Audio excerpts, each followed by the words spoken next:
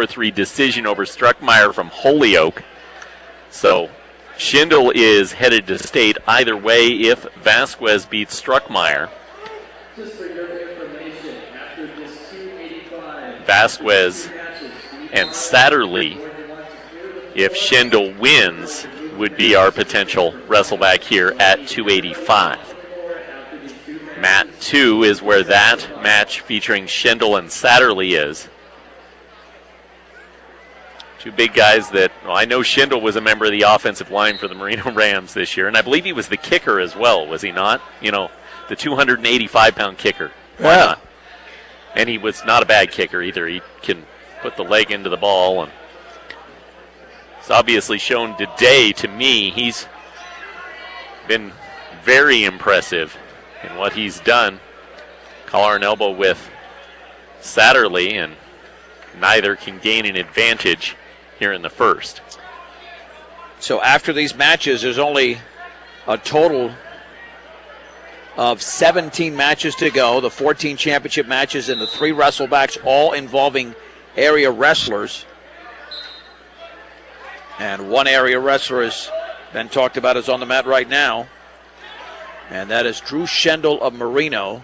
No score, just beginning period number 2.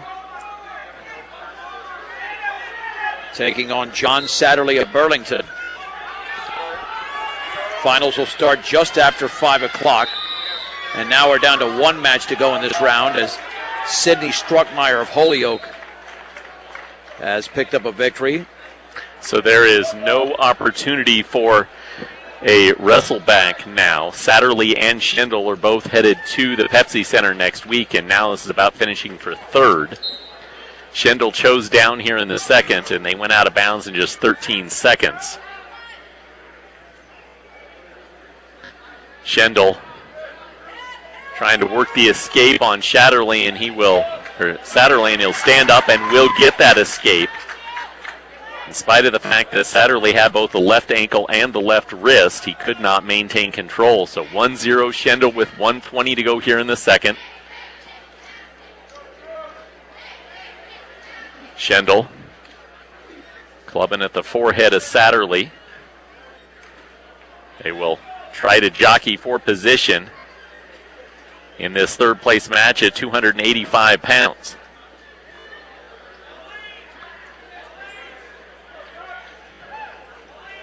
Schindel with the advantage as Satterley shot in. Schindel got the left shoulder, prevented him from getting his leg. I'll step back up to the center of the mat. Schindel hasn't proven to be overly aggressive today, but he definitely plays great defense. Again, a Satterley shoot, and Schindel just kind of clubbed him out of the way, and they both went out of bounds. To the 32nd of the second period, again, Schindel leading 1-0. Eric Creer of Sterling about to wrestle at 145 pounds. So let's send it out to Rob and Jason in Eaton. Okay, thank you, John, as Creer gets set to go here.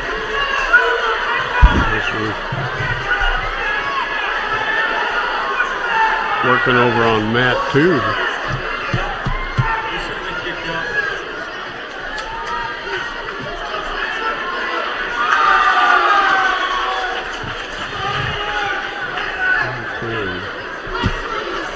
Creer shakes hand with his opponent from University.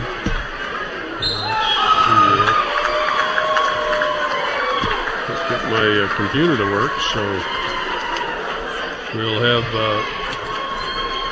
Sean Vandeter catches a headlock on Creer. Creer catches a headlock right back, steps over, puts Vandeter on his back, but can't hold him there. Vandeter comes around with a double leg, sets Creer down, and has a takedown. Whoa, that was a wild 30 seconds, Jason. It's been a wild last 5 minutes here. There we go, they got it up. Sean Vandeter has an early lead, 2-0. He sets up a 2-on-1. Trying to set a tilt up, but standing trying to walk away is Here, Creer, he stands up, had a headlock for a moment. Vandertour will hang on to the leg and go out of bounds. So Creer's down 2-0. 20 seconds left in the first period.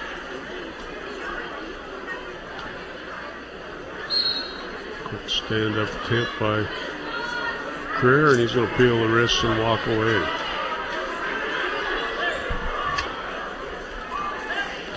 Been a lot of upsets today, Rob. But I haven't looked at that part. Knock off a few ranked wrestlers. And we'll head to the second period. Creer down by 1.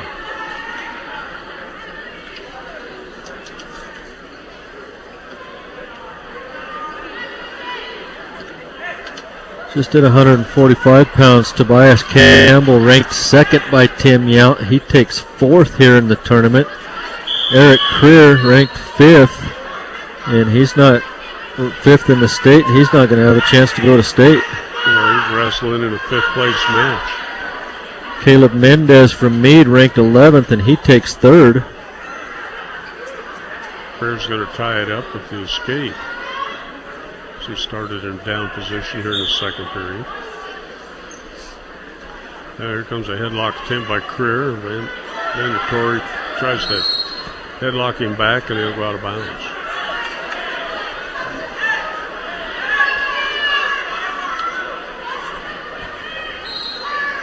Back to the center on their feet.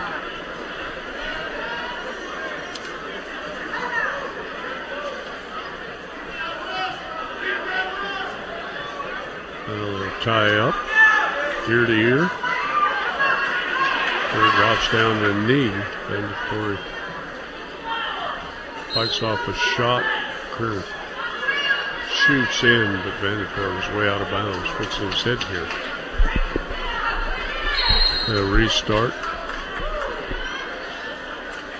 Down to about a minute to go in the second period. Tied up 2-2. Creer a wrist tie. He'll pick the arm for a moment. Now they'll break apart. Creer in the orange singlet. University wrestler in the blue singlet with the white belt. Little bulldog in the back and screen printing. Say bob and weave. Well, Creer ties up hard, ear to ear. Throws Vandertour by, but can't get behind him when they break apart.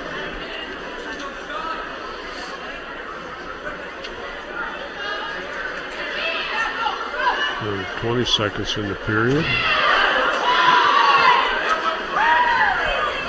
Just bobbing, a little weaving by Vandertour.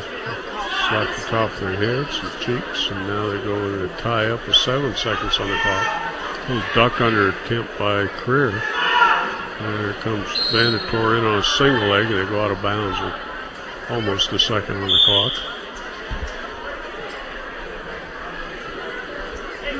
And it looks like Vandertour with a little injury. She's kind of hunched over there. Gets a little tap in the head from Cody Cole, his coach. JJ personally also trying to encourage him, saying he'll feel better when it quits hurting.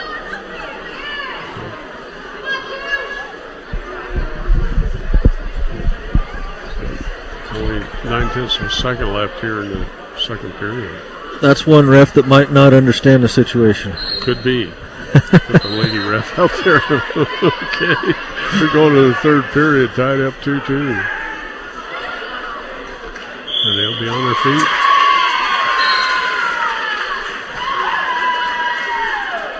Looks like they got a win for Five-Fall to Wells Central over Quentin Hydrup. No, it's Hydrup coming from behind to win, and there's a takedown for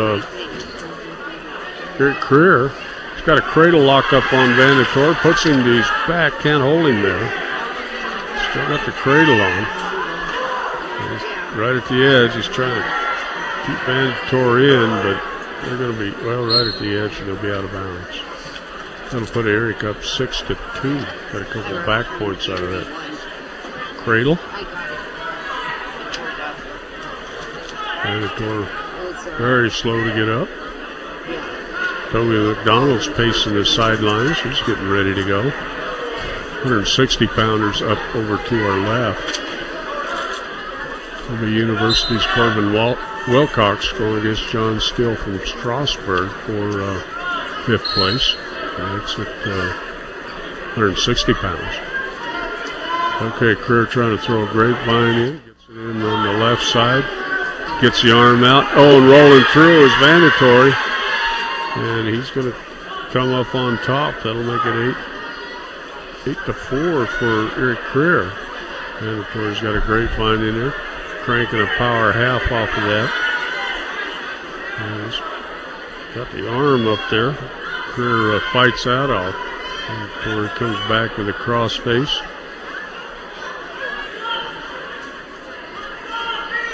Creer kind of caught on a shoulder there. He's got a 4-point lead with 44 seconds and counting. This 5th place match. Vandatory out to the side. Creer, he's trying to hip over, but he's got a hold of a knee underneath. Vandatory trying to mash his head down. He's just going to push Creer away and out of bounds for him to escape. Make it 9-4. Yeah, looks like we got a little blood time coming. Cotton ball out for Vandatory. Both wrestlers seniors. 28-8 for Eric Creer, 31-12 for Vandatory.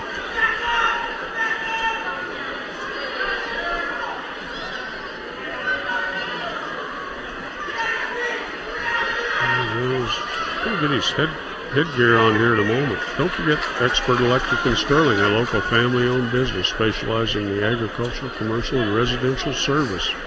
Satisfaction guaranteed. That's Expert Electric in Sterling. Okay, we'll go on our feed here. 22.5 seconds. 5-point lead for Eric Creer.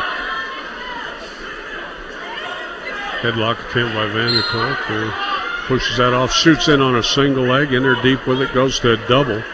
Puts Vandatory up over the top, trying to pop out the backside. Vandatory hooked an ankle, rolls Creer over and on his back, but they're going to stay out of bounds. Creer might have got away with a little one there, because Vandatory looked like to me he was completely in bounds, but they were awful close to the scorer's table. And that'll be the match. Eric Creer will pick up 5th place. Next up on mat 2 will be Flora Valley against Anderson from the University. So let's see if we can head over and catch up with John Beltran. Okay, thank you very much, Rob. As we continue with this 2A regional from Northeastern Junior College, I believe Jeremy Weathers a couple of matches away from his 160-pound match with Francisco Rosales Ochoa, Fort Morgan. Meanwhile, here, championship matches are all set. We'll start in about 15 to 20 minutes. Let's run through that briefly. At 106 pounds, Trevor Elliott of Marino will take on Seth Dornbacher of Akron. At 113 tonight, Tanner Watson of Akron against Colton Dickinson of Sedgwick County Fleming. At 120 pounds, Cody Jacobson of Burlington against Logan Schnafter of Ray. We move on to 126 pounds, Morgan Fogg of Highland against Keegan Mann of Sedgwick County Fleming. Keith Graham of Sedgwick County Fleming versus Remington Canfield of Marino. At 138, David Ruiz of Ray against Coburn Mann of Sedgwick County Fleming. You can tell we have lots of area wrestlers. Then it will be, Fogg, another Fogg from Highland. That'll be Bryson Fogg. And he takes on Israel Baez of Cheyenne Wells. At 152, Jacob Trujillo of Highland against Juan Rodriguez of the Yuma Indians. At 160, Tyler Hottinger of Akron will take on Carlos Tarrant of Ray. Austin Newberry of Yuma at 170 against Marshall Horning of Stratton. At 182 pounds, it will be Trent Hill of Akron against Chad Somerville of Highland. Brandon Anderson of Sedgwick County Fleming at 195 against Juancito Lucero of Highland. Then at 220 pounds, for the 2A Region 3 Championship. Caleb Gady of Lyman against Marcus Harvey of Holyoke. And at 285, Jaden Hilferty of Lyman against Chase Flynn of Stratton. We also have 3 wrestlebacks or challenge matches involving area wrestlers. Dakota Ferguson of Sedgwick County Fleming, who finished in 4th place, will take on Colby Midcap of Ray. That'll be at 106. At 120, Levi Muller of Sedgwick County Fleming in 4th place will face Elton Yarger of Stratton. And then finally, I know we have a wrestleback here down the line. See if I can find that one. I think it's at the 170s is where we have a potential wrestleback. Yeah, that'll be Dawson Worley of Cheyenne Wells, who finished in 4th against Dylan Donahue of Wigan. So those are the 3 wrestlebacks.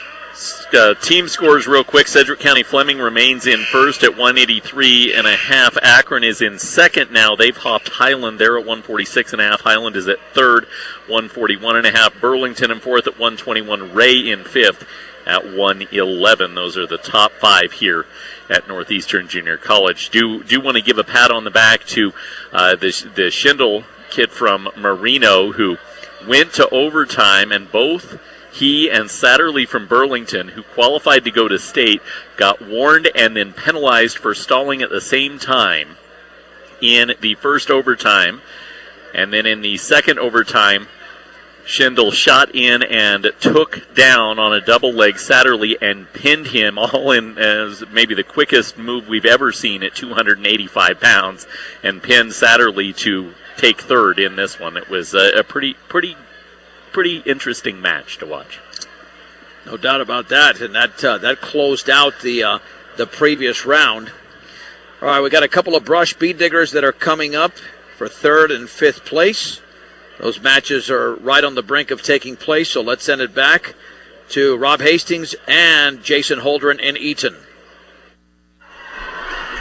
Thank you, John. As we're in the middle of the 152-160 matches.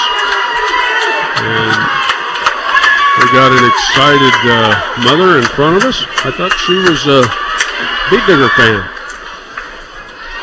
Yeah, but that means Jaron doesn't have a wrestleback if he would happen to lose in his 3rd place match. Okay.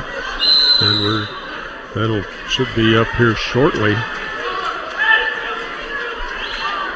Funny how that works cheering for other teams sometimes, doesn't it? Yeah. I have to get my eyes ready for this long-range viewing when we head to state next week.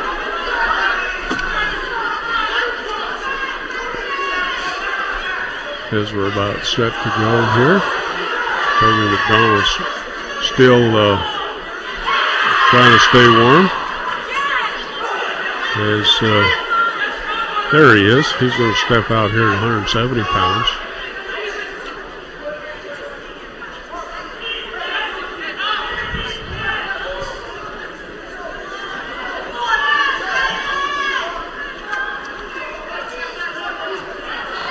So Toby's going to go first. And Jaron must be up here on mat 1.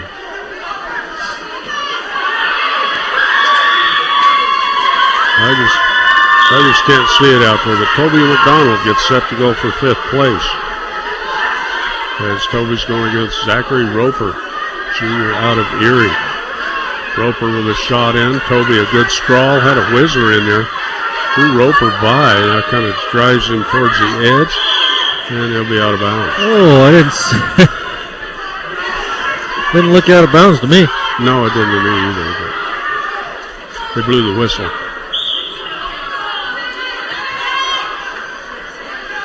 Toby with a little hand fighting out there, pushing into Roper.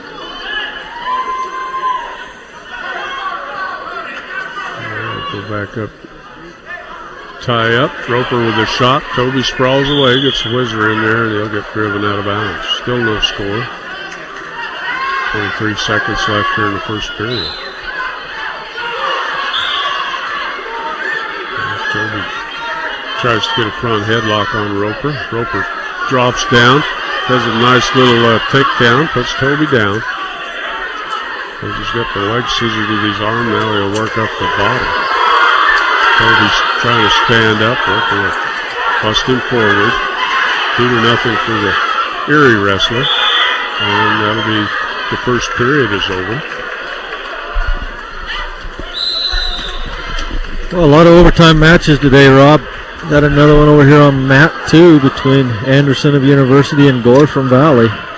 Oh no, there says it's tied 4-4. His leg band, and the Valley kid doesn't look very happy. I'm not sure what happened, but Coach Pissar is over there. Okay, Toby on their feet here. He's got a front headlock on Roper, and they'll be out of bounds.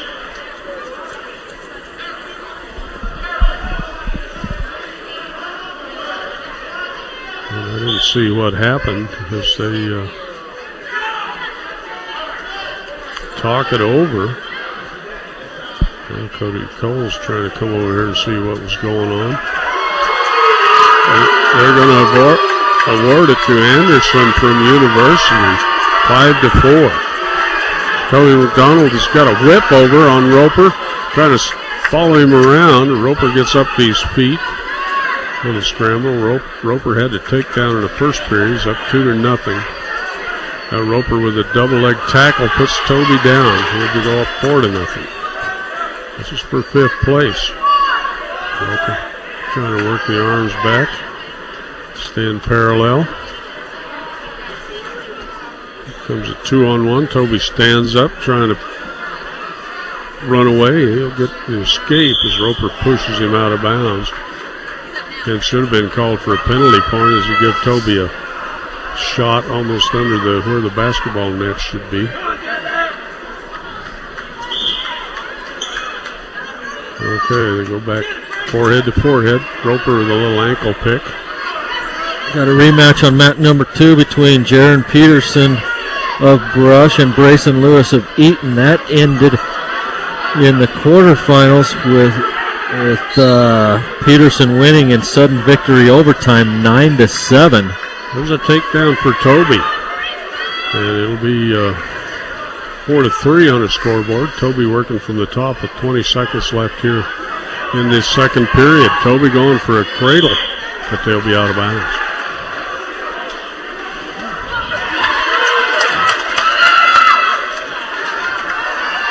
Peterson just got taken down, it looks like. Yeah, he got an ankle on and he kicked out and he ran away, and Lewis just tackled him for a takedown. Now Peterson on the edge of the mat with a switch comes around behind, and he's going to get the reversal. Oh. We'll take it. Okay, a little out of bounds. I was watching Toby give up an escape to Roper. I would have given Peterson an escape, but they gave him the reversal, much to the chagrin of the Eaton fans. Jaron Peterson trips Lewis back down. And Lewis stands up. Jaron Peterson in with a leg right now. Reaches through for that guillotine. Reaching over, trying to pull that over the top of his head. And we'll run out of time in the first period. Toby got into a bear hug situation, and he's going to go make it 5-4 on the scoreboard. So go out of bounds. So Toby pushing into Roper. Gets a little undercooked. Roper's backing away. Toby follows him around, gets that front headlock on Roper. Reaches for a knee. Now he's trying to pop Roper down and spin around behind. Roper trying to spin with him. He's got an arm out. Toby spins. Got the crossface in there. More of a headlock look. And Roper stands up right at the edge, and they'll be out of bounds. Lewis from Eaton gets a stand up and an escape here in the second period. Goes up 3-2, and now he's going to get a takedown on Peterson. He goes up 5-2. Minute 20 left here in the second period. Toby down by 1 as we're inside a minute to go in the match. Roper in on a single leg. And Toby sprawls away from that. Roper crawling out of bounds, and they'll have to restart. 50 seconds left. Now Jaron Peterson flat on his belly. Lewis has a arm bar and a wrist on him trying to run that thing around. Jaron trying to come up to his base. Jaron needs to move down here. He's going to get dinged for stalling. Lewis out on a half and a wrist. He's got Jaron Peterson flat on his back. And there's the pin for Lewis. So Lewis comes back and pins Peterson. Toby's down by 1 here in the 5th place match at 170. 29 seconds left. As he trying to get that headlock on Roper. Roper pummels out of that. Toby follows him right back, ties up ear to ear. Roper wanting to stay in that tie up, and we get a stalling warning on Roper as she's backing away from Toby. Roper drops down to a double leg. Sets Toby over for the 2-point takedown. And Roper just lets him loose. That'll make it 7-5 for Roper, but Toby McDonald will take a ribbon home as he is going to place here at this tournament. 6th place for Toby. Here's the brush crowd below us. Okay. Hey, Rob, we've got a Fort Morgan match. Daniel Abarca should be up as he will be going here momentarily. Trying to take a peek over there. Also got Holzhauser up too, as he's going to be up on mat 1, next available. So we may, there's Arbaka. He's next available over on mat 2. So let's check in with John Beltran. Jeremy Weathers in class. Thanks, Rob. Thanks there, John. Jeremy Weathers at Pueblo County High School. Francisco Rosales Ochoa in a championship match here at 160 pounds. You're listening to regional wrestling coverage on 1010 KSIR Brush Fort Morgan and KRFD 100.1 FM Fleming Sterling. Francisco Rosales Ochoa in a regional championship match here this afternoon against Donovan Gonzalez from Pueblo West. 2 wrestlers on their feet. Here's the shot by Ochoa. Already a stalling warning called against his opponent. Ochoa got the double leg, working up the body, gets the 2 points. So Ochoa scores the first points of the match. They work near the edge and go out of bounds. Again, this is a regional championship match. The Mustangs have 3 wrestlers in the finals here. Frank Ochoa, Alex Mai, and Toby McBride. Ochoa will jump in from the left side at 160 pounds. Gonzalez making his way to his feet, rolls through and does come back through, hanging on to a single leg. They're going to go out of bounds, and that should be at least an escape. They do award the escape, makes the score 2-1, Ochoa leading. Again, we're already into finals matches here in Class 4A. The Mustangs are going to be sending 5 wrestlers to the state tournament. Joe was looking for a fireman's carry, but it slipped on him, and he's going to be lucky that he's near the edge of the mat. First period is going to come to a close. That was a quick 2 minutes. But Francisco Rosales Ochoa leading in this regional championship match by a score of 2-1.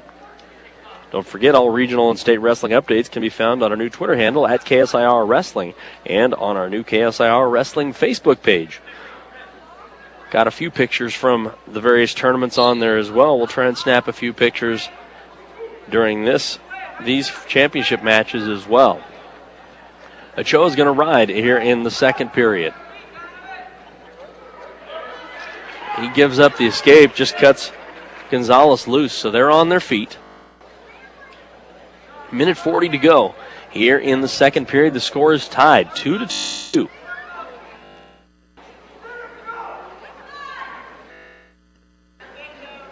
Ochoa, duck under, switches it off to double leg if he can stay on.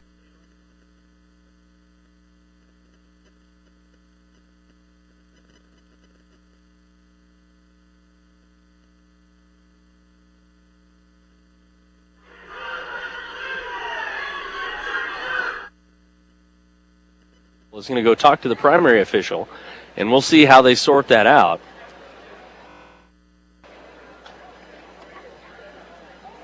It was Gonzalez.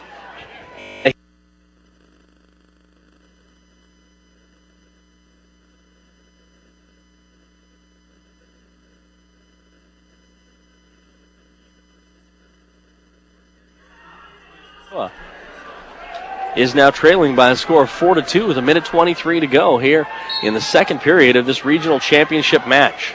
Here's the roll by Ochoa. He turns back in. They're side by side. And now Ochoa is going to get the reversal and an escape. I'm surprised they gave the takedown. That was maybe gave a reversal. That was kind of an early reversal. Gonzalez was up on his feet, and Ochoa did slip behind, but now the score is 5-4. Ochoa trailing by 1. Here's a single leg by Gonzalez. He drives in. They're going to go side by side, and now Gonzalez ends up on top of Ochoa. The Mustang wrestler now down by a score of 7-4. He's flat on his stomach as they work out of bounds. 45 seconds.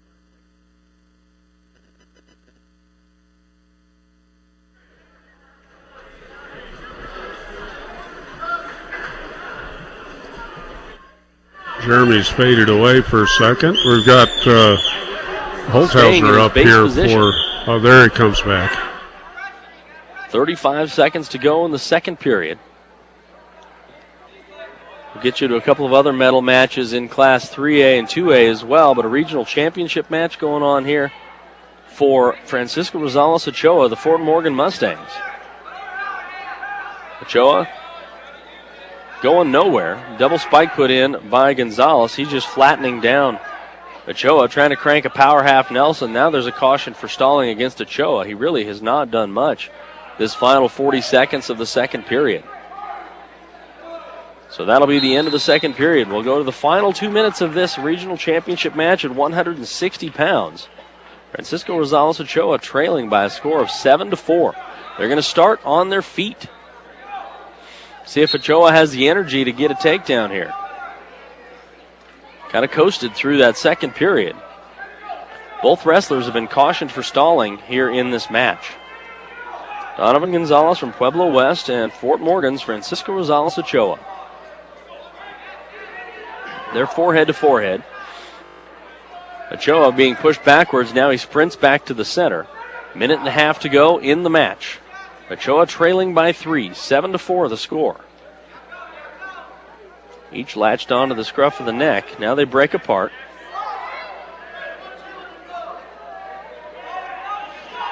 They lock horns again. Down to a minute 15 in the match. Ochoa down by 3, needs to come up with some kind of combination here. Takedown won't do it. Down to a minute in the match. Ochoa looking to throw, stepped his hips in and lost it. Now he's got a good single leg. Gonzalez hanging out to the side, trying to drape an ankle over the top. They're going to call oh my goodness, they're going to call a takedown. It's going to be a takedown for Gonzalez while Ochoa still has a hold of that single leg. Now he's slipped out of it. He's lost that single leg, so it is control for Gonzalez. That puts Francisco down by a score of 9-4. 30 seconds left in the match. So time running out for the Fort Morgan senior. They'll call a stalemate from there. But now Frank Ochoa is down 9-4 with 27 seconds left in the match. He is out of time. Going to have to come up with something big here. Need a 5-point move. Here's the roll. He'll sit out on a hip. He does hip over the top. And Gonzalez trying to stay out ahead of him. They're kind of side by side, and Gonzalez is able to flop back over in control. Ochoa had his chance right there, but he couldn't come in. If he could have reached through and come into a half Nelson with that, he may have had a shot, but as it is, time is going to expire. Francisco Rosales Ochoa is going to be a regional runner-up. He will lose to Donovan Gonzalez. The final score will be 9-4. So 2 more Fort Morgan Mustangs with championship matches at 220 and 285. But for now, let's head back to Class 3A. Rob and Jason at Eaton High School. Okay, thanks, Jeremy. Is perfect timing. Daniel Arbaca getting on his leg band here. is Daniel going for fifth place at 195 pounds. He's going against Cade Carter from Holy Family, and Arbaka has an ankle and a takedown. Works up with a little bit of a crossface. Holy Family wrestler in that purple singlet. Arbaka trying to work the near arm and the tight waist. 1 minute first period's halfway gone. Arbaka up 2-0. Now he's out to the side, got a cross face working the near ankle. Gives up on that, goes back to his tight waist. And he's cross face out there. And bring Carter down, breaks him flat. Carter catches his wrist, so Arbaka will side drag him over, and we'll head to the second period with Daniel Arbaka Jr. for the Beat Diggers. Up by a score of 2-1 over the sophomore from Holy Family, Cade Carter. Okay, Carter's choice. And they're looking for the Holy Family coaches.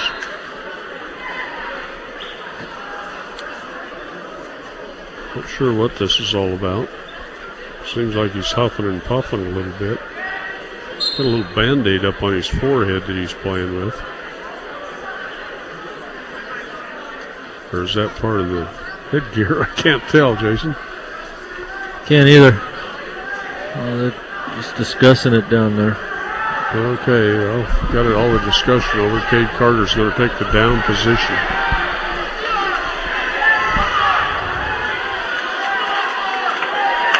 Official signaling to the table. Oh, there's a victory by Eaton. Eaton is hanging right in here with Valley. Arbaka's going to get called for locked hands. 4 seconds into the second period. That win may have just put Eaton up ahead of Valley. Of course, we get to the championship round, and that'll surely change as Valley has a lot in the championships, but a lot of number 1 and number 2 and 3 ranked wrestlers. Arbaka working from the top. Hits a crossface. It's up 2-1. Trying to walk that around and grab an ankle. Bust his opponent over. Rolls through, though. There's Cade Carter in that purple singlet. Couldn't hold him there on his back. He's outside. Trying to pick and step. Carter bellies down. Parker hits him with a left-handed crossface. Carter building a base. We got a stalling warning on Carter. Arbaka's going to drop down to a single leg. Now tackling with the double leg. Works up the body. Got a half Nelson. Getting out the side, driving it. Rolls him over. Got a 2 count out of it. Didn't hold him there. But that'll put up Arbaka up 4-1. But Cade Carter stands up. Arbaka's got him caught in the front headlock, and they go out of bounds. 4-1 Arbaka. 46 seconds left, second period. This is a fifth place match. Arbaka with a tight waist. Carter working hard to get up. Arbaka will settle him down to that tight waist near arm. Carter building a base. Arbaka will break him down. Him with the cross face of that left arm again. Traps that far elbow, reaches for a knee. Grabs the ankle, lifts it up, breaks him down to his shoulder. Carter trying to stand up. Arbaka single leg, brings him back down. Gets tight waist in there now, reaching for a wrist, busts him forward. Carter broken flat. 5 seconds left here in the second period. And we'll go to the third period. Arbaka up 4-1. Arbaka's choice.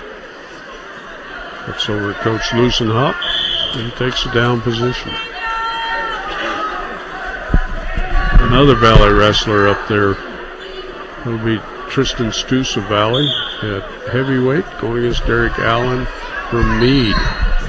Valley wrestler with the lead. Quick stand up by Arbaka. Then he jumps right on Carter.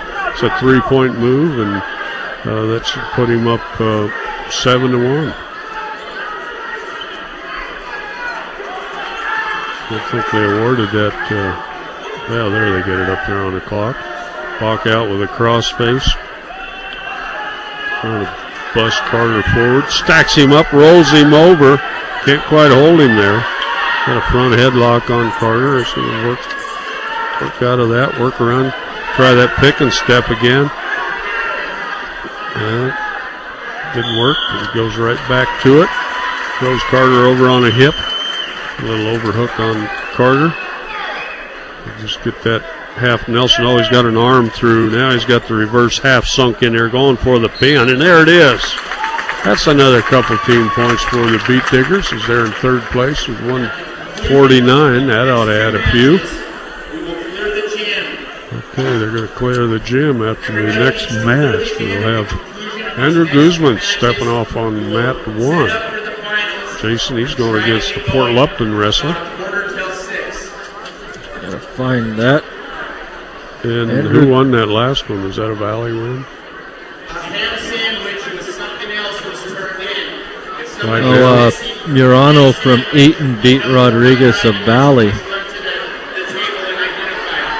And then there was Derek Allen against Tristan Stoos. Stoos was ahead the last time I looked. Andrew Guzman's underway. I think he's given up almost a 103-pounder there. Yes, looks awfully small out there. I guess we're 106 this time. We're 108. Garcia from Fort Lupton, the third seed in the tournament, lost to Murano of Eaton. Murano, I think he said, coming to the tournament with no record. He's been out with injury. Go ear to ear. Fort Lupton wrestler, he's got a white belt on the light blue singlet with Fort Lupton across the front in white. Guzman goes ear to ear. Now they'll break apart. And we'll head to the second period. No score.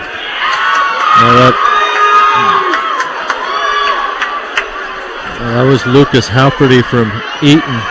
He was 7-0. They had to give him 8 losses to get to 15 matches, and he's in the finals at 195.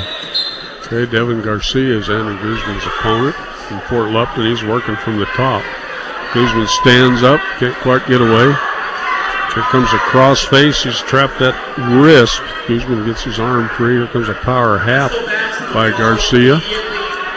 And Guzman popped out of there somehow, because lost my view there for a second, but it'll be 1-0 for Guzman. Crowd making their way out. We're down to our last couple of matches here. Guzman goes forehead to forehead with a 1-point lead. Circles. Garcia's got an arm, reaches for a knee. Not real serious about it. Garcia pushes in, knocks Guzman down. Guzman stands up, and Garcia hits him and drives him more like a block right into Coach Lusenoff, who's sitting on the sidelines. Okay. Aaron Quinlan in the sideline, along with Chad Romero. And we'll go back ear to ear. Inside a minute to go, second period. Guzman with a hard snap down. Now they break apart, come back together, forehead to forehead. Come on, Andrew! Guzman heavy on the head there. Garcia pushes him away. Guzman's got an arm, works up the elbow. That drops down to a single, but gives up on that. Yeah, he didn't want to get caught underneath all that weight. I don't think so. There's a circle. Guzman's definitely the smaller guy out there.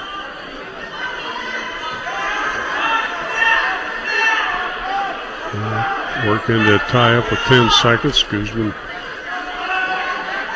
It's tied up forehead to forehead. A little snap down. Garcia backs away, and we're going to head to the third period with Guzman up 1-0. Looks like he's got a little problem with the headgear. The official's going to help him with it.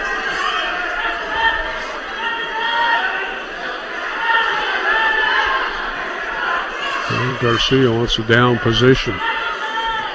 Guzman up on 1 by 1 point. Come in on the right side. Got the tight waist going.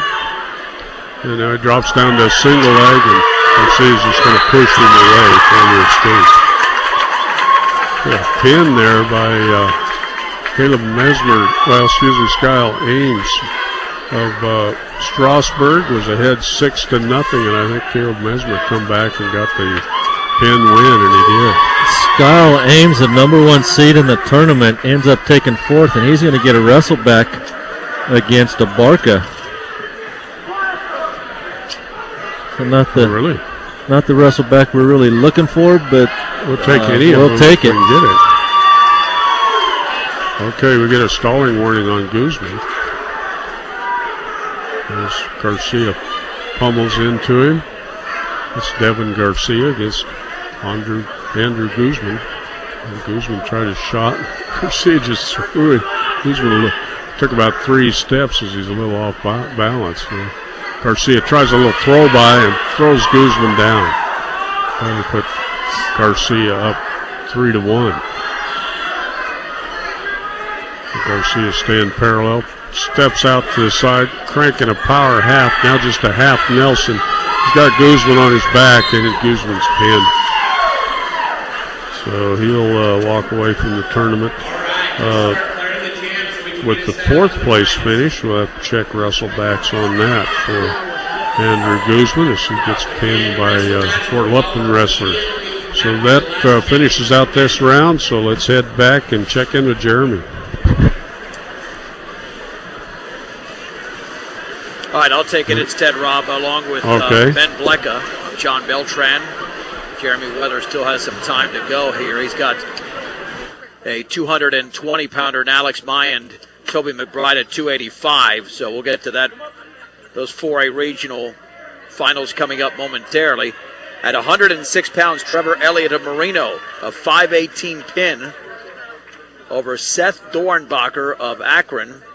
And in fact, you can go to our KSIR Wrestling Facebook page for all the finals results along with photos. We're shooting some video as well, but we'll YouTube that a little bit later on. And on Twitter as well at KSIR Wrestling for each and every championship result here from Class 2A. And Ben, we're well underway here at 113 pounds with a favorite from Akron is in command. Yeah, Tanner Watson, the senior, is up 8-0 headed to the third period on Colton Dickinson, the sophomore from Sedgwick County. Fleming, he is from Fleming and down 8-0. And Dickinson will start the third on the bottom. Watson grabs the left arm as they are given the go-ahead here in the third. Breaks him down to his belly. Comes across the face looking to use the chicken wing on the left arm. And gets him on the back, has now a half Nelson. Rolls him over onto his back, and Watson has Dickinson on his back. He's getting back points. Dickinson will get pinned at 4 minutes and 24 seconds. And Tanner Watson from Akron will take the advantage as the champion at the 113-pound weight class.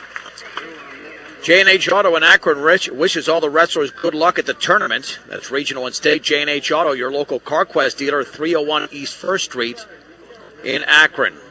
So that was a big one in the point standings because Sedgwick County is in first, Akron's in second, although Sedgwick County has a big advantage. Sure. Akron being able to beat a Sedgwick County wrestler will really give them a good chunk of points in adding their second place tally and moving upwards. All right, so 2 matches, and we've got a couple of pins. One by Trevor Elliott of Marino, the other one by another area wrestler, and Tanner Watson of Akron. We'll have a update coming up here momentarily. No area wrestlers in this 120-pound championship. Logan Schaffner from Ray, and from Burlington, Cody Jacobson. Jacobson, the sophomore, is the favorite in this one and immediately gets a 2-point takedown on Schaffner from Ray, who came in as the 3 seed and found his way into the championship by way of a 3-minute and 55-second pinfall over Cale Crosant from Wiggins.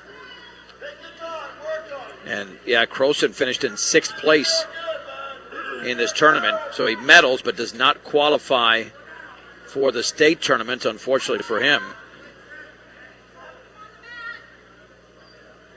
Jacobson from Burlington maintains the back and gets Schaffner on his back and is getting back points now with control of the left arm. Schaffner will roll back over and get onto his belly and stand up out of it. It has complete control of the right leg. You get 3 points of back points to make it 5-0 a minute in here in the first period in favor of Jacobson for Burlington. 3 wrestlebacks coming up as well. And area wrestlers involved in all 3.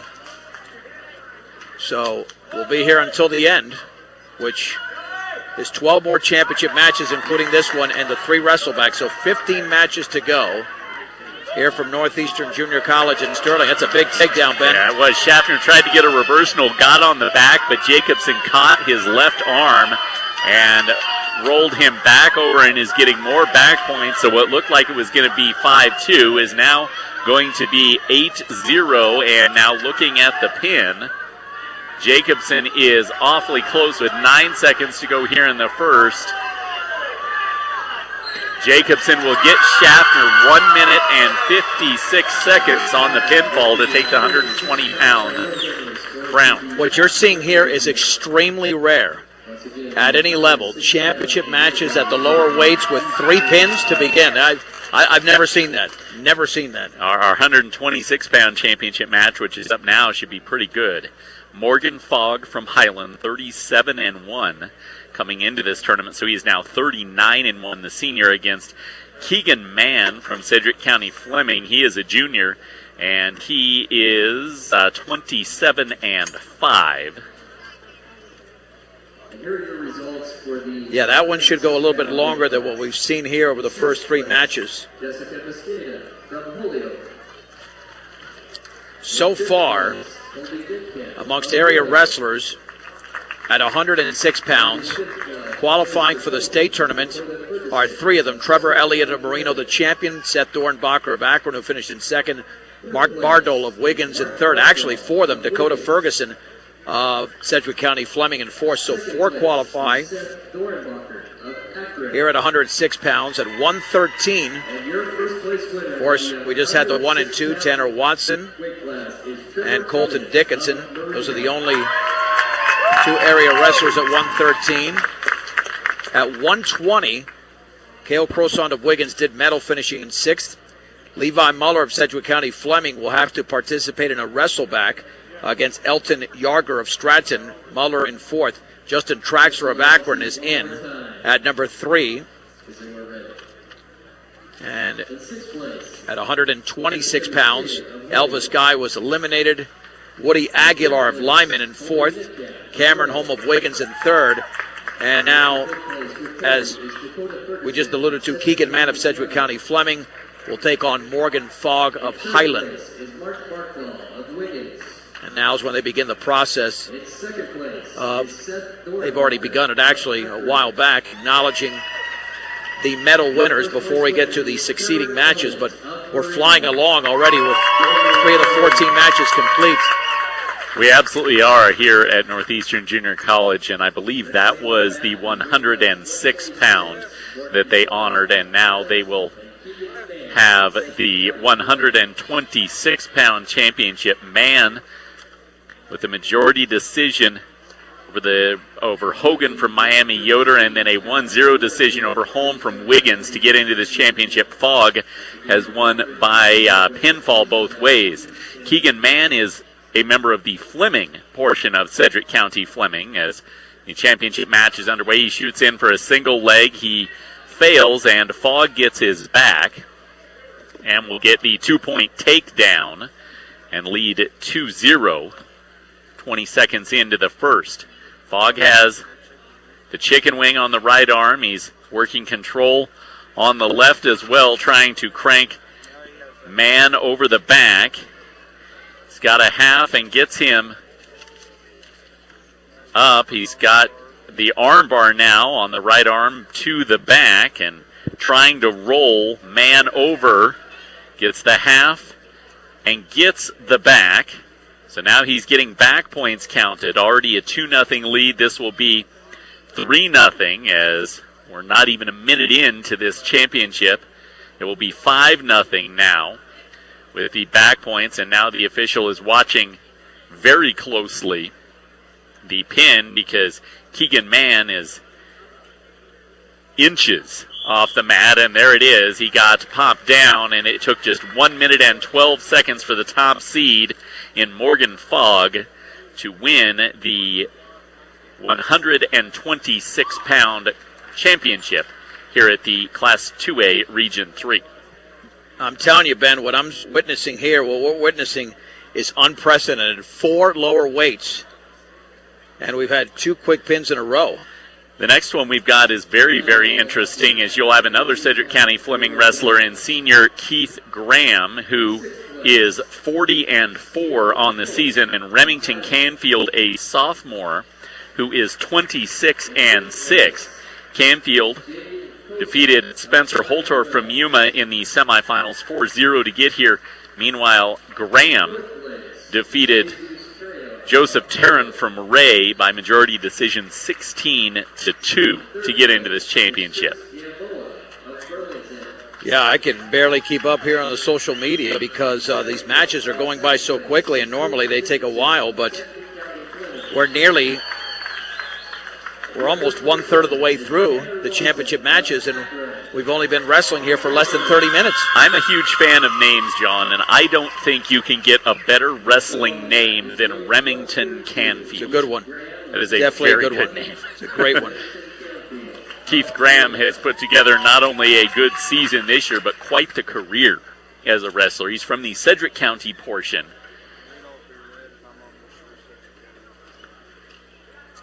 What about somebody that you, a little bit younger than you, in terms of a running back, Dusty Quick? Yes. That is a perfect name for Yes. His older brother Brandon was in the mix as well, although Right. Dusty at one time was a leading rusher at Fort Morgan High School. We have our 132-pound championship underway, and Graham went for a single leg, failed, and now we get shoulder-to-shoulder tie-up between Graham and Canfield. Canfield shoots in for the single leg, fails on the right, fails on the left. Graham trying to get the back, and on the left side of the circle, they will get a takedown by Graham just before the takeout. So Keith Graham, with a single leg takedown, will take a 2-0 edge here in the first. As a result, Canfield will be down on the restart. Graham will get the back, great behind the left leg. Looking to roll back with control of the right wrist. Canfield coming across and grabbing the right elbow with his left arm to make sure he doesn't get rolled over, breaks him down to his stomach. Now Graham will get his release off of the right arm and go for the right leg and look to roll Remington Canfield over. A minute in to the first period, and Graham from Sedgwick County Fleming up 2-0. Remington Canfield from Marino extending his right leg out as far as he can. But Graham uses his length, gets out, gets that right ankle, pulls back, and then switches off the right leg and goes back to the right wrist. Looking to roll Canfield over, but Canfield has maintained his base, and now Canfield is trying to pick up Graham and get a reversal. With his left leg, he fails to do so and gives up his belly, and the official calls stalemate, and we will restart with 18 seconds to go here in the first period, and Keith Graham up 2-0 on Remington Canfield. Graham will go for the same move again. Break down the left leg, come across the right hip, grab the right ankle, try to roll through, and did not get any points. Canfield then reverses the move and comes up with control of the right arm of Graham to tie it at 2 at the end of the first. Hotly contested opening period, and the choice will go to Remington Canfield in the second. Canfield deferred, and Graham will choose down to start the second. Canfield from the top goes for the right wrist, then gets the half on the right side. Grapevines the right leg, looking to roll over. Wide base for Graham, preventing that roll from happening. Canfield breaks him down to his knees. Canfield across with his left arm, and we get a stalemate as the two were both, I will refer it to, tripoded on their head. I know that's not a wrestling term, but that's the best descriptor I can have as to what both were doing. Go back down. Graham will start down, and he will turn and roll the reversal through, but not given reversal points as Remington Canfield flipped onto his belly, kept his left arm in front, and now he'll get the reversal as Graham will come through with the arm bar and then the grapevine on the left leg. So it's 4-2 in the second in favor of Keith Graham. Turns a chicken wing on that left arm. Gets control of the right as well. Trying to break down Remington Canfield again. Canfield trying to stand up. Chicken wing back on the left arm. Canfield is to his feet, but in getting to his feet, drags Graham out. And with 46 seconds to go here in the second, and Keith Graham leading 4-2, Canfield will start down. 132-pound championship match at the 2A Region 3. Canfield trying to break out from the down position, grabs the left ankle, grapevines the knee of Graham, but Graham comes across to the right leg of Canfield.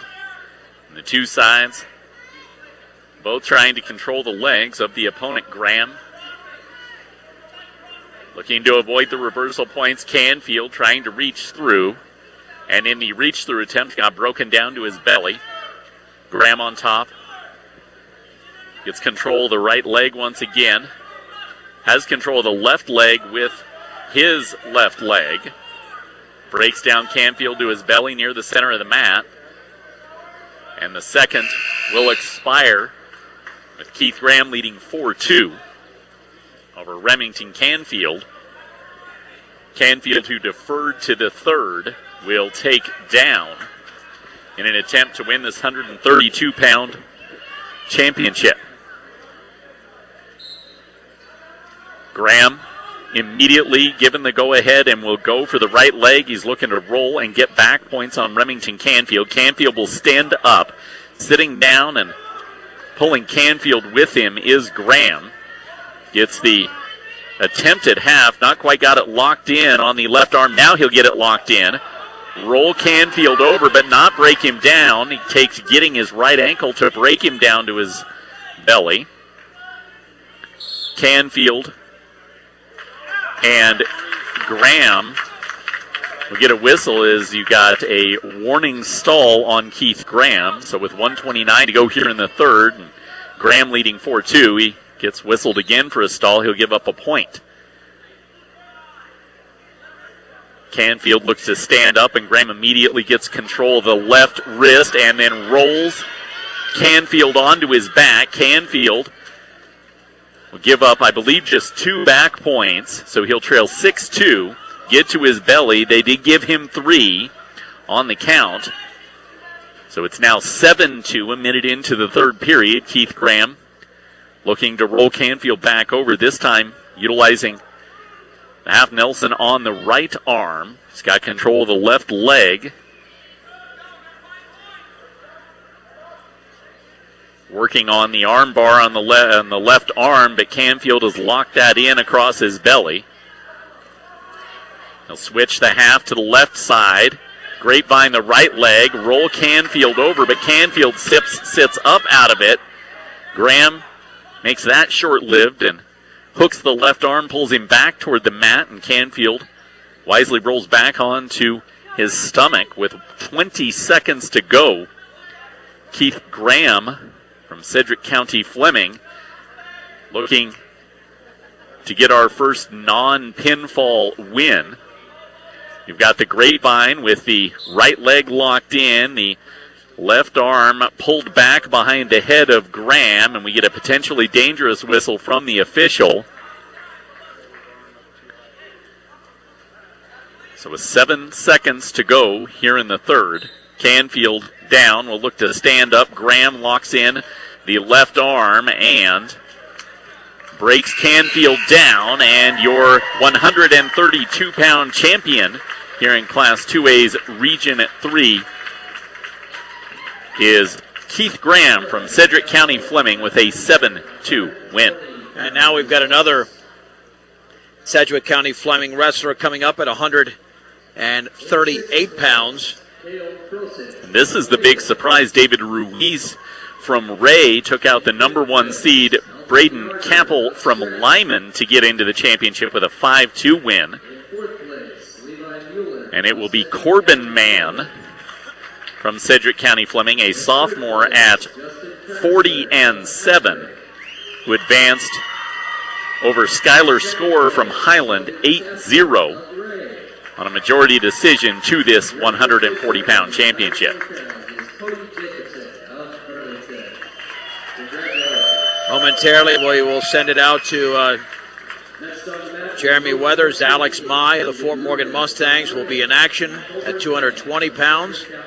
And the same story here at 285 for Toby McBride. And then Jeremy will have a recap of the Fort Morgan wrestlers in Class 4H Regional from Pueblo County High School, as this is another area match here taking place at Northeastern Junior College in Sterling.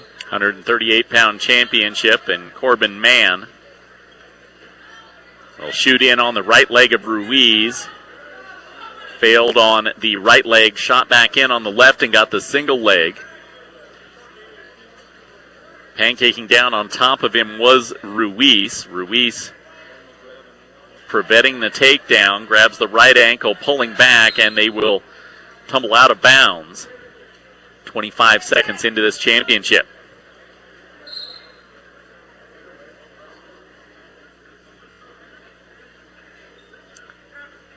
Giving the go-ahead again, starting from the neutral. Mann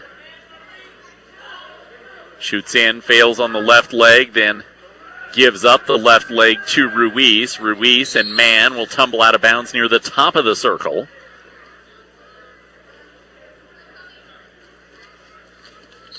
And reset at the center once again. Mann went in, and Ruiz palmed his head to the mat. Mann looking to get control of the right arm. Ruiz has a hold of Mann's right wrist. Neither side getting any advantage. Mann out of the back off will shoot in on the left leg, looking for the single leg takedown. He'll pick up Ruiz, trying to trip him back, and down near the top half of the circle, Ruiz will get a hold of the right shoulder of Corbin Mann, and they'll drag out. Scoreless with 29 seconds to go here in the first. We've only had one match go the distance, the one that Ben just called with Keith Graham of Sedgwick County Fleming. Corbin Mann grabs the right wrist, lets go of the wrist, shoots in on the right leg. Unsuccessful, and the two tumble out of bounds once again with 12 seconds to go here in the first. And again, momentarily we'll be going out to Pueblo, where Fort Morgan's Alex Mai is about to hit the mat. Man shot in on the right knee of Ruiz, unsuccessful in getting the takedown, and time expires in the first. Keep in mind we have all the updates on Twitter at KSIR Wrestling of the championship matches and on our KSIR Wrestling Facebook page, brand new for this year. Man will step down, or will choose down to start the second. Ruiz.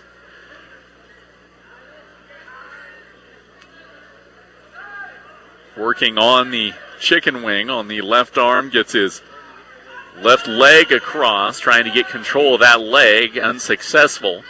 So he'll work on breaking down Man, then works the leg back across once again. Standing on his head, gets both legs across the top. Man has a hold of the right ankle of Ruiz. He's trying to roll through. Man backing up. Nearly has Ruiz on the back, and we get a potentially dangerous hold as Ruiz's knee was pointing to the ceiling, I'm pretty sure. And that is scoreless. A minute 14 to go in the second. We'll come back with either the resumption or a recap of that particular match. A couple of Fort Morgan Mustangs about to wrestle in Pueblo. Let's send it out to Jeremy Weathers in the 4A Regional. Well, thank you, John. We do have a few minutes here. Alex Mai is getting warmed up, but they have done things a little bit differently here. They're waiting, and every 3 weights, they're announcing the place winners of 3 consecutive weight classes. So they're about to announce the winners of 3 weight classes. So we've got 2 or 3 minutes here before Alex Mai gets underway. So let's try and finish up that match that you were working on there at Northeastern Junior College. 45 seconds to go here in the first. Thank you, Jeremy, and you got an escape for Man. So he's got a 1-0 advantage, and then he looks for the double leg takedown, and just before they fall out of bounds, he gets it. So he'll have a 3-0 edge in the first with 33 seconds to go, or in the second, pardon me.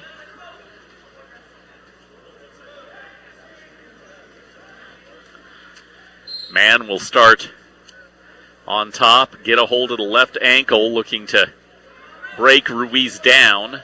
He does. Working on grapevining. The right leg has the chicken wing on the left arm, working on a half on the right arm. Lets both go.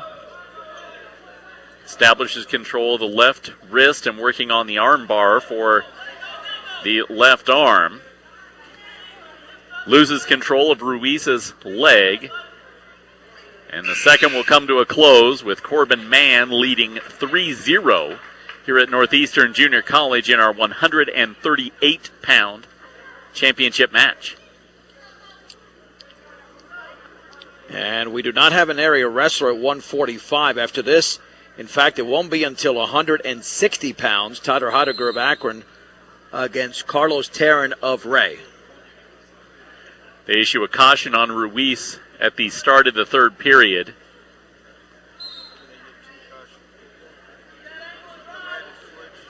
And the second gets underway. Ruiz tried to switch immediately, and Man blocked it, broke down Ruiz, got the grapevine on his left leg. As the arm bar on the right arm, now he's going to get the arm bar working on the left.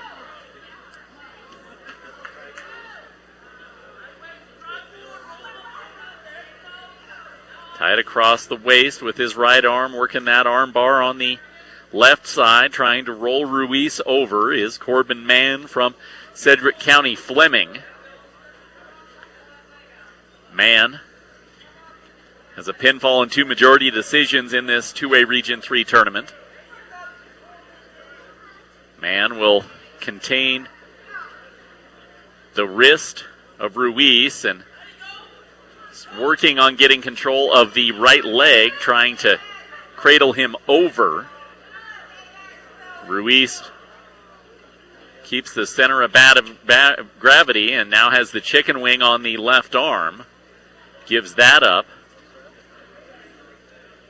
working for a far side cradle. Inside of 35 seconds to go in this match at 138 pounds in Class 2A. 3-0 advantage. He's got the armbar back on the left arm. He's trying to break Ruiz down. Ruiz gets control of Mann's left wrist across the right side of his head. Just 15 seconds to go, and we'll get a stalemate. Ruiz was trying to come up with something, anything, some way he can break through and potentially win this match. He wasn't going to do that from that position. 14 seconds to go. Ruiz will start down. Corbin Mann will block the stand-up. He got a hold of the right ankle and dropped Ruiz down on his right hip. Get a stalemate again, or a stalling warning, pardon me, on Corbin Mann.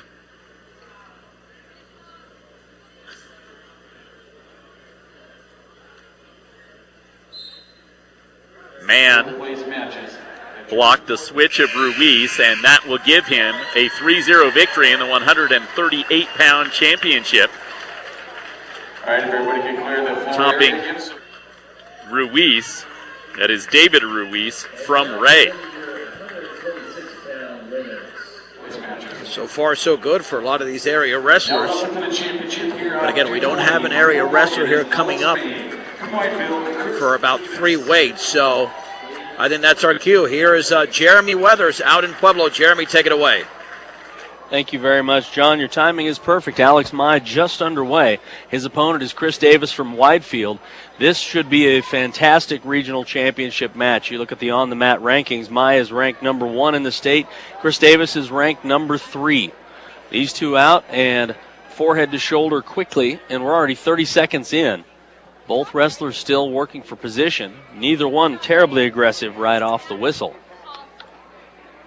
Mai 27-2 as a senior. Chris Davis 36-4. They work inside the 10-foot circle. And these are two bulls out there. Two large boys.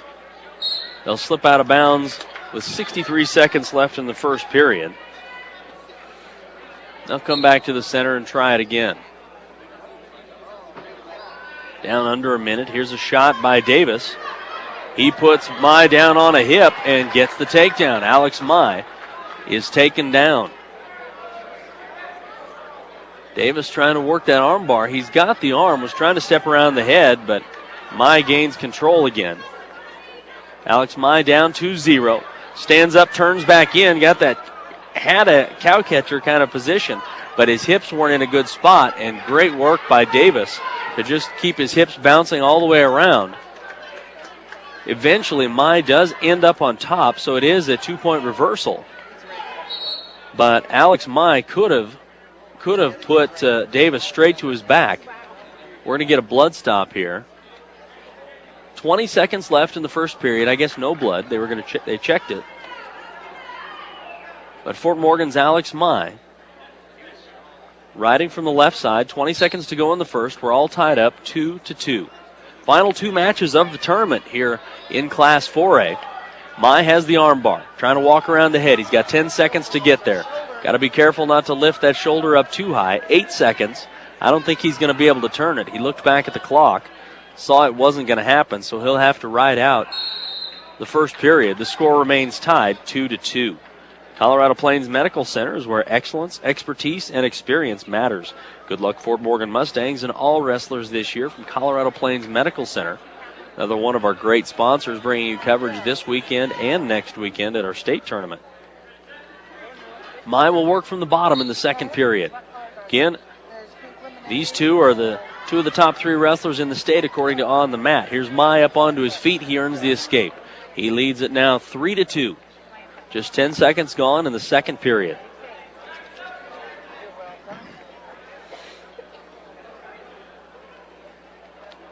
These two wrestlers locked up tight in the center circle. Now they break apart. 1.5 minutes to go in the second period. Fort Morgan's Alex Mai leading by a score of 3-2 over Chris Davis from Widefield.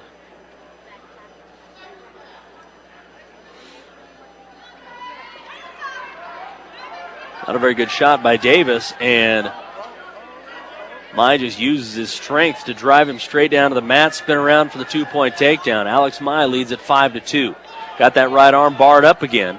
See if he can walk over the head and earn some back points. Again, you have to be careful. You lift that arm up too high.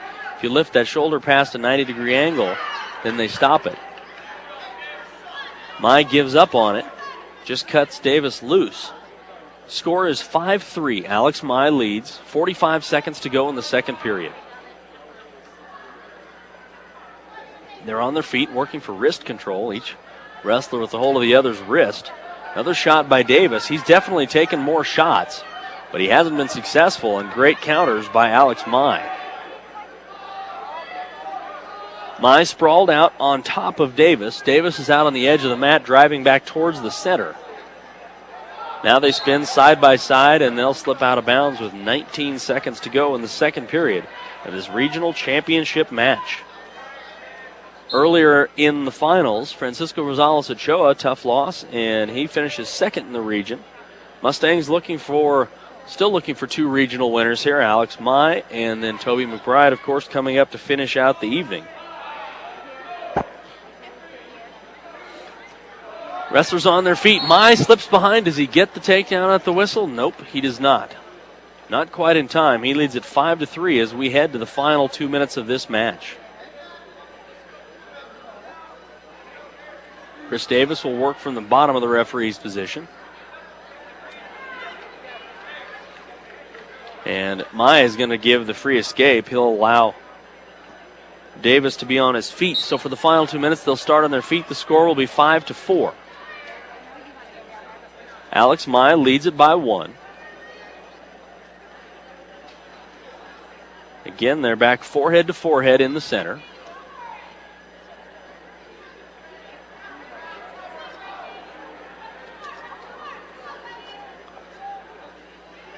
Not a lot going on. Neither one wants to make a mistake. Down to a minute and a half to go in the match. They slowly work around the inner circle. Davis with another shot. And just a big, strong cow catcher move by Alex Mai. He puts Davis on his back. Got a reverse half Nelson in, squeezing tight. Minute 14 to go in the match, and Alex Mai going for the pin. He's chest to chest, but Davis trying to keep his right shoulder up off the mat with 1 minute to go. Alex Mai going for the pin. Trying to get it settled back there near to the mat. Mai will give up on the hold. He'll stay in control, but with the 2 points plus the back points, he now leads by a score of 10-4. So Alex Mai in control of this match now with 40 seconds to go.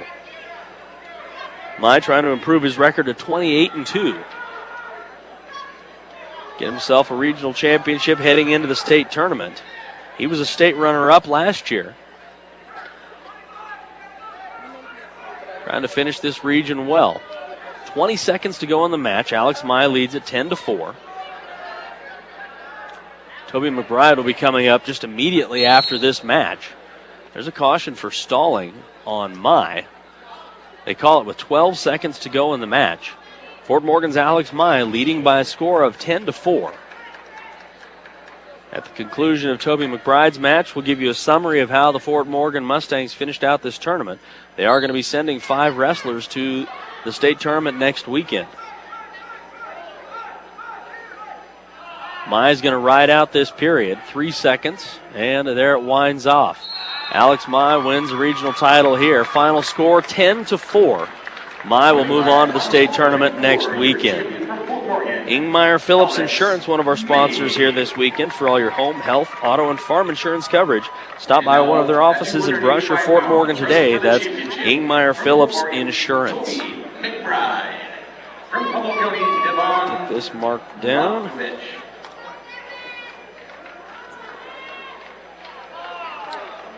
Devin Murovich from Pueblo County is the opponent for Toby McBride, the returning 2-time state champion. McBride taking his time getting out there. I think maybe he thought they were going to announce some more weights or some more results from the other weights. His opponent, Mervich, is already out and ready to go. And McBride taking his time getting out there. Should mention, by the way, that Alex Mai only wrestled 2 matches in this tournament. He won his semifinal match and he won the championship match. Toby McBride is out and ready to roll. McBride has pinned his way into the championship here. 3 pins to get into this championship match for Toby McBride, the number 1 ranked wrestler in Class 4A, 285 pounds. 24-0 for McBride this season. Devin Maravich is 21-12. They'll go out of bounds. Start back in the middle on their feet. Outside shot by McBride, slips past. Front headlock put on by Maravich, but McBride just uses his speed to slip by and get the 2-point takedown. He immediately lets Maravich up, and they're back on their feet. It's 2-1. They'll go out of bounds with 1:27 to go. Same strategy we saw McBride using in his last match. If he doesn't get his takedown, doesn't go directly into a pinning combination, he just lets his opponent up and he'll try it again. This time he's in on a tackle, and there's the squeeze, puts Maravich straight to his back. 1:14 to go in the first period. And McBride trying to settle in, trying to get his 4th pin of the tournament. Toby McBride got 1 minute to go in the first period, squeezing it tight. And there it is, 59 seconds the pin time. So I would assume that Toby McBride is going to be the wrestler of the tournament. 4 pins in this tournament for Toby McBride. 59 seconds the pin time there. And he never had to wrestle into the second period in this tournament. So we'll give you a wrap-up here. Let me first tell you about one more of our sponsors. Central Auto Parts is your locally owned and operated Napa Auto Parts store. They want to wish all of our area wrestlers good luck. See Central Auto Parts for all of your auto needs. So here's how it worked for the Fort Morgan Mustangs. They brought 10 wrestlers to this tournament, starting at 120 pounds. Luis Almora went 0-2 in the tournament, did not win a match, and at 126 pounds, Pilo Del Campo, same position. He went 0-2 in the tournament. Seth Ailman also 0-2 in the tournament, 132 pounds. At 138 pounds, Sterling Sharp ended up a 5th place finish. In his first round, got a pin, was pinned in his quarterfinal match. Got a pin in the second round and the third round of consolation, and then he won an overtime match in the consolation semis, or lost an overtime match, in the semis, to drop down and wrestle for 5th. He won an 8-7 decision for 5th place. No chance for a wrestle back there, but it is a medal winner for the Fort Morgan Mustangs, a 5th place finish for Sterling Sharp. J.J. Boima ended up going 0-2 in the tournament at 145. At 160 pounds, Francisco Rosales Ochoa got himself into the championship match with a pin in the first round, a 23-6 technical fall in the quarterfinal. He won an 11-6 decision in the semifinal. Then he lost 9-4 in the championship match against Donovan Gonzalez from Pueblo West. At 170 pounds, Caleb Bell finished in 3rd place. He had lost a tough quarterfinal decision, 13-10, to Ryan Stipe from Pueblo West, who he would later come back to beat in the 3rd place match. So a 3rd place finish for Caleb Bell, won the 3rd place match 10-9 in that revenge match against Ryan Stipe from Pueblo West. Dylan McBride finishing 3rd place as well at 182 pounds for the Fort Morgan Mustangs. He ended up with a 16-1 technical fall win over Sam Gardner from Woodland Park in that 3rd place match. James Hokenadel ended up 0-2 in the tournament as well. At 220 pounds, you just heard Alex Mai. He won that 10-4 decision in the championship. He only had to wrestle 2 matches the entire tournament. There were only, I believe, 6 wrestlers in his weight class. He won his semifinal match with a pin in 135, and then the championship over Chris Davis from Whitefield, 10-4 the decision there. And then Toby McBride, who certainly has to be the wrestler of the tournament. 4 pins in this tournament, 15 seconds. 1:35, 1:51, and 59 seconds. All pins for Toby McBride. And the Fort Morgan Mustangs, again, sending 5 wrestlers to the state tournament.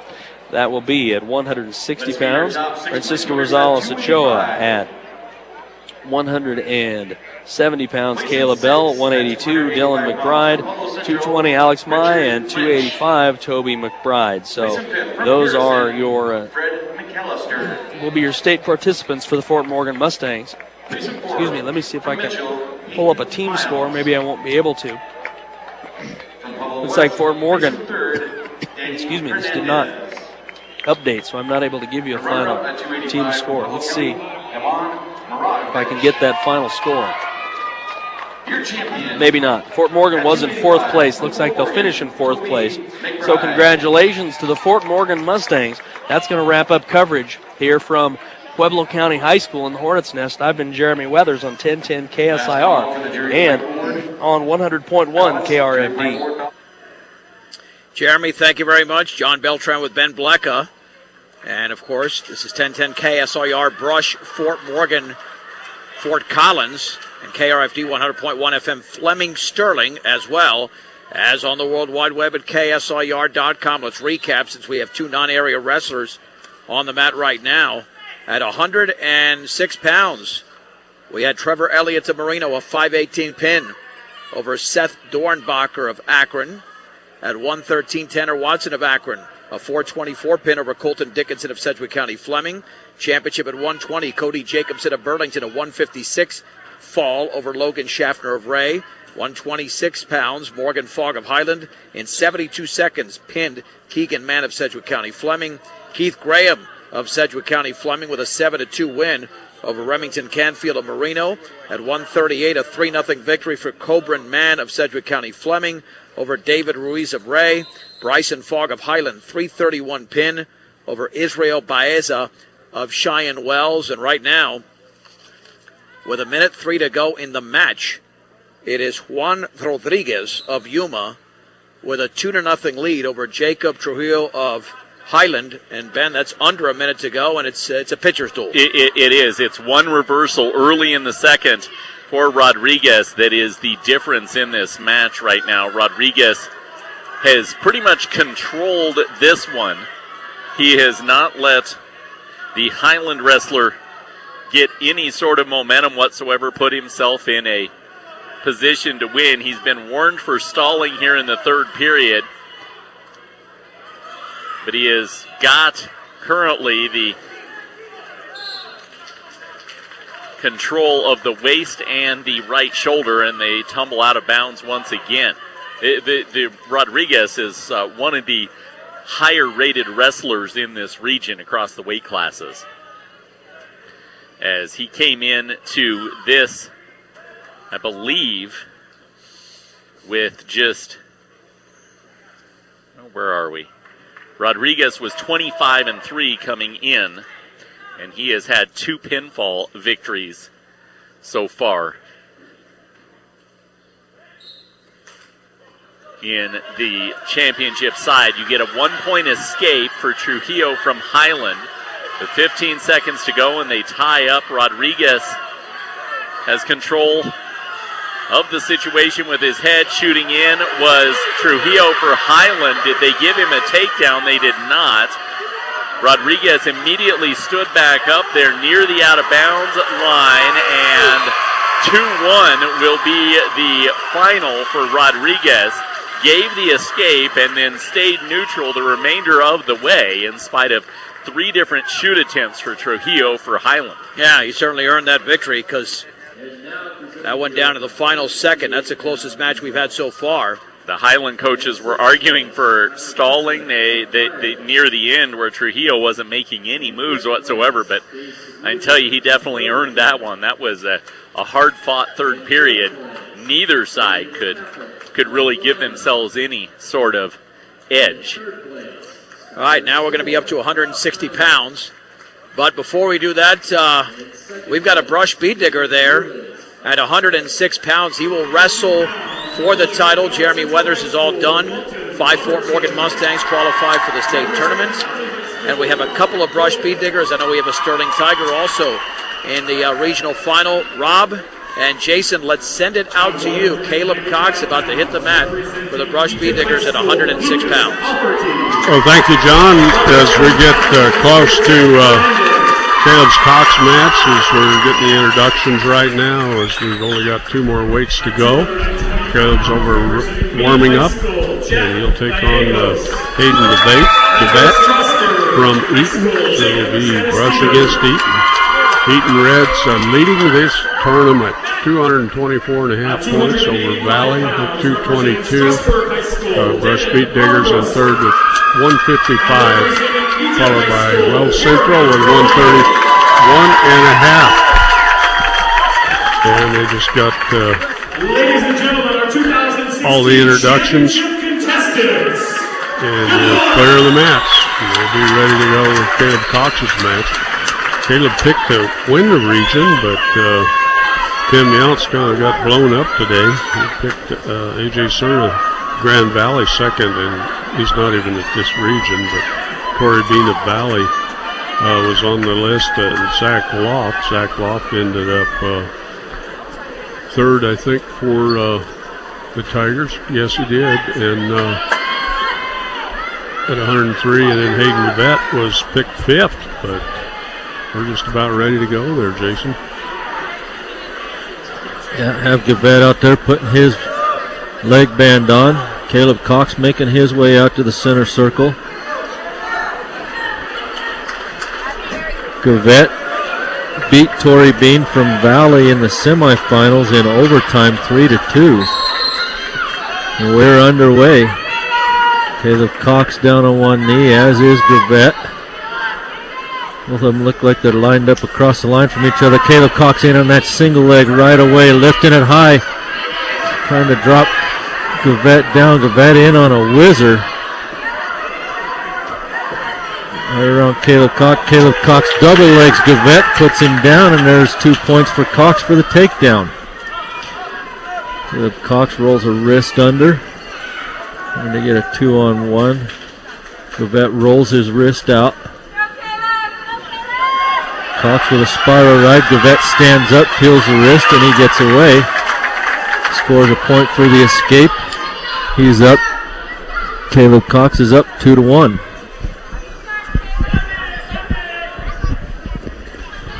Caleb Cox down on one knee again. Both rushers look like they're in the football stance, and there's Caleb Cox in on that single leg again, picking it up.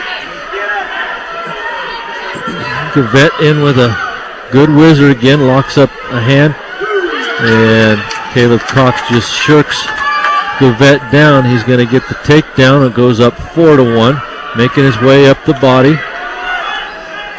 Grabs his 2-on-1 underneath.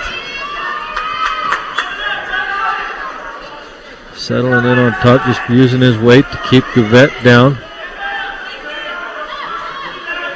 Caleb Cox with the 2-on-1, rolls through with a tilt, puts Gavette to his back. There's a 2 count anyway. As Gavette rolls through, Caleb Cox still with that tilt hold. Hasn't let go of it yet, so the points haven't been awarded. Caleb Cox out to the side, and there's the 2 points at the end of the first period. Caleb Cox goes up 6-1. It's going to be Caleb Cox's choice. He defers to Gavette. Hayden Gavette, a sophomore out of Eaton. Caleb Cox, a sophomore from Brush. False start on Gavette. He jumped the whistle. So he'll set again on the bottom. Caleb Cox sets, gets on from the right side, or the left side, sorry. Gavette stands up, peels the wrist, and gets away for a 1-point escape. 6-2 now the score.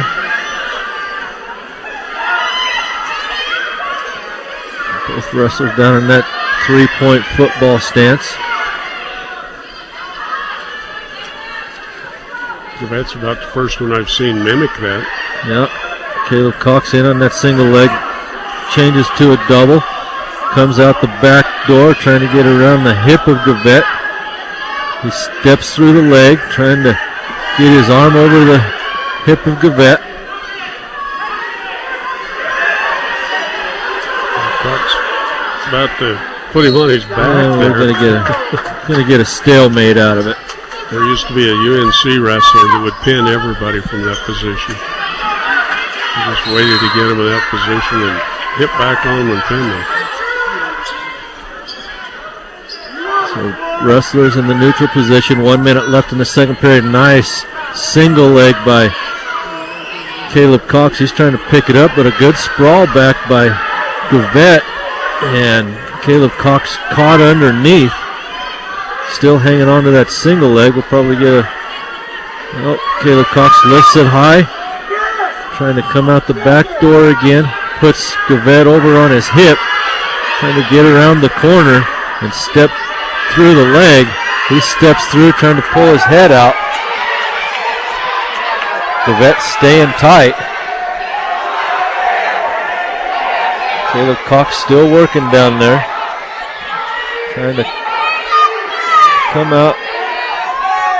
Caleb Cox grabs the other leg, puts Gavette over on his hip, and there's the takedown with 10 seconds left in the second period as Caleb Cox goes up 8-2.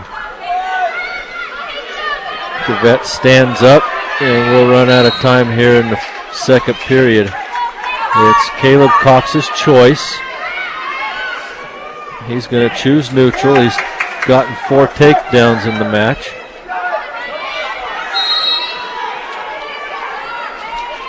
Now Gavette finally shoots. Cox blocks it. They're tied up ear to ear.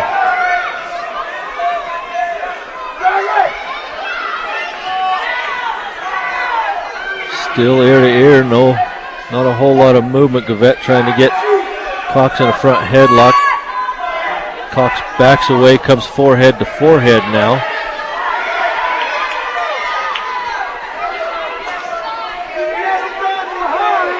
And Cox in on another single leg. Good whizzer and a sprawl by Gavette. Cox holding on to that single leg.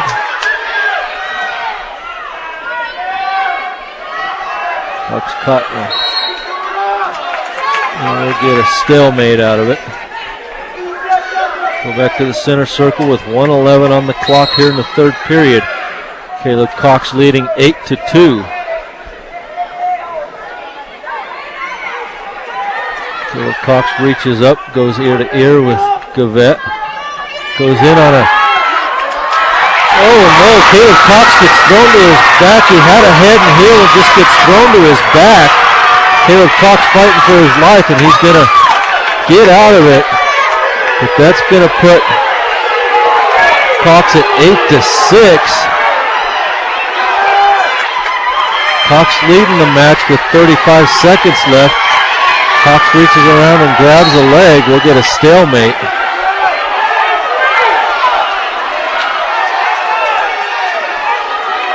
Things heating up here. Caleb Cox on the bottom now. 31 seconds left. He's still up 8-6. Oh, that was pretty quick. That's an instant. You can't call stalling 2 seconds into a start. We're going to get another stalling call if Cox doesn't get the moving. Uh-oh. There's a point for Gavette. Caleb Cox has got to come up. Gavette's got to do something else, too. It's Gavette asking for a stalling call. Caleb Cox comes up. Gavette in a suicide cradle. And Caleb Cox is going to win the championship 8-7. Good to hear raspberries from the Eaton crowd. Let's check back in with John Beltran. Okay, thank you very much, Rob and Jason. We just had a heck of a match, Ben, at 160 pounds. Yeah, Hottinger from Akron took a 6-2 advantage in the second period.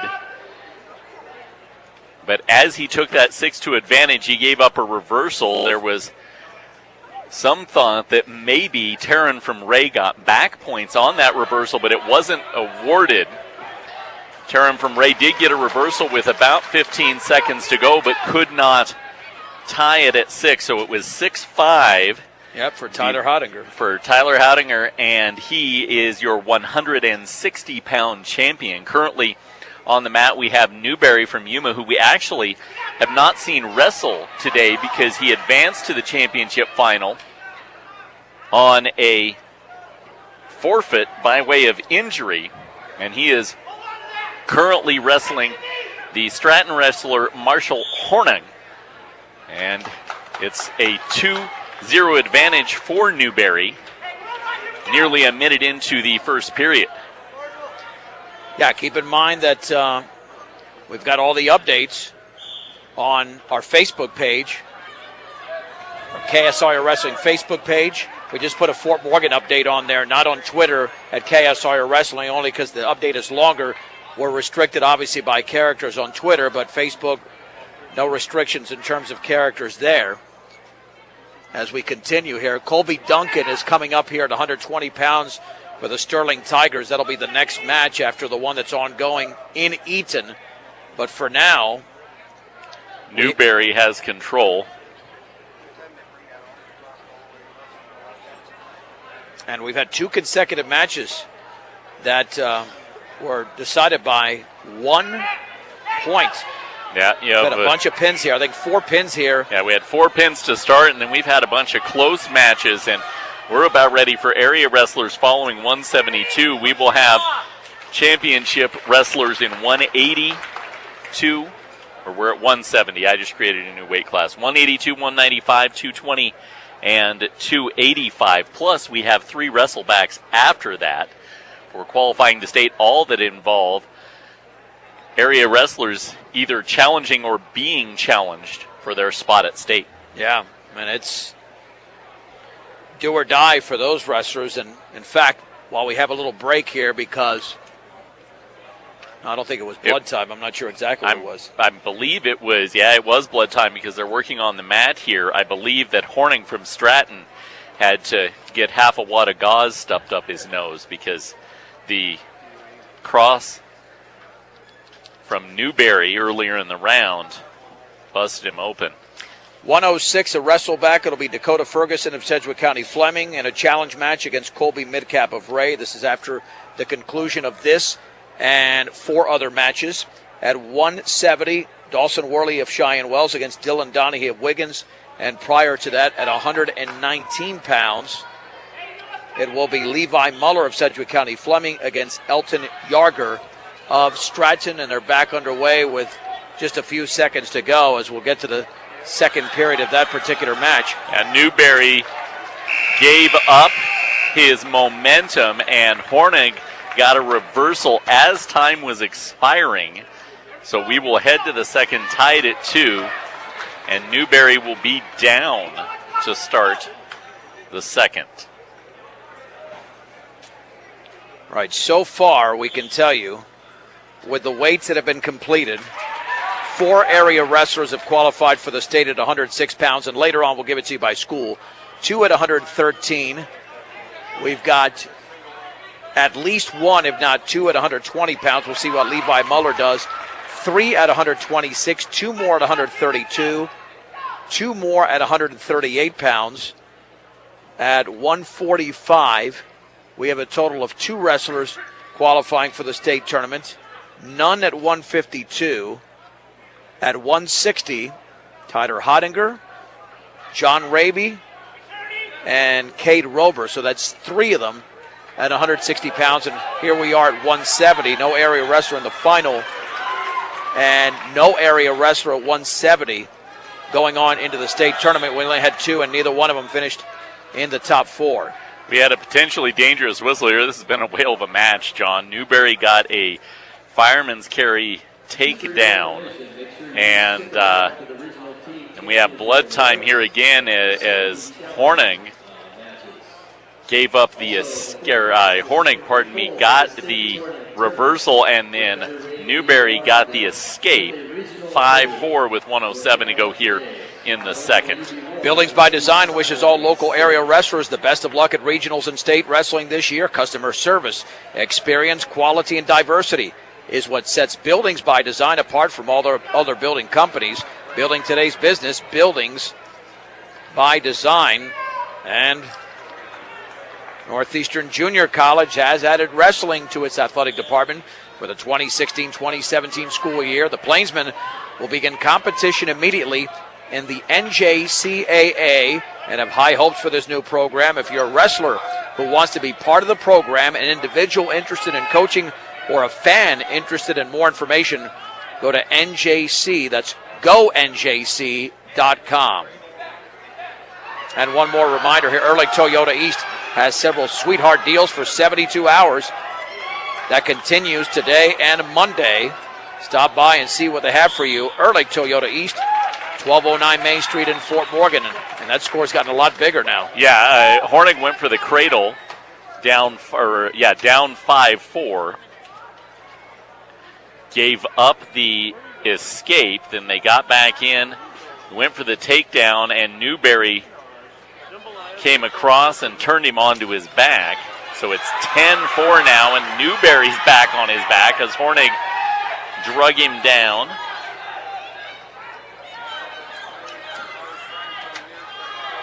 Hornig got the takedown. Yeah, a lot of points. We're still only in the second period, although the period is about to expire.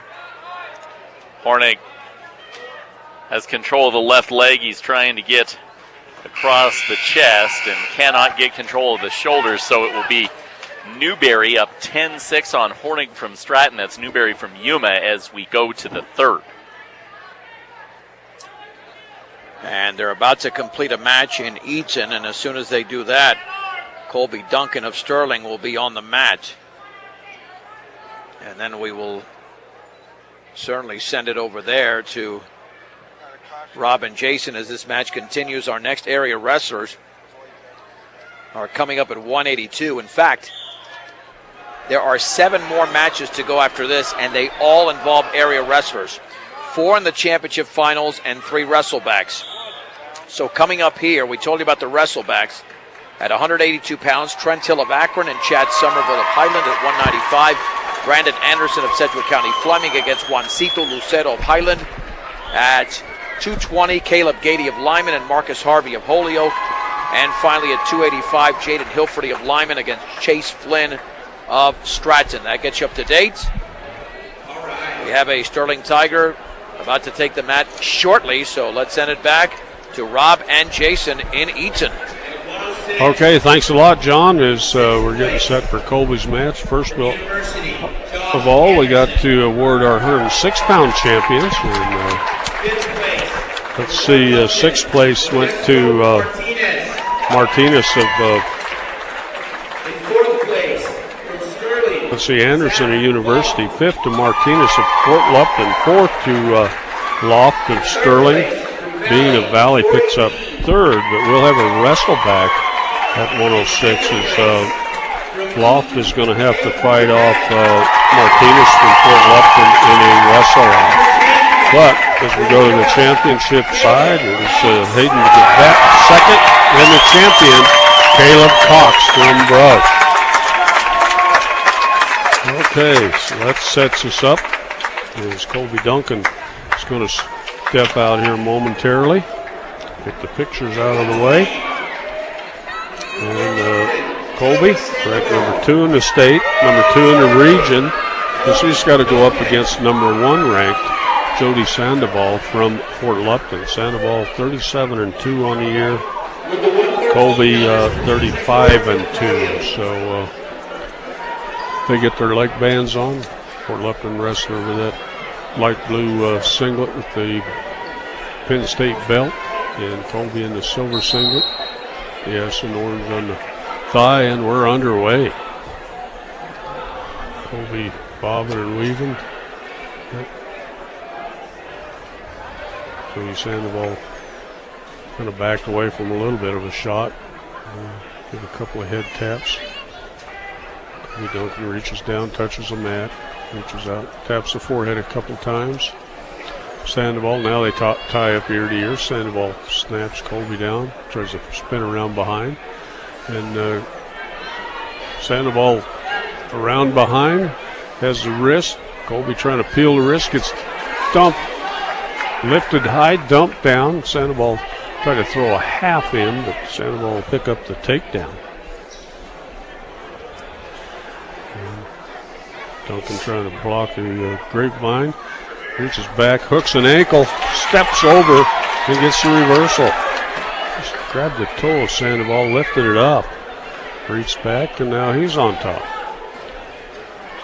And steps through the legs. Sandoval's hips exposed. Colby didn't use that, but now Sandoval hits a hard switch. Colby's just going to let him loose. Sandoval will get the 1-point lead.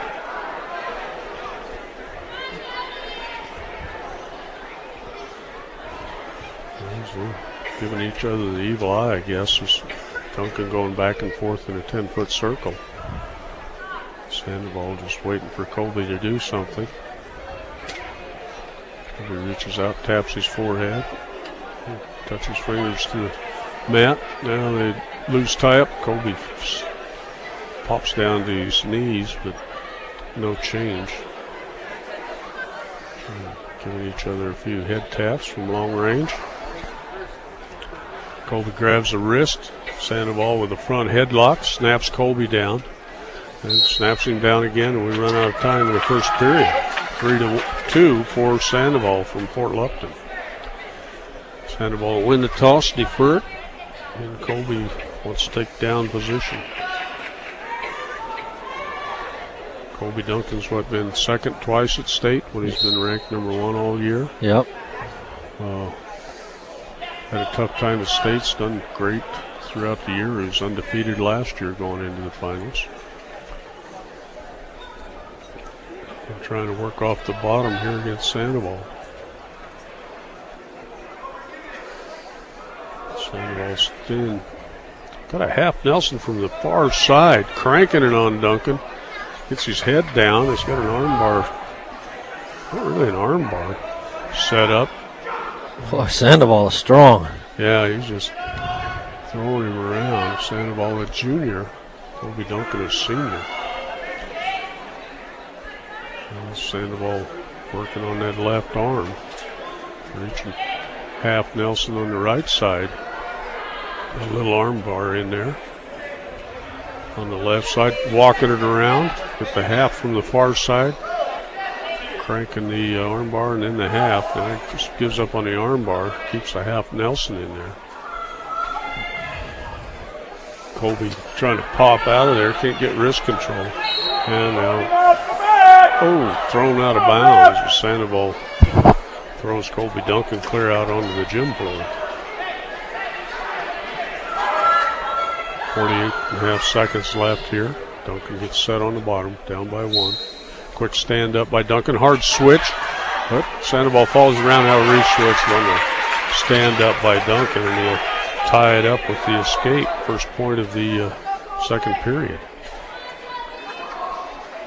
Colby stalking Sandoval, gives him a hard tap to the head. 30 seconds left and counting. There's a shot by Duncan. Sandoval catches him in the front headlock. Duncan in that under position. Sandoval cranking that headlock. Snaps Duncan down.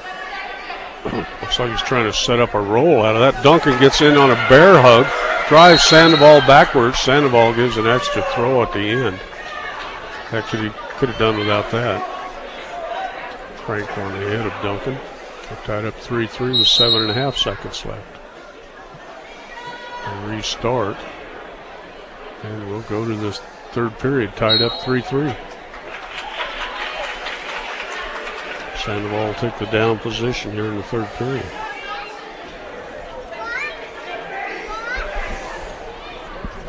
Colby stretches, moves in on the left side, and we're underway. Colby, Sandoval bunched up in a ball underneath. Colby working the wrists. Trying to crank that left wrist out. Put a half Nelson in here on the right side. Sandoval caught the wrist. And Colby, that tight waist near arm. He's out to the side, cranking the wrist back to hammerlock. And Sandoval limp arms out of that, stands up, hits a switch, breaks away, and gets the escape for the 1-point lead.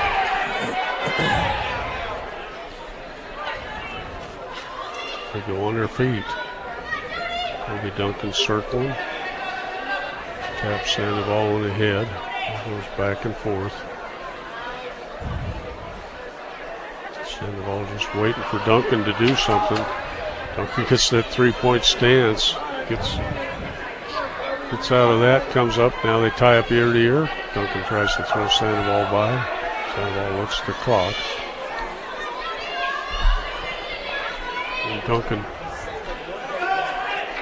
goes back and forth. Sandoval just standing there. Just waiting for Duncan to make a bad move. Duncan gets in on a shot. Gets caught in that front headlock. Sandoval cranking on that. Trying to thigh with his offhand. And blocks up a two-handed headlock. Duncan tripods up. Gets a little underhook on Sandoval. It drives in. Going for the takedown. In on a double leg. Sandoval trying to fight it off with the ankle. And Kobe Duncan caught underneath with a single leg. 3 seconds left. He's got Sandoval over. And no, we're going to run out of time. Oh, you hear the crowd calling for 2 points for Kobe Duncan, but they're not going to award it. Kobe Sandoval 4-3 for the championship. I think we'll see them again next Saturday night.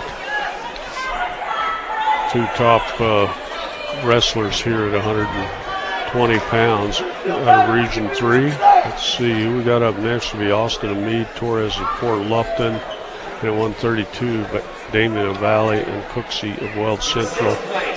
And another Cooksey of Weld Central at 138 against Trujillo Valley. So let's head back to John Beltran over to 2A Region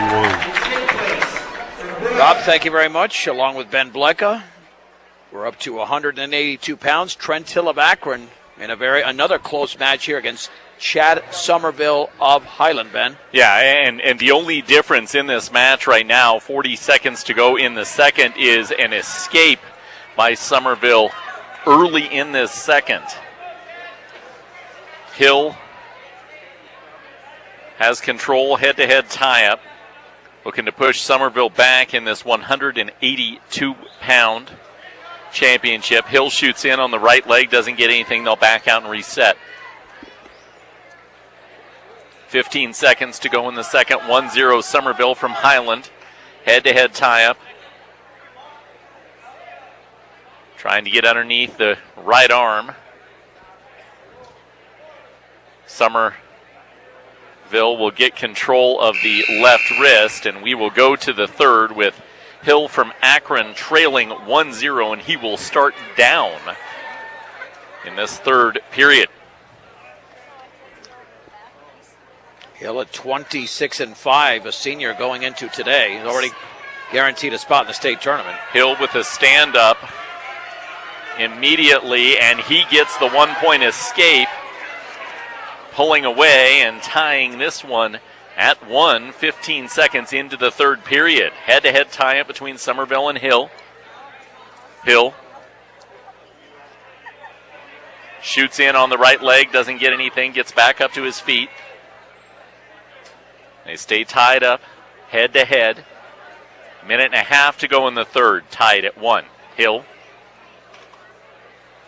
trying to get that left arm free. Thought about the shoot in on the right leg. Somerville backed up, and they'll reset. Back to head, center of the circle. Somerville will try to establish control of the body. I think he's looking for a throw here, and they push out of bounds, and they gave a 1-point warning stall to Somerville as Hill got called for stalling, backing out of bounds. So it's now 2-1 with a minute to go in the third. The Highland wrestler Somerville with the lead in this 182-pound championship. Hill comes across the right arm, looks for a throw here. Steps in, shoots on the right leg, looking for the fireman's carry. And they'll go out of bounds. Somerville sliding off the right hip as Hill went for that fireman. 35 seconds to go in the third. Somerville 2-1, and a single leg shoot by Hill. Somerville pancakes down on top of him, trying to stand back up out of it. Hill has control of the right leg with 30 seconds to go. Lifts him up and throws him through. 2 points given as when he threw him through did Hill. Somerville took him down and came down on top, so it is now 6-1. They actually gave him a takedown earlier. So it's now 6-1 in favor of Somerville. Should be 5-1.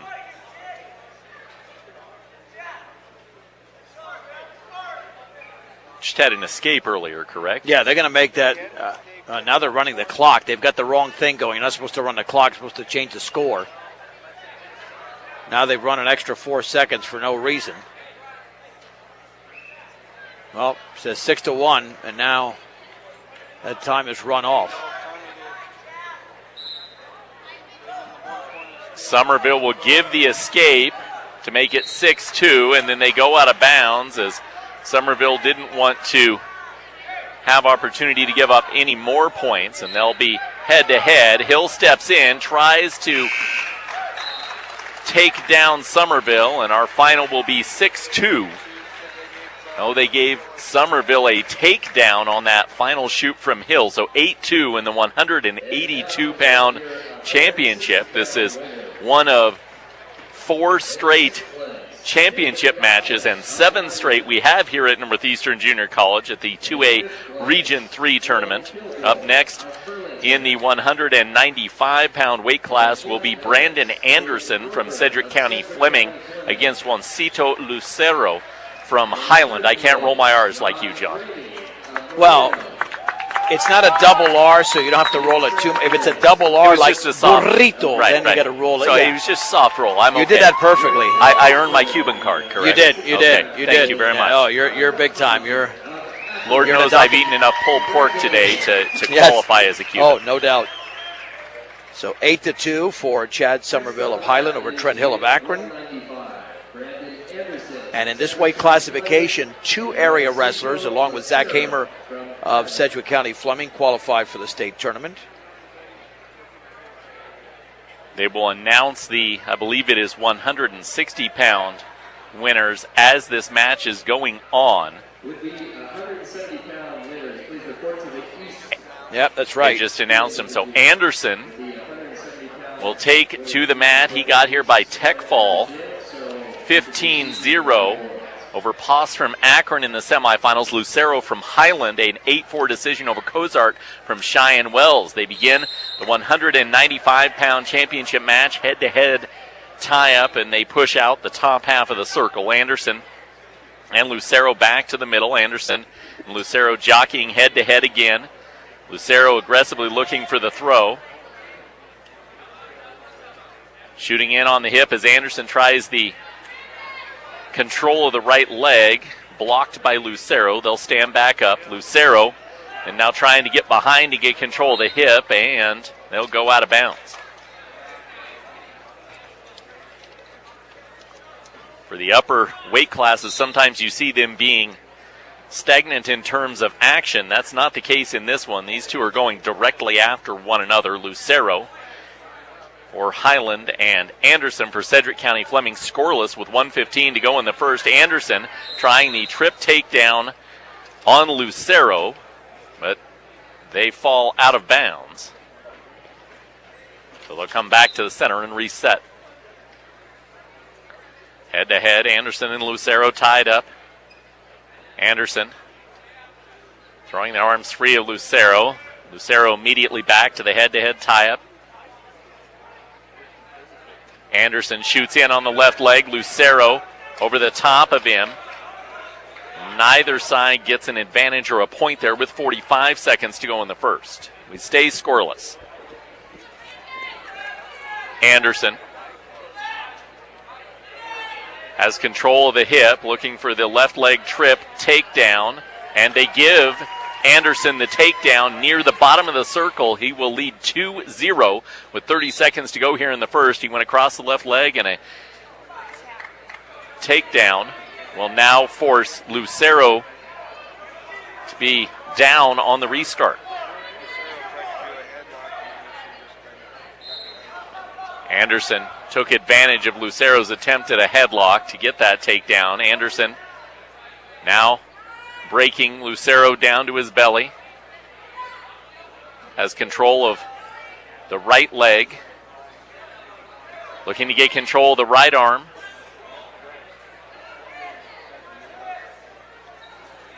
Has control of the left arm. He's looking to roll him over. Missed the left arm, went crossface, and the first will come to a close with Anderson from Sedgwick County Fleming leading 2-0. Brandon Anderson, a senior. Lucero from Highland is a junior. Anderson will start down in period number 2.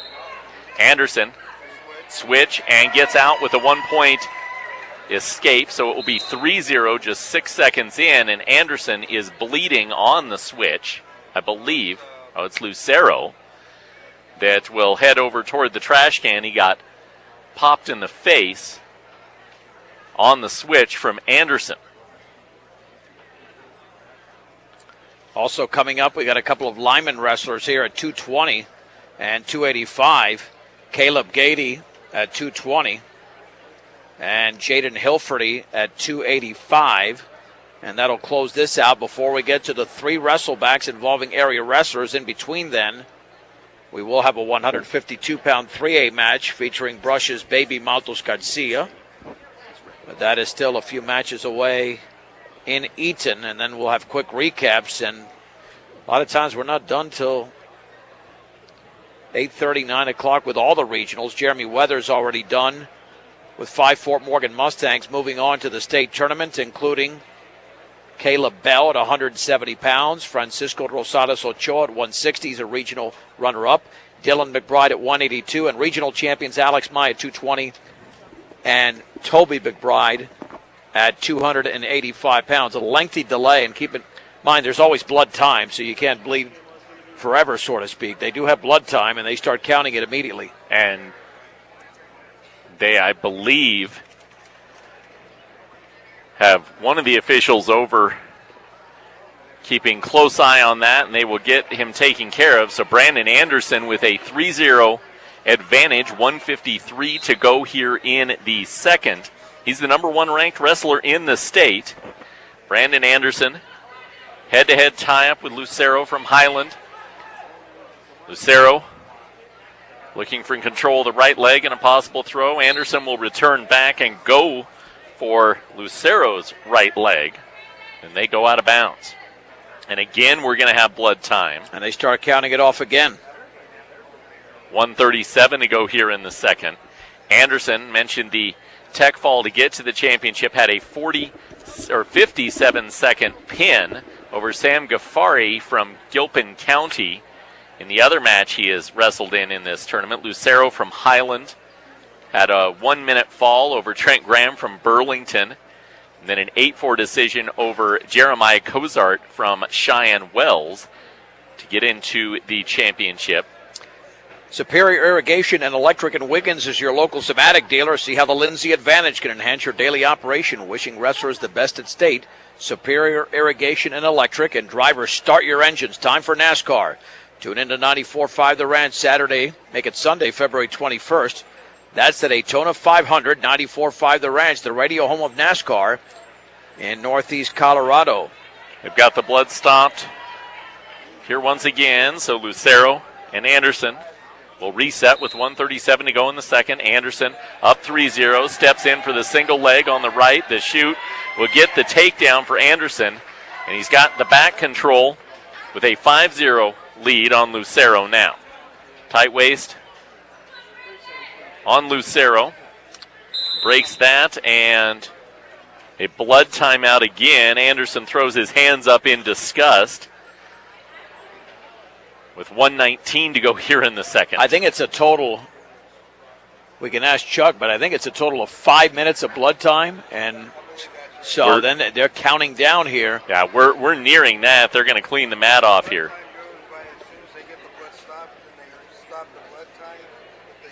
Right, yeah. Okay. Right, they start the blood time, so yeah, it's I would bet right now it's inside of 3 minutes. Yeah, because this is the third stoppage, and the first one was an extensive stoppage. Anderson was visibly frustrated that time. They've got the blood stopped, and they'll come back out. Because Anderson got the takedown, Lucero will have to start down with 1:19 to go here in the second. Anderson up by 5. Gets control of the back. Crossface off the left side, working on arm control on the right. Lucero trying to roll through and get control of the leg of Anderson. Anderson blocks that, control of the right arm. Lucero again tries to roll through. Anderson up on his head to prevent that. He'll maintain control of the back, and we will get blood time once again. The cut, the best I can tell, because Lucero is spending all of his time facing away from us while they work on him. The cut is right on the bridge of his nose, so the crossface, I would imagine, is what broke him open once again. Anderson with 49 seconds to go in the second, still with the 5-0 lead in this 195-pound championship match. Yeah, this is the fourth stoppage already, so we know that it's not going to be too much longer until the match is going to end, either by decision or by pin or by blood time. They've already got it stopped, and now they're working on cleaning him up. This is the second longest delay we've had on blood. They're over 4 minutes on the blood time now, so much more stoppage, and Lucero is going to lose this one on blood time. He'll start down with 49 seconds to go here in the second. Anderson leads 5-0. Gains control of the back. Standing up is Lucero trying to get free. Anderson breaks him back down. Has control of the left arm underneath him. Working on getting that arm back for an arm bar as he lets go of it with his right hand. And now he's going to come across for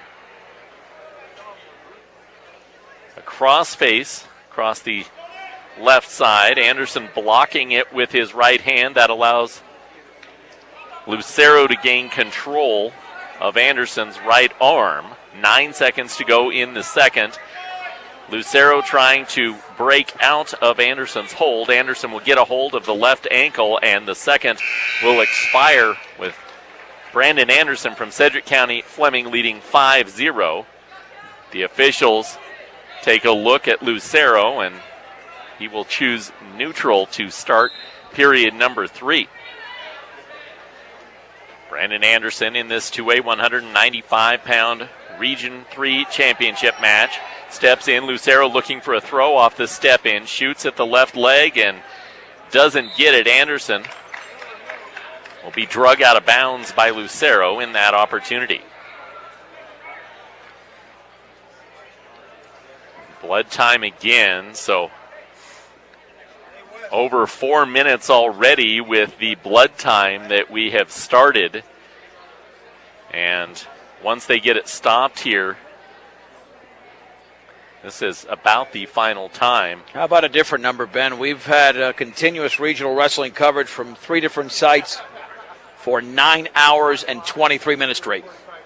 That is only the 4th longest time I've been on air consecutively. But this, I can say, has been an awful lot of fun here today. I did volleyball for 12 and a half hours straight one year. Wow.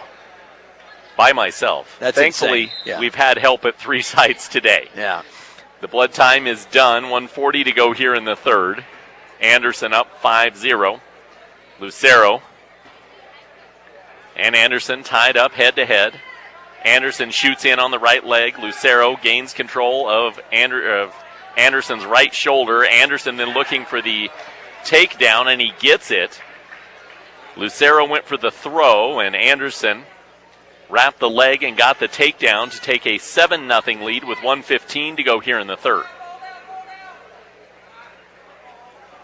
Anderson has the back of Lucero now.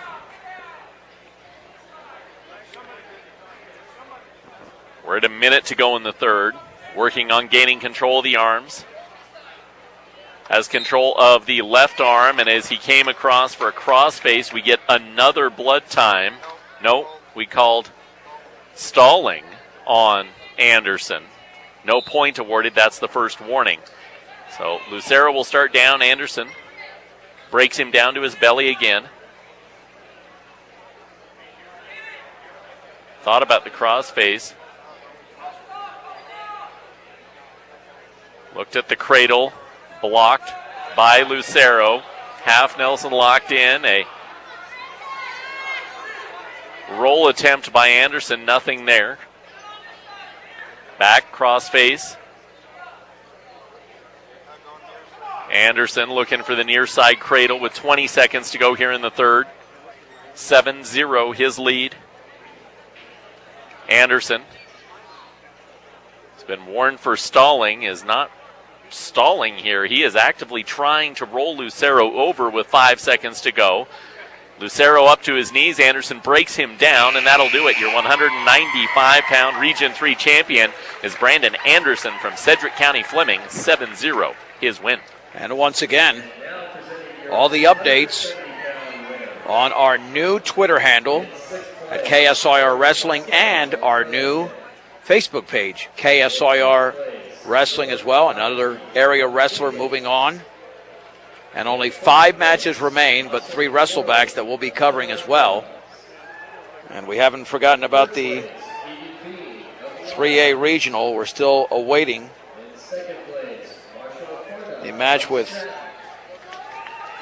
Baby Maltos Garcia.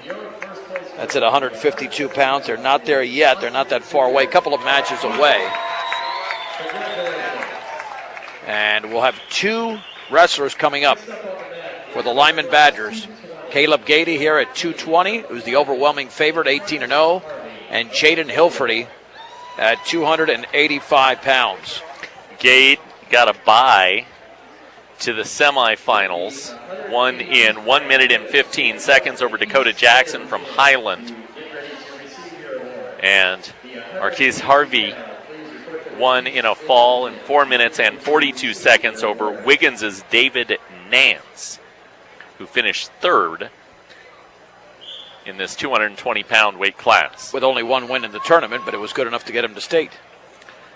So championship at 220 pounds is underway. Gade with the takedown on Harvey immediately. He saw Harvey go for the throw on the near side that would have taken them out of bounds and not gotten Harvey any points. And Gade, the second-ranked wrestler in the state, was wise enough to take the takedown in a 2-0 lead with 1:30 to go in the first. Gade now getting back points as he flips Harvey over with control of the right arm, and he's got all 3 back points and now working on the pin, and he gets it. Gade in just 41 seconds takes first place at 220 pounds here in the 2A Region 3 tournament at Northeastern Junior College. All right, so Jaden Hilferty of Lyman will be coming up. That's another area wrestler that won a regional championship. And this championship for Jaden Hilferty as the second-ranked wrestler in the state is against Chase Flynn from Stratton, who is the third-ranked wrestler in the state. Hilferty unquestionably was pushed harder in his semifinal match by Marino's Drew Schindel. 4-2 win. Schindel was about 5 seconds more of that match away from tying it up. Yep.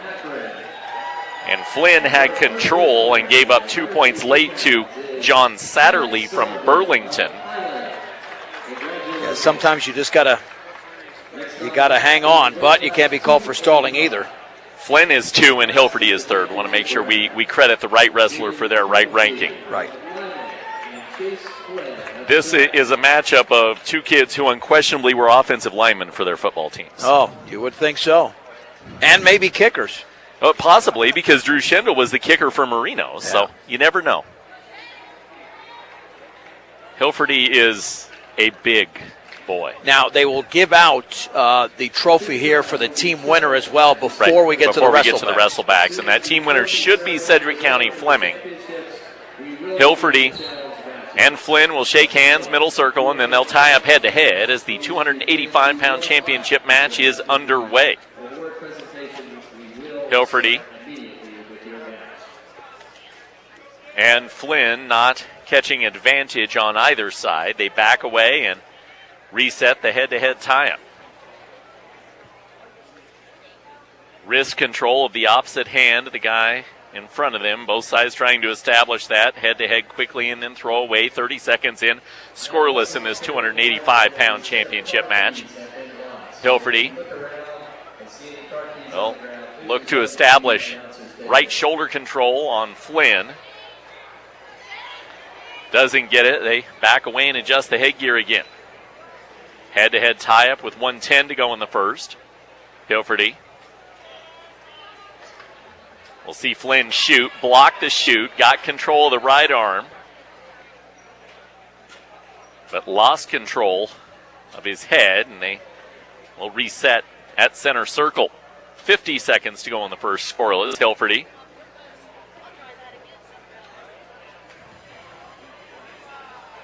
Head-to-head, he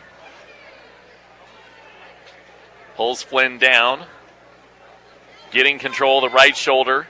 Locking in control of the right shoulder. Shoots in for a single leg on the right side of Flynn. Looking for the takedown. Lifting the leg up waist high. Flynn blocks it. Then loses control of Hilferty's right arm. Hilferty then gets control of his chest looking for a throw. Headlock for Flynn.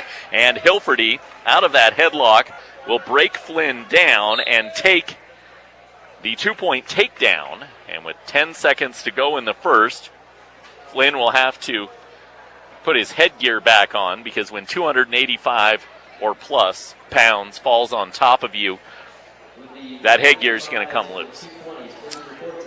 Just past the top of the hour. It's 7:01 here in Northeast Colorado. This is 1010 KSIR.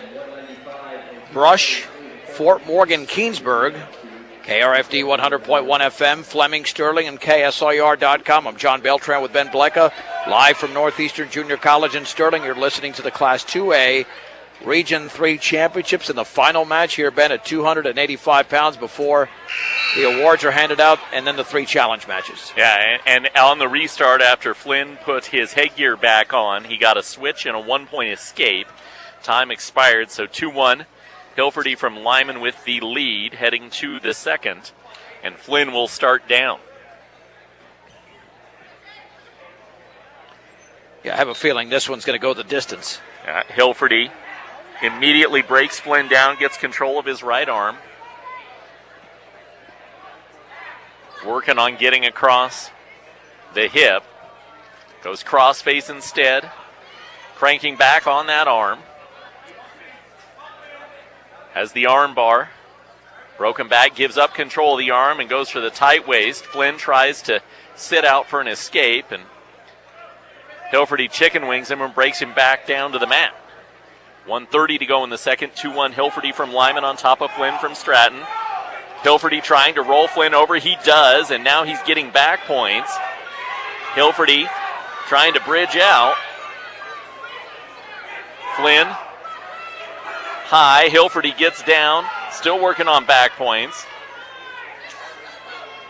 Very close and gets him. Pins him. Hilferty at 2 minutes and 55 seconds. The third-ranked wrestler in the state will pin Flynn from Stratton and take the 285-pound 2A Region 3 championship. Oh, I was wrong about that. Certainly didn't go the distance there. Flynn just gave one advantage to Hilferty, and we've talked about it throughout the day at these heavier weight classes. When you give one small advantage and you drop 285 pounds plus, you're not going to be able to get that escape. Yeah. I mean, I think I can lift a stack of books off my chest, but not a refrigerator. Yeah, no, not at all. and that's what Hilferty is, and he is very sound. You know, a lot of times you just think these heavyweight wrestlers might be heavy guys. Yep. He is very sound fundamentally. Okay, so far I'm going to do a quick count here in terms of the number of area wrestlers making it to the States here out of Class 2A. And we'll have an official count here. Let's see. We have got 27 area wrestlers Guaranteed out of the 45 right guaranteed. If Levi Muller wins his match from Sedgwick County Fleming, that's 28. If Dylan Donahue from Wiggins wins his match, that's 29. And I think at 170 we have one as well. Yep, that's it's another Wiggins wrestler, I'm pretty sure. No, that's Donahue. The other one's at 106. If Dakota Ferguson from Sedgwick County wins Fleming his match, that's 30. That we would qualify out of the 45. And Fort Morgan qualified 5. Fort Morgan at 5. Brush Bee Diggers are still out there. They've got a regional champion, Caleb Cox, at 106. Colby Duncan just lost at 120 there moments ago with Rob Hastings and Jason Holdren. Baby Maltos Garcia is up next for Brush. He's the final Bee Digger to wrestle tonight. And he'll wrestle at 152. Go ahead. Team scores are in the 2A Region 3 wrestling tournament, courtesy of TrackWrestling.com. 195.5 points for Sedgwick County Fleming. They'll take the title. Highland, with 5 wrestlers in the championship rounds, was able to surmount Akron by a half point for second at 157. Akron at 156.5 will take third. Burlington fourth at 127. Ray fifth at 111. Lyman finishes sixth at 99.5. Marino seventh at 91. Yuma eighth at 90. Wiggins ninth at 81. Holyoke 10th at 69.5. And that's all of the Northeast Colorado area teams that we are covering. Cheyenne Wells, Stratton, Byers, Lyons, Gilpin County, and Miami Yoder round out the remaining teams that brought wrestlers to this tournament. And as soon, by the way, as we get done with these 3 challenge matches, we'll quickly run through the wrestlers going to state, and then we'll break it down by school, and that'll wrap up our coverage here from Northeastern Junior College. But for now, as Ben mentioned, we've got the numbers have already come in. Sedgwick County Fleming has won it once again. And I think it was expected coming in. And they took control early on today of this one. The interesting matchup was Highland and Akron for second place. And like I noted, Highland qualifying wrestlers for that championship finals. That's going to get you the points to get you that second place. There's a lot of talented wrestlers that have come through here that are highly ranked, and I think will be able to make good showings at the Pepsi Center, which you'll hear next week right here on 1010 KSIR and KSIR.com, as well as KRFD 100.1 FM. I will not be there. I'm just glad I got to participate here today. Yeah, we'll have a full crew there. Yeah. We'll have Rob Hastings, Jason Holdren, Jeremy Weathers. I know one of his brothers will be shooting for us, shooting some video, a limited amount of video as well, but still some video for us over there. Cleta Hastings, I mean, it's a huge Sally Holdren, a huge crew that will be at the Pepsi Center, and they do an incredible job. An incredible job. It's fun to listen to. 3 o'clock on Thursday, then coming up on Friday, it'll be at 10 a.m. Saturday at 11 a.m. And we're just one match away from Baby Maltos Garcia's 152-pound matchup there for the Brush Bee Diggers. And after this 145-pounder gets done with, then we'll send it over there to Rob and Jason. Done a tremendous job yesterday and today along with Jeremy Weathers. Ehrlich Toyota East has several sweetheart deals for 72 hours. Well, those hours have partially expired. 24 more hours on Monday. Yeah, Sweetheart is tomorrow. They don't sell tomorrow, but Monday you can celebrate the Sweetheart of President's Day by going to Ehrlich. That's right. 1209 Main Street in Fort Morgan. Ehrlich Toyota East. And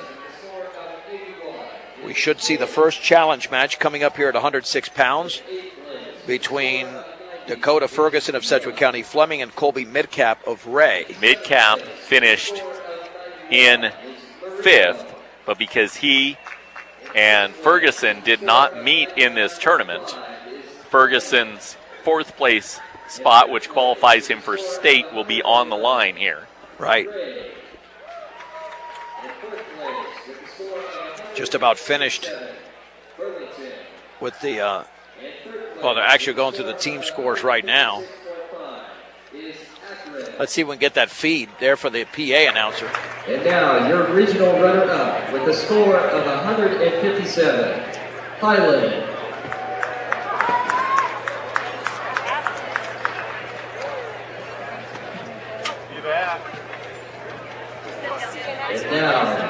winner of the 2016 2A Regional Wrestling Tournament is Sedgwick County Fleming with a score of 195.5. Congratulations.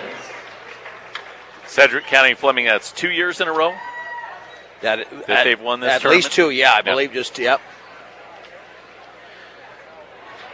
All right, at this time we will start the challenge round. So, 7 consecutive matches for us in this 2A Region 3 tournament, and in these challenge matches, it will be a 1-minute first period and then 2-minute second and 2-minute third period.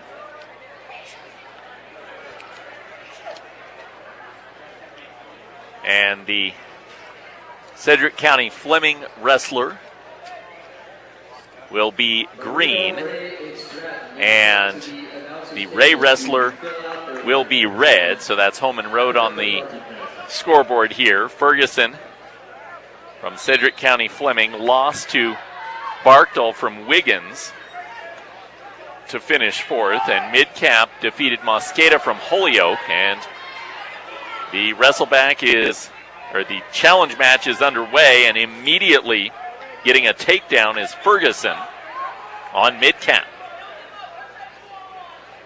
Ferguson has the tight waist, working on the left leg, trying to get control of the left shoulder to roll Midcap over. And I did notice it's a 1-minute first period. 1-2-2 in this challenge match, where it's on the consolation side of the bracket. Right. Ferguson tried to roll over, and a reversal taken by Midcap as Ferguson got his hip too far out in front and allowed Midcap an opportunity to slide around, and it's square at 2 with 5 seconds to go here in the first. Ferguson now trying to pick up Midcap, and as he gets him up, we get a dangerous hold situation with Midcap's leg hooked underneath of Ferguson, and that's a potentially knee-damaging situation. Ferguson tries to sit out with 2 seconds to go in the first, unsuccessfully. So in this challenge match, to go to state, represent your team and this region at the Pepsi Center, it will be 2-2 after 1 period. Midcap will start the second down. Ferguson on his back. Midcap tries to sit out. Ferguson gets a hold of his waist, tries to get control of the left arm. Doesn't really have control of the arm, has the tight waist. Now across with a crossbar. And he's trying to get the suicide cradle across far side. Clears Midcap's hips, has a hold of his left leg with his leg. Actually has that wrapped up underneath his left arm, so he's got the cradle locked in, just trying to roll Midcap over. Ferguson and Midcap tied at 2 with 1:10 to go here in the second. Baby Matos Garcia about to get underway for the Beat Diggers at 152 pounds in that 3A regional from Eaton. Rob, Jason, take it away. Okay, thanks, John and Ben. We're just about ready to kick it off. We'll take a few pictures over there, and we'll kick it off with the Rush's second championship match. Jason can't wait for this one, as we'll have Rusty Lohr going against Fernando Matos, Baby Garcia. As they announce the wrestlers, they've met several times this year. I think Rusty got the first one, and Baby's got 2 or 3 since then, hasn't he, Jason? I think they're just 1-1. I think they've only wrestled twice. Once in Akron, where Rusty won, and then once in Florence, I believe. And then in our duel, Baby won over there. Okay. Okay, we're underway. 2-1. Baby in on a single leg right away. Good sprawl by Lohr. Backs away. Lohr coming like a freight train into Baby. Baby with a 2-on-1 in the neutral position. Lohr drops down to a single. Baby sprawls away from that. Lohr right on the edge of the mat. He likes wrestling there. And he'll shoot out of bounds. He likes working that edge. Rusty Lohr got the number 1 seed here at the region. Baby got the number 2 seed. Baby's ranked number 1 by Tim Yount, and I think Lohr is ranked number 3. So, Baby once again with good wrist control. Rusty Lohr fights that off.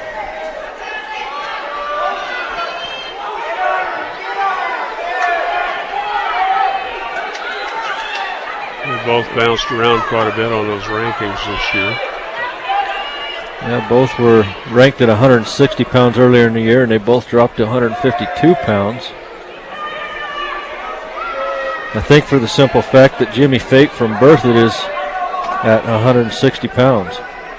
Yeah, he's a tough customer. Both wrestlers out there ear to ear. Tied up. Rusty Lohr in on a double leg. He takes Baby down. Baby's trying to roll through it. And Baby ends up on the bottom. We're all right there. But Rusty Lohr's going to take the 2-0 lead.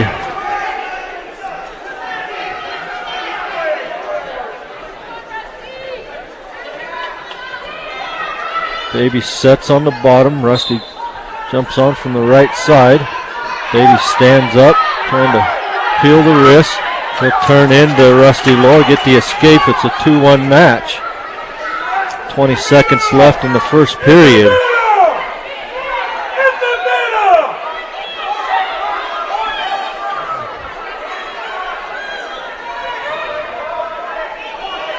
Five seconds now left in the match. I think they'll just be content with going to the second period. Rusty Lohr in the lead 2-1.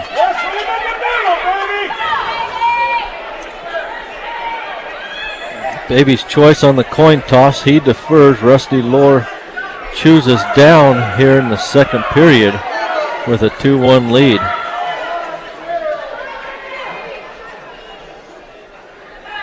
Rusty set. Baby on from the right side.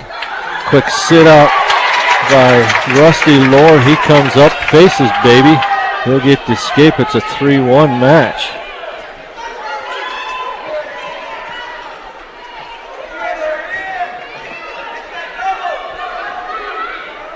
Baby trying to keep it in the middle of the mat. Rusty likes to work the outside. He keeps backing away.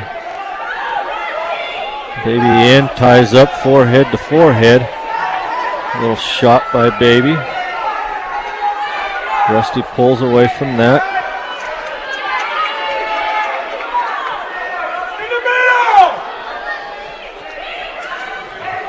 Rusty slowly makes his way back to the middle of the mat. Baby taps his forehead, faint shot. Quick sprawl by Rusty. Rusty wants to tie up forehead to forehead. Baby doesn't want anything to do with that. Baby pops the head, pops it again. Rusty grabs his head, shows it under. Baby trying to get Rusty to come back to the middle of the mat. Rusty kind of backs out to the outside. Baby a little fireman shot, blocked by Lohr. Baby trying to get inside control, and he'll make his way back to the center of the mat.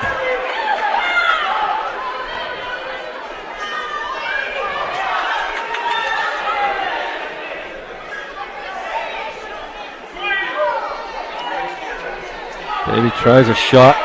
Rusty reshot. Lohr ties up forehead to forehead. We're inside of 10 seconds left here in the second period. Baby's got wrist control and her forehead to forehead in the tie-up. We'll go to the third period. Arnaldo Maltos Garcia down in this match, 3-1 to Rusty Lohr. Will the 145-pounders start making their way to the podium, please? Baby chooses bottom here in the third period. He sets. Rusty on from the right. Yeah, he's a little quick on the draw.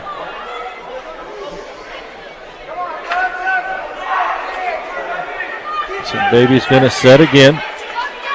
Rusty loads up again. Side drag by Lohr. Baby comes Up to his base, now up to his feet. He'll peel the wrists and get away. Baby down in this match now, 3-2.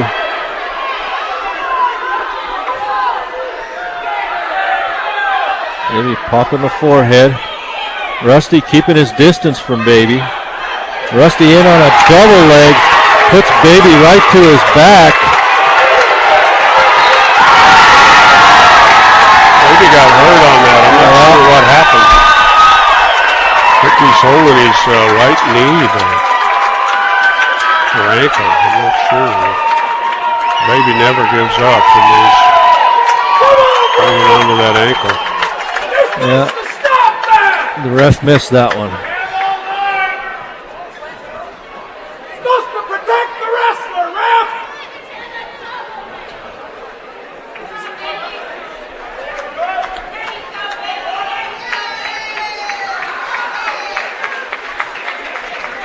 Baby gonna lose the pinfall in the third period to Rusty Lohr. Should be an injury default.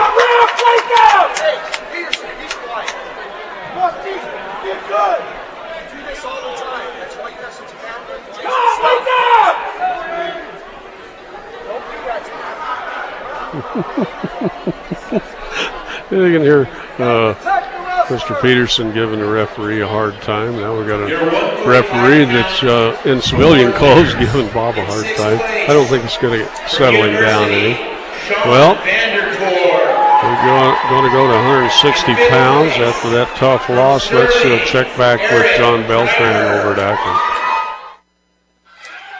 Okay, thank you very much, Rob. We're in Sterling here.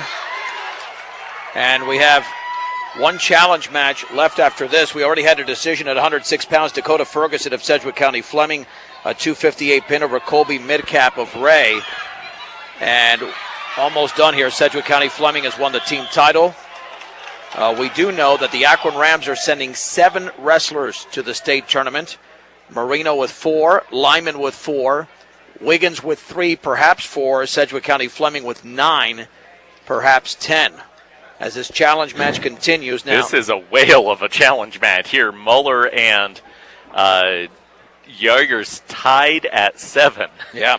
And Muller was down 7-4, and he is heavily shaken up here. Yeah, and it was, I think it was right, it was a 7-3 match. Okay, for Akron going into the state tournament, our 106-pounder Seth Dorenbacher, who finished in second place. Tanner Watson, a regional champion at 113. Justin Traxler, third place at 120 pounds. Also for the Rams, advancing to the Pepsi Center, Carson Reese, who finished in fourth at 145. Then you've got Tyler Hottinger, a champion at 160 pounds. Trent Hill, a runner-up at 182. And Dustin Poss at 195 pounds. He finished in third place. Marino has just 4. Trevor Elliott was a champion at 106. Remington Canfield, a runner-up at 132 pounds. Muller, with 58 seconds to go, is able to continue. He starts on top of Yarger in this challenge match in the third, tied at 7. He has control of the left arm on a half Nelson, working control on the right arm. 37 seconds to go. Muller gives up control of his leg, and a reversal given to Yarger, who takes a 9-7 lead with 20 seconds to go. Muller broken down to his belly, wrestling for his spot at state. Yarger has control of both arms and is working on the back. 8 seconds to go. He'll roll and he'll get Muller on his back and get back points, and that is going to do it.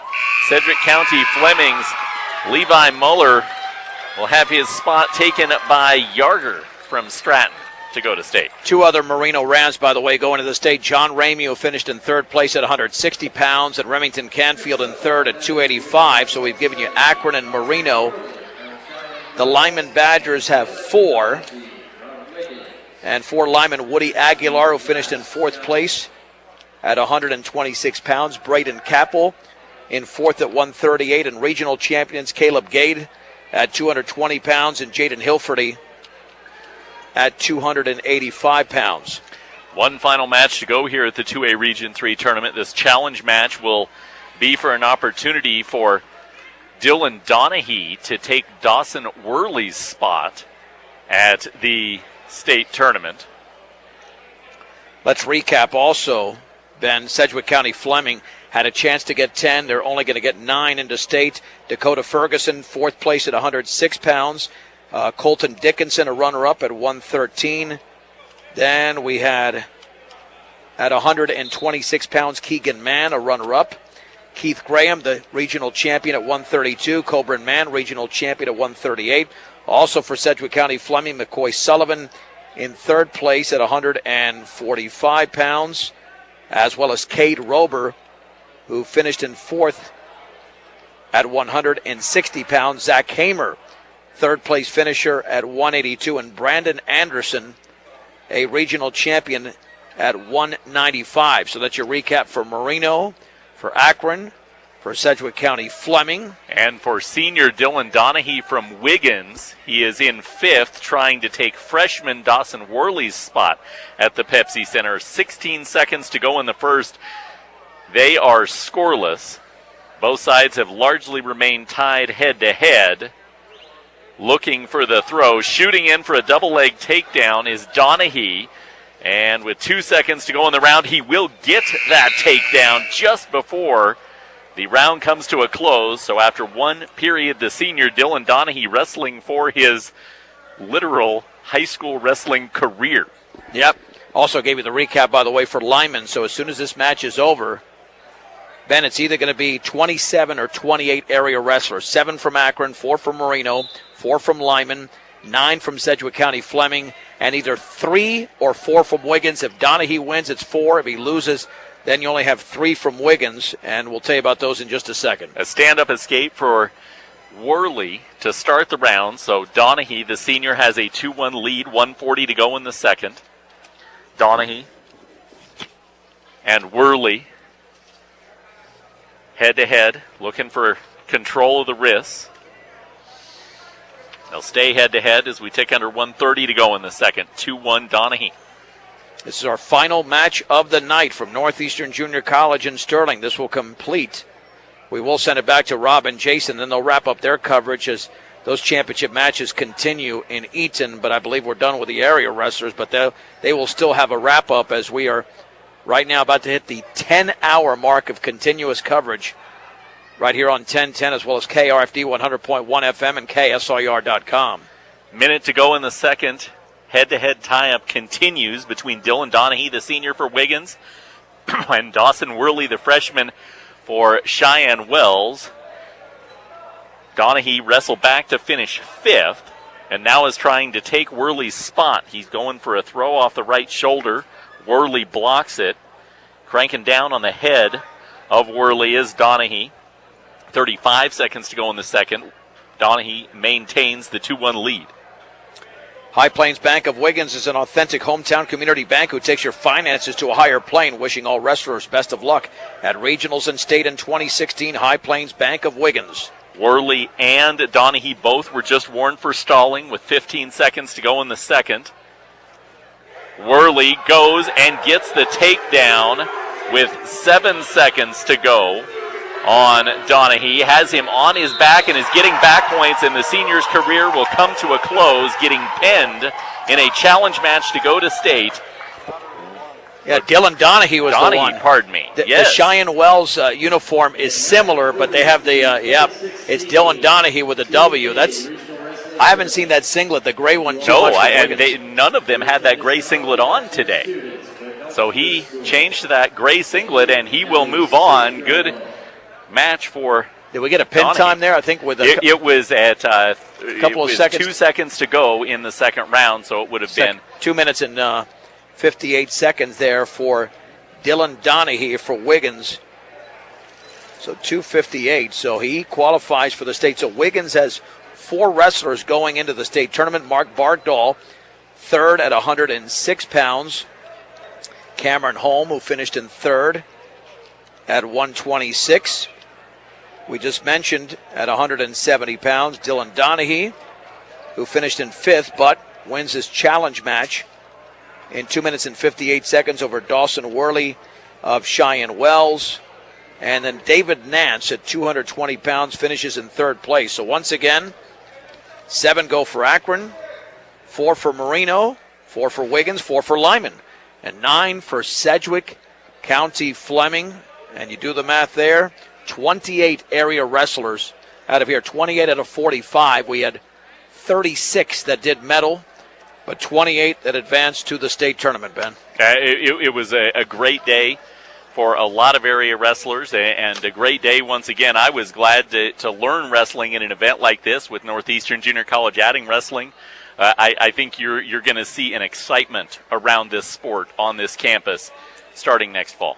No doubt about it. All right. Thanks to Chuck for all his help today. Yes, absolutely. And thank you. Christy Creighton, of course, and Julie Garcia. But we still have Rob Hastings and Jason Holdren, and, of course, Jeremy Weathers, who covered the Fort Morgan Mustangs at the 4A Regional in Pueblo. We still have Rob and Jason to wrap up the 3A coverage as those championship matches continue from Eaton. Rob and Jason, let's send it back to you. We are done here in Sterling. Well, great job, guys, and just finished up our 160-pound match, and just good news for our board operator. We're going to be the last match of the night. Daniel Arbaka will be in a wrestleback at 195 pounds. So let's see, we've got 6 wrestlebacks after we finish the weights, and we're just getting ready to start 170 pounds after we get some awards here at 152 pounds. So we've got a lot of wrestling action for you here on 1010 KSIR. Kind of run down the beat diggers for you.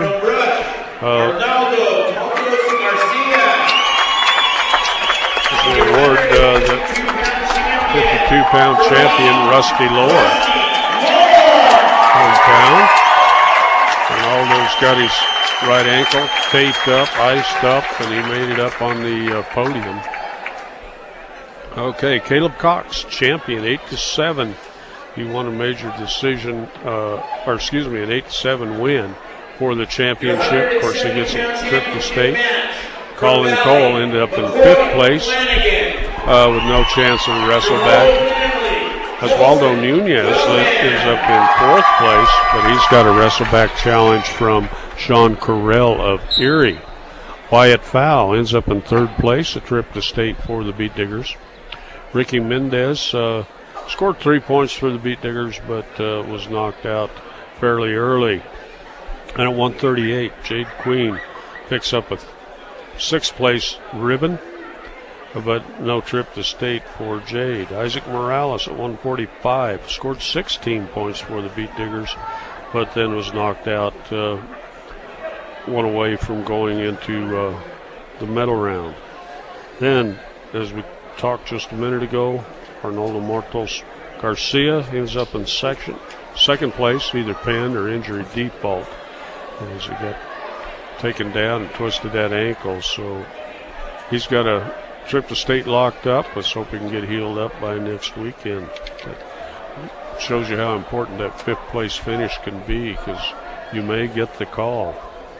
Jaron Peterson picks up 4th place at 160 pounds. He gets a trip to state and no wrestle back there. Toby McDonald also is going to get a ribbon, as Toby ends up in 6th place at 170 pounds. Daniel Arbaka, as we talked earlier, end up in 5th place, but he's going to get a wrestle back against Ames from Strasburg. So we'll see if he can lock up a trip to state. Riggs Tan was 2-1. Well, I guess he's just 2 and out. He had several buys in there, but didn't score any team points. Then Andrew Guzman, he gets a trip to state. No wrestle back there for Andrew, as he picks up 4th place for the Beat Diggers. So we're underway at 170 pounds. Don't quite have my sterling wrapped up here. But we've got a championship match going here at 170. There's been a run of wins by Valley Vikings as they're loaded this year. And out there right now is McCoy Flanagan, ranked number 1 in the state, picked to take the regional. He's going against Wilhelm from Holy Family, and the Holy Family wrestlers ranked number 2 in the state. That's Colson Wilhelm. So, or at least he was earlier. Yep. Okay. He's quieted down a little bit here after the excitement. Okay, in 5th place for the Tigers was Zach Loft, but he's got a shot at a wrestleback, and we'll call that match as soon as the championship matches are over. Josh Beret gets a trip to state as he plays 3rd at 113 pounds. Kobe Duncan, 2nd for the Beat Diggers, I believe, Beat Diggers for the Tigers. And he's got a trip to state. Ernesto Choa scored 14 points, but was 2-1 and then knocked out of the tournament. Isaac De Leon was 2 and out at 132. And Justin Gonzalez, he was 2-1. He scored 2 team points for the Tigers. Eric Creer is going to place 5th. And I don't think he's got a wrestleback. Where's my wrestleback thing here? At 145, no wrestlebacks. I'll triple check that here in a moment. Kendrick Thompson 2 and out at 152, and then Patrick Holzhauser at 182 placed 5th, and Patrick has a chance against Macalusco from Meade for a wrestleback for a trip to state, so he's still in there. Then Tate Green was 2-1, and he scored 3 team points for the Tigers. So who's got who here, Jason? McCoy Flanagan up 4-2. A couple of escapes for Colson Wellham. McCoy Flanagan with a couple of takedowns. 20 seconds left in the second period. McCoy Flanagan 50-0 on the season as a senior. Wow, that's a lot. Surely getting close to a record there. Colson Wellham 36-7 as a junior. Flanagan chose bottom. Well, they got the score 4-3. I thought Flanagan chose bottom.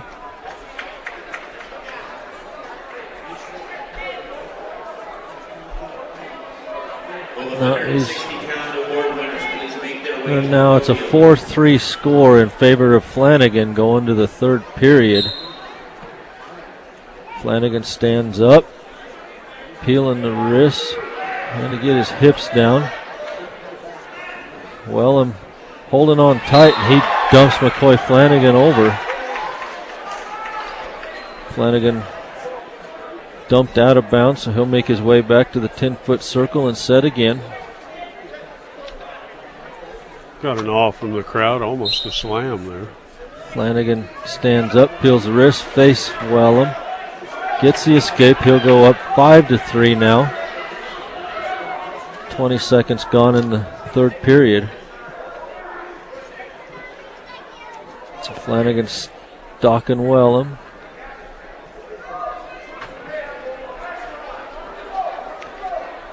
Wellham needs a takedown to get it tied up. Little shot by Wellham. Good block by Flanagan. And they'll go out of bounds.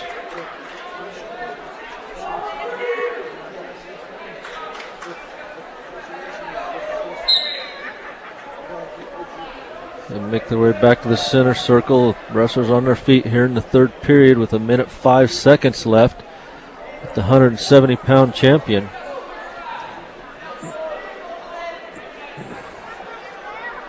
got Flanagan up 6-3 here in the third period. Flanagan will shoot Wellham out of bounds.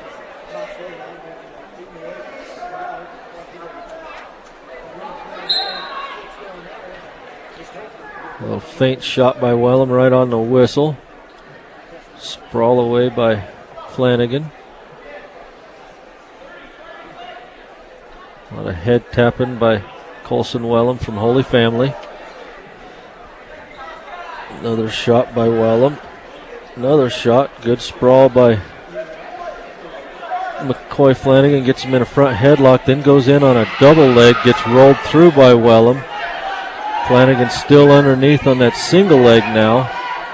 Trying to elevate that single leg and dump Wellham over on his hip. We're within 5 seconds of the match being done. And McCoy Flanagan from Valley is going to win the championship by a score of 6-3 over Colson Wellham of Holy Family. How about that? Well, they award the 160-pound champions. Let's take a short timeout. Haven't had one of those in a long time. As we'll take a short timeout here on 1010 KSIR and 100.1 The Ranch. In fifth place from Strasburg, John Still. In fourth place from Brush. Well, I'm not sure we got a timeout there, but I want to thank Corp Continental locations of Fort Morgan, Brush, and Akron, Yuma, Sterling, and Julesburg. They're open around the clock at Corp.net. Buy your next vehicle the Corp way and save. And of course, from Corp, good luck to all the wrestlers. B&B Gutter Service in Sterling. They have 20 years of experience. Do residential and commercial gutters with fast, friendly service and are fully insured. They wish all the area wrestlers the best. And don't forget, drivers, start your engines. It's time for NASCAR. Tune in to 94.5 The Ranch Sunday. That'll be February 21st for the Daytona 500. 94.5 The Ranch is the radio home of NASCAR in northeastern Colorado.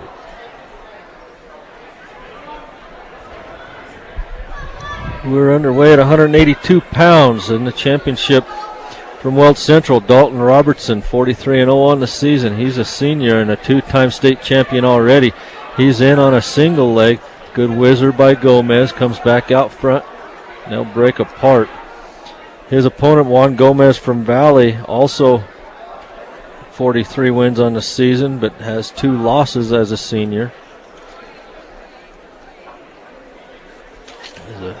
Robertson and Gomez tie up forehead to forehead and break apart. Robertson will coax him back to the center of the mat.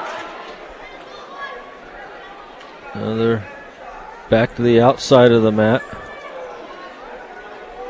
Robertson in with an inside tie up, ear to ear. Gomez in on a single leg. Underhooked by Dalton Robertson, and Gomez will shoot Robertson out of bounds. Gomez won over Patrick Holthauser of Sterling by a score of 3-2. I think that was the end of several periods of overtime. TB1, whatever that means. Dalton Robertson doesn't look like your typical wrestler, but boy, is he a good one. He's about, how tall would you say he is? 6'3", 4"? It looks like he's a lot taller than Gomez. He's also was a 106-pound champion. I think last year he might have been about a 145-pound champion, somewhere in there. Now he's all the way up here to 182 pounds, so he's still growing. He was 160 last year. He beat Alec Peterson in the championship last year. Okay. Isn't that right? I'd have to look. It's getting late in the day, but I can do that real easy. I've got all kinds of stuff here. We're going to run out the first period, tied 0-0. Dalton Robertson gets deferred to, so he's going to take the bottom position. Gomez going to give him a free escape. So Dalton Robertson goes up 1-0 as they start out in the neutral position. There's a single leg shot by Dalton Robertson, front headlock by Gomez, and Gomez throws Robertson out of bounds. Okay, Robertson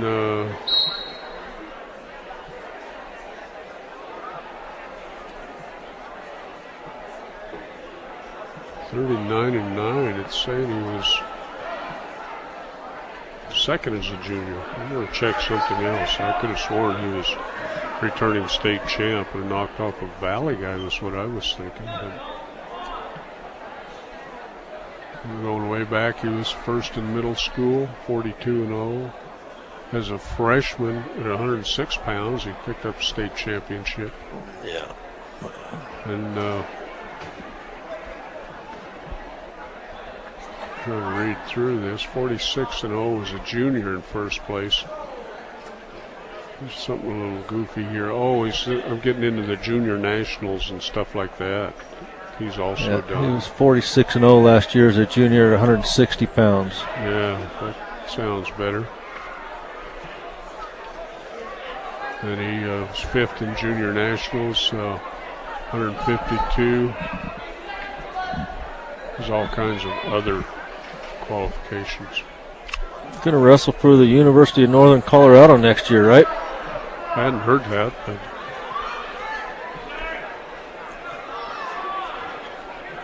the wrestlers still on their feet. Nothing exciting happening here in the second period. Dalton Robertson still leads 1-0 over Juan Gomez. Gomez ranked number 2 in the state, number 2 in the region. He's up by 1. Inside of 5 seconds now here in the second period. And we'll go to the third period with Dalton Robertson leading the match 1-0. He was fifth as a sophomore at 126 pounds. Moved up 20 pounds between his freshman and sophomore years.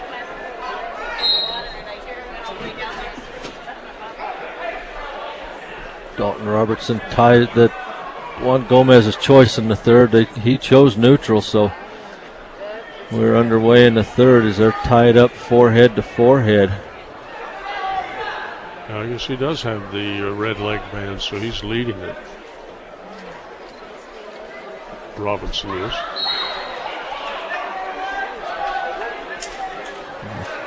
Single leg shot at the edge of the mat by Juan Gomez, and he goes out of bounds. We'll start again with 1:30 on the clock here in the third period. 1-0 the score. Gomez built like a linebacker, and Robertson built like a track star. Yep. Long, thin legs. Gomez going to get a stalling warning on Juan Gomez.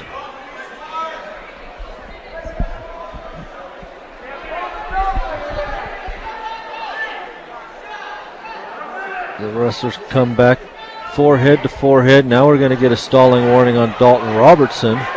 So both wrestlers have a stalling warning. They come back together, tie up forehead to forehead. Underhook by Dalton Robertson. He'd have to be confident in that underhook, grabbing a guy like Juan Gomez. Two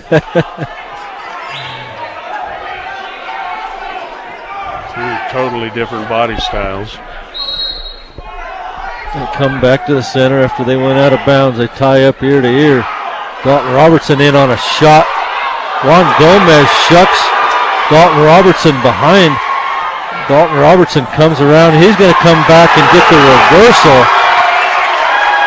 10 seconds left on the clock. Juan Gomez going to run away and get the escape. We're going to be tied up at 3. 4 seconds left on the clock. We're going to go into overtime at 182 pounds. So tied up 3-3. Both wrestlers have a stalling warning. 1 minute overtime period to start.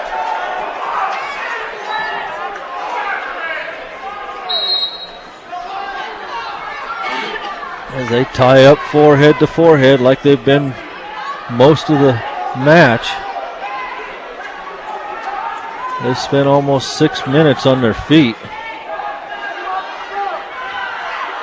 Dalton Robertson with a tight head tie. There's a feint shot by Juan Gomez. Juan Gomez tries to break apart. Dalton Robertson inside control. 25 seconds left in this overtime period. Juan Gomez makes his way back to the center circle. There's a shot by Juan Gomez. He's in deep. Dalton Robertson in. Flattens Juan Gomez out. Dalton Robertson trying to get in behind. Has Juan Gomez over on his hip, and that's the match. Oh, you can see why he's going for his third state championship. Man. Goodness, he should have been taken down there. And just, wow. Yeah, that was a wonderful shot by Juan Gomez, and he just loses it. I don't even know how Robertson did that, do you? No, somehow he got on top, had both legs in, and almost had Gomez turn. Toby McDonald gets his sixth place ribbon. As they award to 170 pounders. As we get set for our next match, we work our way through these championships. We'll come back with 6 wrestlebacks. Kick it off with a Sterling wrestler. We'll have Zach Loth going against Martinez of Fort Lupton. And we'll have Waldo Nunez going for the Beatfingers at 120 pounds to try to keep his trip to state. And 3 matches, Skyview and Eaton at 132. At 152, it'll be Gore from Valley going against Rupp from Erie. And at 182, it'll be Holzhauser of Sterling. So we'll have 4 of the 6 wrestlebacks from our 2 schools. Okay, we're going to move her up to 195 pounds. We've got Alfredy of Eaton going at 195 against Hernandez of Valley. Hernandez ranked number 4 in the state, picked to take the region, and Halferty not picked even on the regional chart, but he's ranked number 10 in the state for the Eaton Reds. And we look at the team scores. Valley's up 243 to 230 pounds as they go out of bounds. 230 and a half for Eaton. Beatfingers in third with 159. Coaches, don't forget to pick up your packets for the state wrestling tournament from the athletic director, Steve Longwell. Back to the center. Alfredy from Eaton. Not even seated, I don't think. He's 9-8 on the year.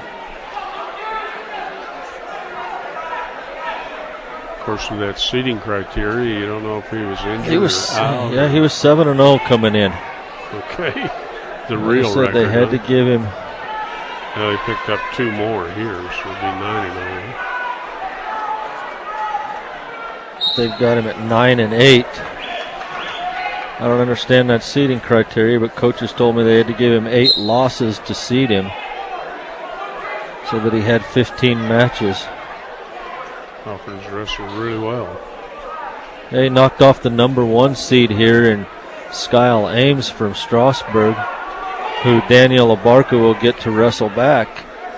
And he pinned him in 3 minutes 19 seconds.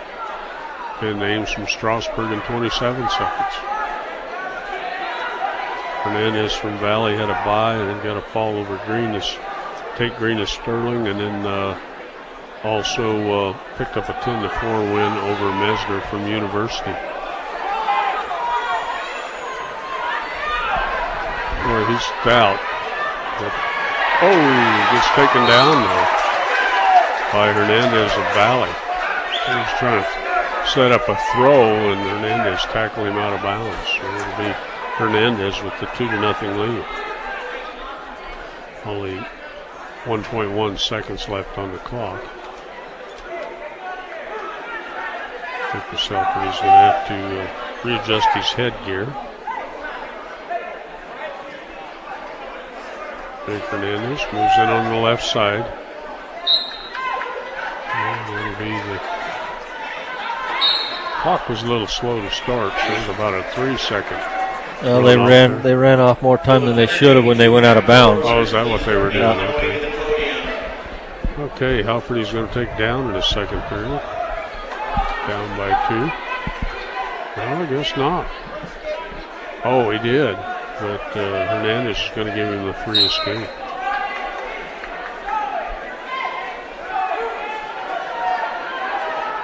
Red wrestler in a white singlet.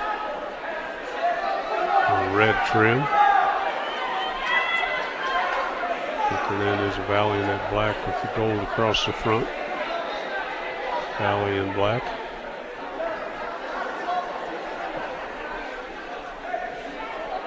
Pushing in. Hard snap down right to double leg tackle. Hernandez blocking it, running backwards, and they go out of bounds. Hernandez felt him coming in, and he put her in reverse in a hurry. 122 and counting. And now Hernandez, but Halferty shoots in again. Hernandez backing away again and goes out of bounds. Halferty looks a little winded, and it's only halfway through the second period. With that kind of a record, it's probably hasn't had a lot of time in the room. Pummel for inside control, now circle. Halfway through the match. So there's Hernandez shoots in, but Halferty sets up a throw that go out of bounds. Like he's trying to load up kind of a lap throw or something there. Halferty huffing and puffing. And restart. Halferty down by 1.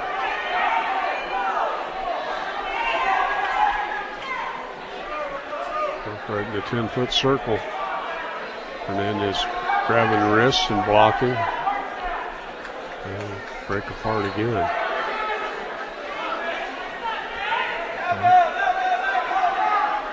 Tie up. Hernandez tries to throw Halferty back. Hernandez backing up. And no stall warning there. That looked like it might have deserved one as he backed out of bounds again. Halferty working the wrist ties. 12 seconds left here in the second period. Hernandez up 2-1.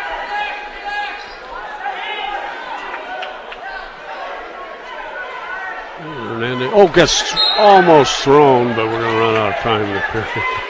Hernandez has good balance. Yeah, because Halferty, I thought he had him loaded up for the throw there. Yeah, it looks like Hernandez is going to go neutral here in the third period. And we're back underway. Hernandez up for the Valley Vikings, 2-1.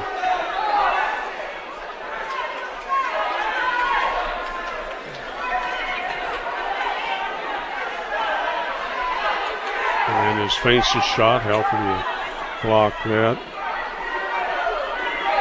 Halferty's got a big knee brace on that left knee. They're wrapping him. Hernandez does enough of his shots, but he comes right back, feints his shots, and then blocks. 40 seconds gone here in the third period. Halferty tied, little underhook, pull, snap down attempt. Hernandez backs away from that. Halferty pushing into him right in the 10-foot circle. Halferty trying to snap him down. Break back up away. Referee moves in to do a little hand fighting. Hernandez just kind of bobs his head. And feints a shot. Referee pushing the head down. 40 seconds left. Hernandez with several head taps. Halford trying to push into him. There's a stalling warning on Hernandez. Halford pushing in. Hernandez backing away, and out of bounds he goes again. Always trust the Valley Vikings to work the edge and go backwards fast.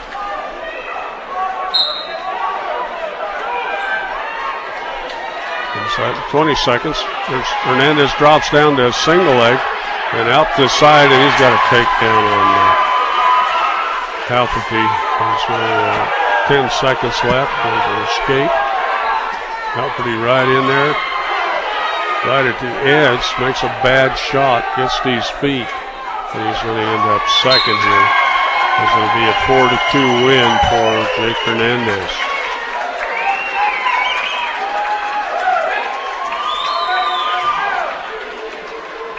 That sets us up for our next match. Have Gallegos of Meade taking on San Esteban from Strasburg. No Valley wrestler? No Valley wrestler. They're running out of people. Okay. Western Engineering Consultants are practical inventors who make life that much better. Now there's offices in Brighton and Brush. They wish all their area wrestlers the best of luck. Thanks to Chad Cox for that ad. Greg Mullins, State Farm Insurance, home with discount double check. Home, auto, renter's insurance. See State Farm agent Greg Mullen and Brush, proud sponsor of Beekeeper Sports. Buildings by Design. Customer service, experience, quality, diversity is what sets Buildings by Design apart from all of the building companies. Friendly today's businesses, Buildings by Design. And of course, always our great sponsor, Brush Grocery Cart. They have delicious meal ideas. Fresh meat, deli, produce, and everything to keep your athlete and your family going. They're 1302 Edison on the west side of Rush. Okay, we're set to go here at 220 pounds. We have Jack Gallegos from Meade, a senior, 45-5 on the year.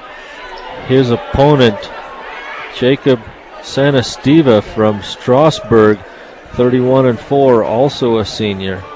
And it is 1010 KSIR Brush Fort Morgan and KRFD 100.1 FM, Fleming and Sterling, and KSIR.com on your computer. And we're underway here at 220 pounds. The big fellas out there locked up forehead to forehead. Fighting for inside control. Sanasteva looks a little bigger than Gallegos, but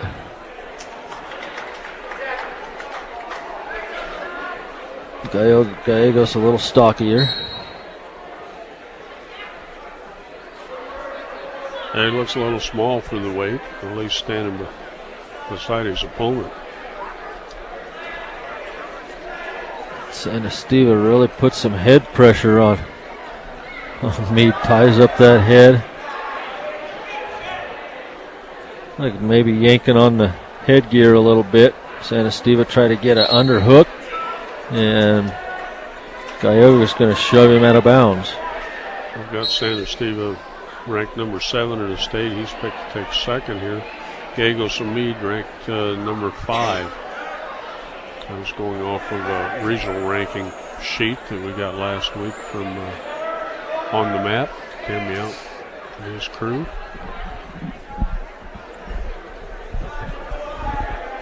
Gallegos and Sanasteva locked up in a head tie out there. Neither wrestler's really taking a shot. We're going to probably go to the second period. Only a couple seconds left in the period. And we'll be tied going into period number 2. We'll have to move Sanasteva down. He dropped 1 point to number 8 with the number 9 Week 9 rankings. Santa Stevens' choice. He defers. Gallegos chooses bottom here in the second period. Santa Stevens just puts all of his weight on Gallegos to start the period out. Big base by Gallegos. Now Gallegos comes up to 1 foot, gets 2 feet under him, runs away from Santa Stevens, and he'll get the escape and go up 1-0.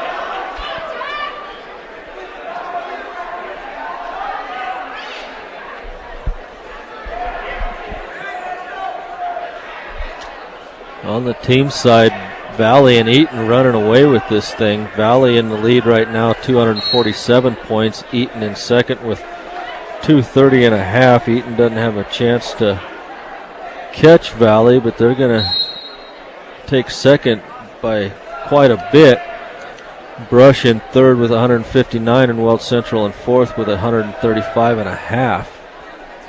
Down to 1:15 in the second period. Russell still in the neutral position, dancing around, tying up once in a while.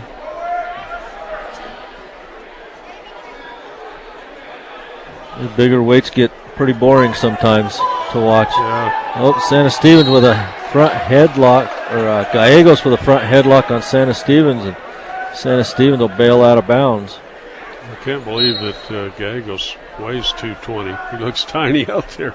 He does compared to Santa Stevens. Yeah.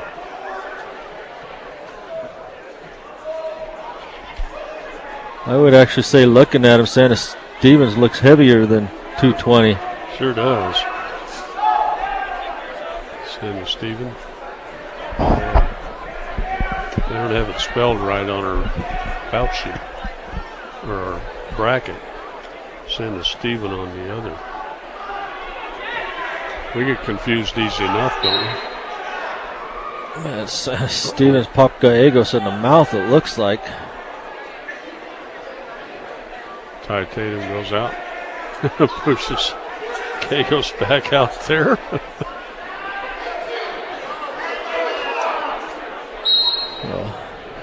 We'll start back in the center.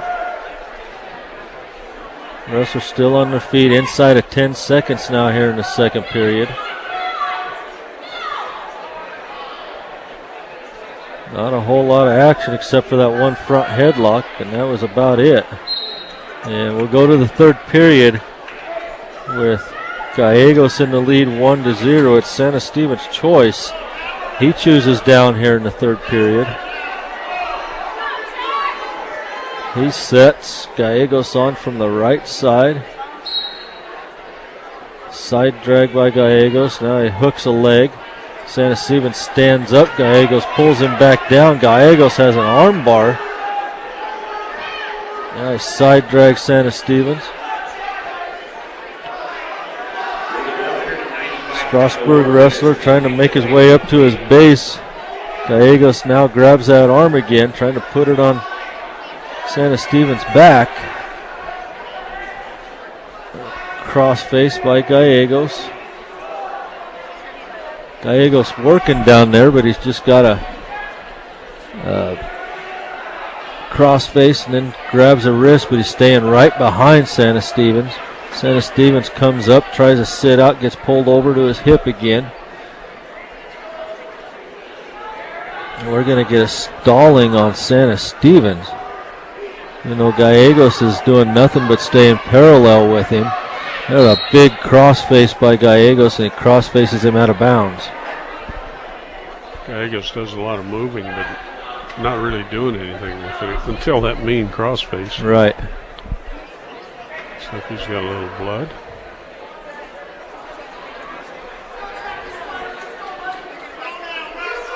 Ty Tatum sends him back out there. So blood's all cleaned up. So Santa Stevens will take his place in the down position with 1 minute left here in the third period.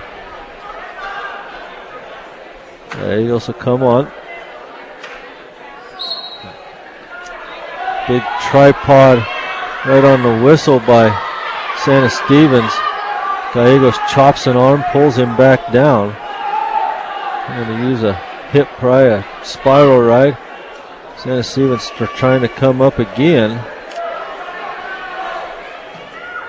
We're going to get a stalling on red again. And that's going to give a point to Gallegos. And Gallegos leads the match 2-0.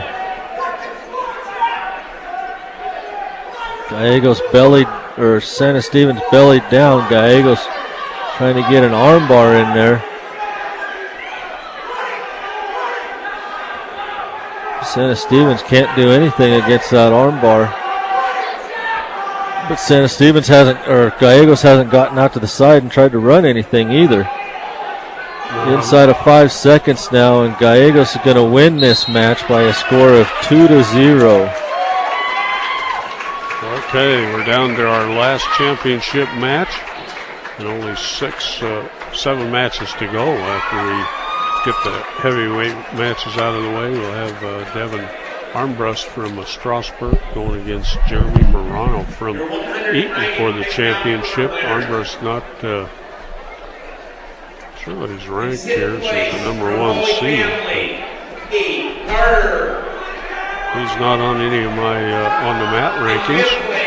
Got an 11-5 record coming in. So. Fifth place from Strasburg. Scott, 4th place. Awarding our championships at 195. 3rd place. ACI, proud supporters of area high school athletics, and they wish the best to all the area wrestlers during the regional and state matches. For crystal clear, quality ice every time, pick up ACI. Got a local grocery store, convenience store near you, and lots of other locations. Ackley Building Center.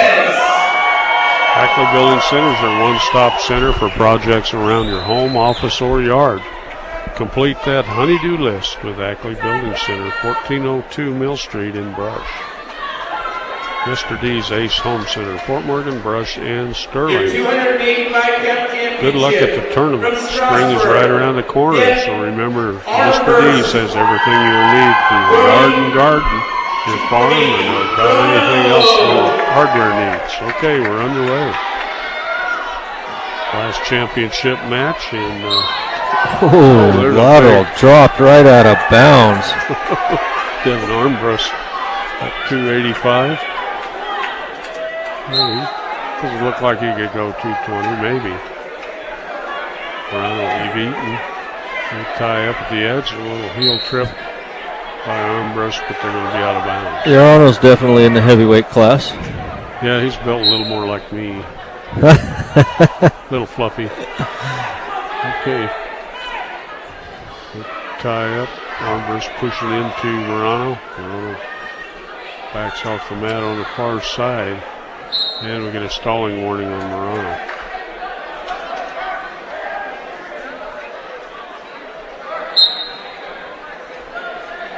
And a little lateral throw. Well, I don't know. Trying to load it up as Armbrust, but Morano now he tries to trip Armbrust out of that. Armbrust blocks that now. Armbrust tried to throw Morano. It was going backwards and pulled Morano right on top of him. That shook the gym floor. Right back to the center. About a minute gone here in the first period. No score. He did it again. Tried to load up Morano for a throw and pulled him down and right on top of Armbrust.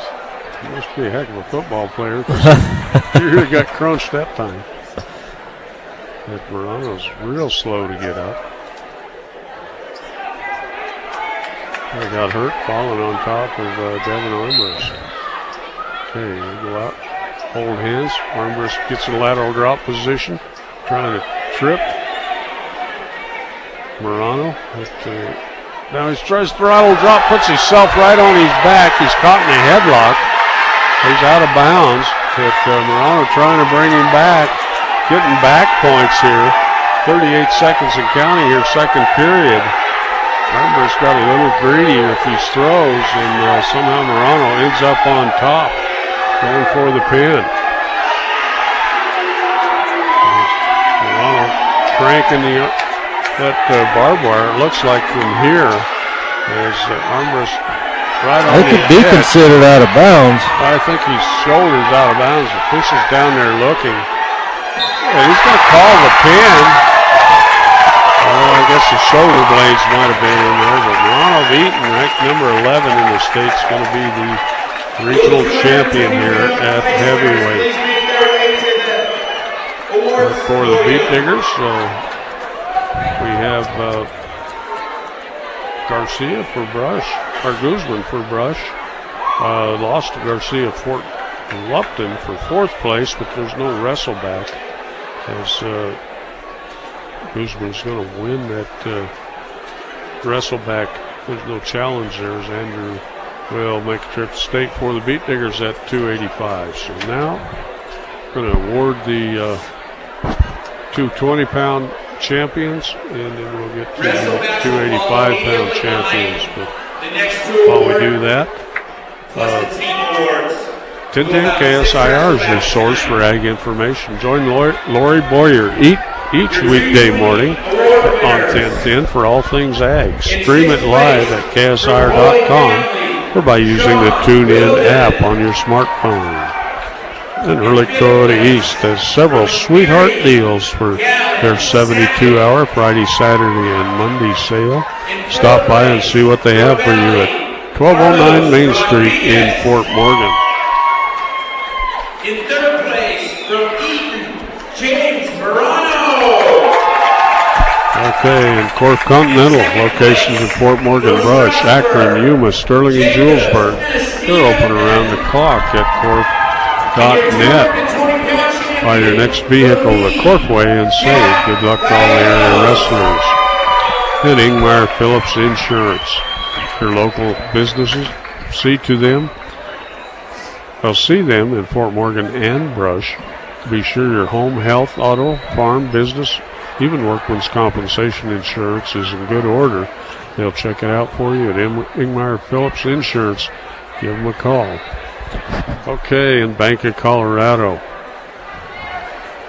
they offer free checking, and when they say free, they mean it. Visit bankofcolorado.com. See all the ways they offer for a better banking experience. Bank of Colorado, there's only one member of FDIC.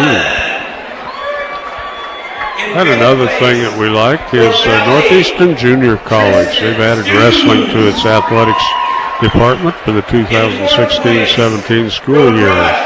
The Plainsmen will begin competition immediately in the NJCAA and have high hopes for this new program. If you're a wrestler who wants to be part of that program, or an individual interested in coaching, or a fan interested in more information, go to www.gonjc.com.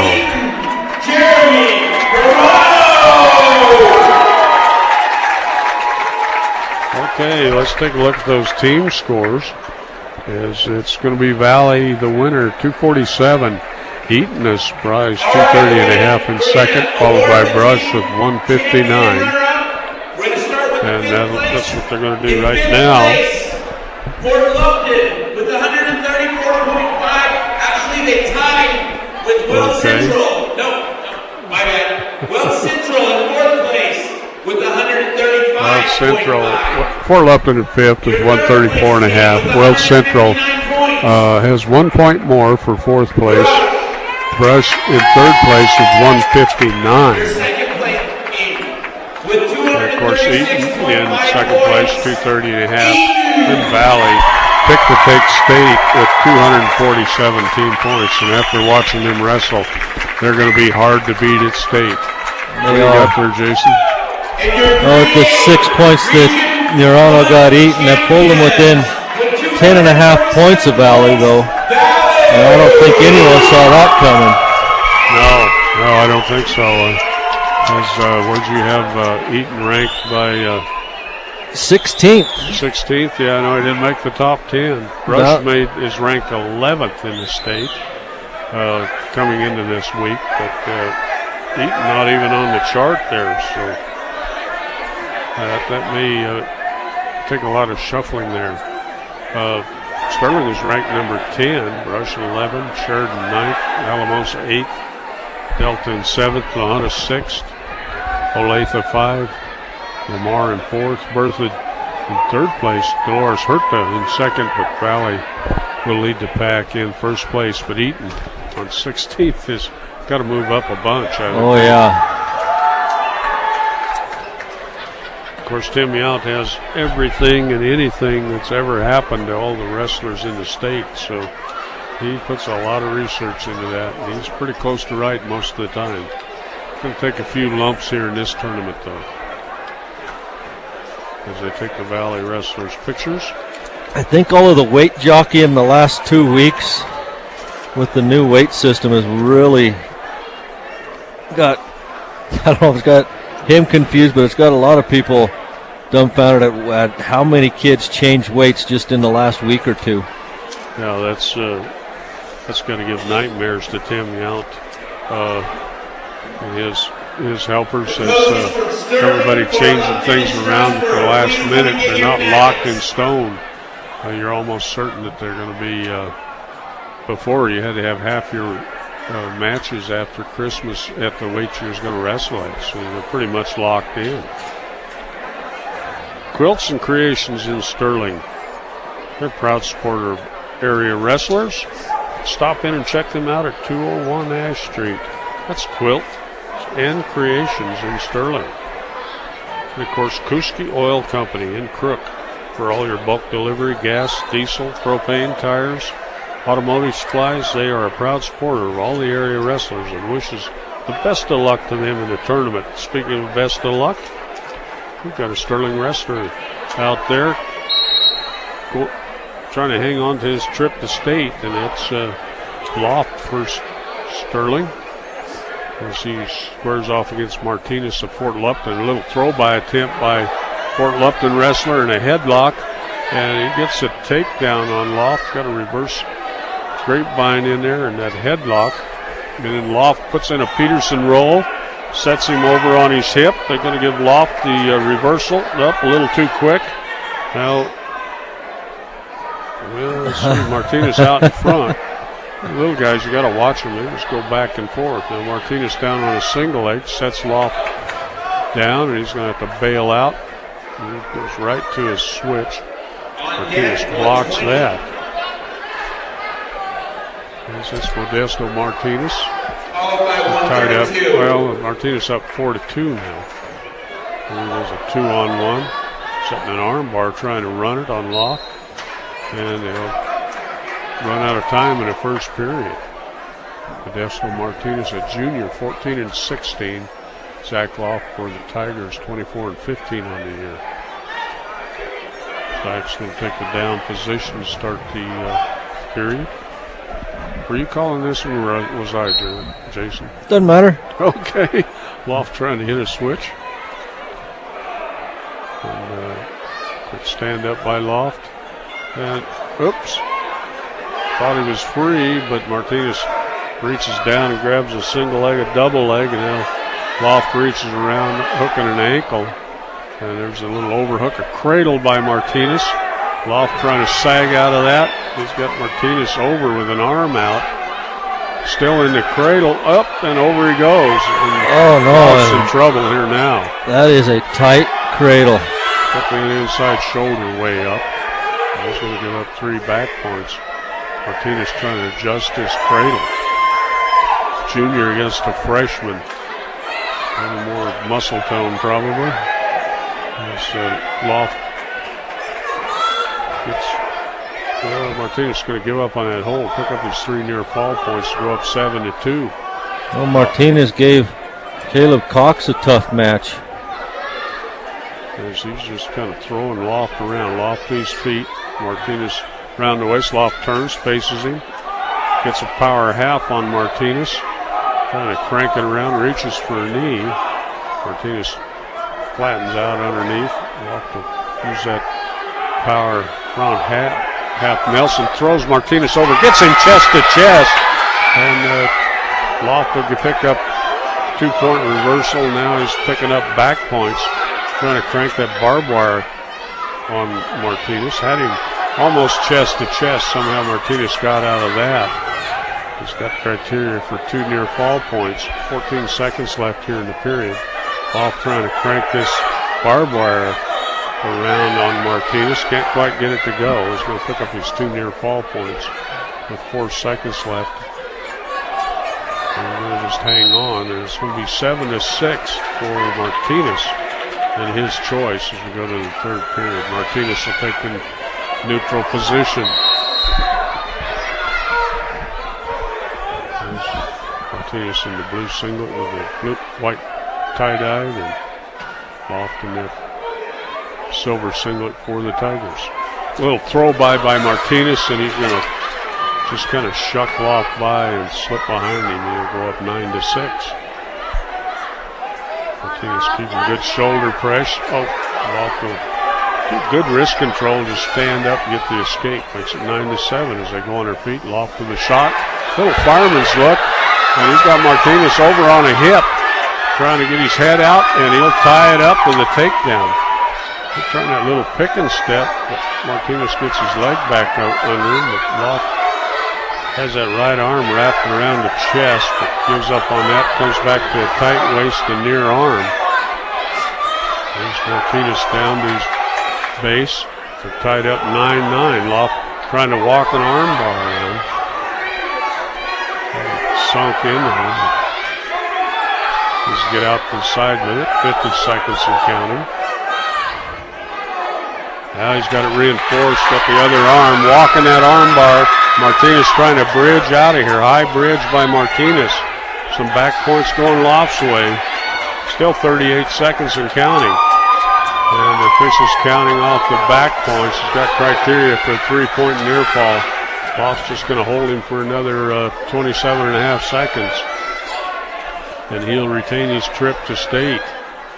The team's come out and got a big lead, and Loft coming from behind. Clock down to 15 seconds and counting. And just holding Martinez there with that. Martinez trying to bridge out of there. Loft's going to step over him, try to get chest to chest. Going to hold him down there, and Loft is going to stay. Going to win this one 12-9.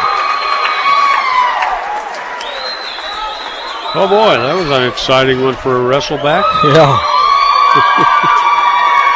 Well, Loft is going to win it. We'll move on to 120 pounds, where Brush's Oswaldo Nunez is going to have a wrestle back. He took 4th, but Wagner from Weld Central, or Curell from Erie, won by injury default over Wagner. So Oswaldo Nunez has a wrestle back. He's got to win this to retain his trip to state, and we're underway. Wrestlers in the neutral position. You can hear Oswaldo's mom yelling down there. Can you? Yeah. Come on, Nunez. Yeah. Grandma Maria's over there. That could be her hollering, too. She's new to the sport.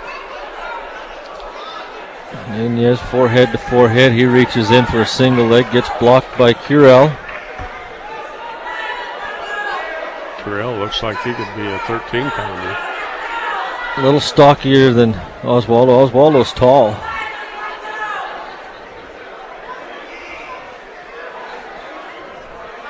No points scored yet. 10 seconds left in the first period. They're tied up ear to ear now.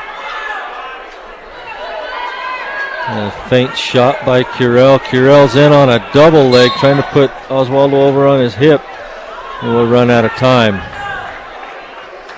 It'll be Oswaldo's choice. He defers.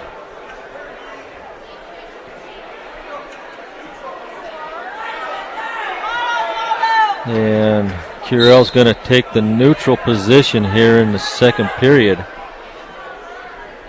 Has confidence he can take Oswaldo down. Oswaldo in on a shot, backs out of it, gets blocked by Curell. They come up ear to ear. Oswaldo only started wrestling last year. And we got blood time. Not sure what happened there, but rubbing his nose is Currell. Coach Quinlan and Coach Lucenhoff out there talking to Oswaldo. How about A&A Rental in Sterling?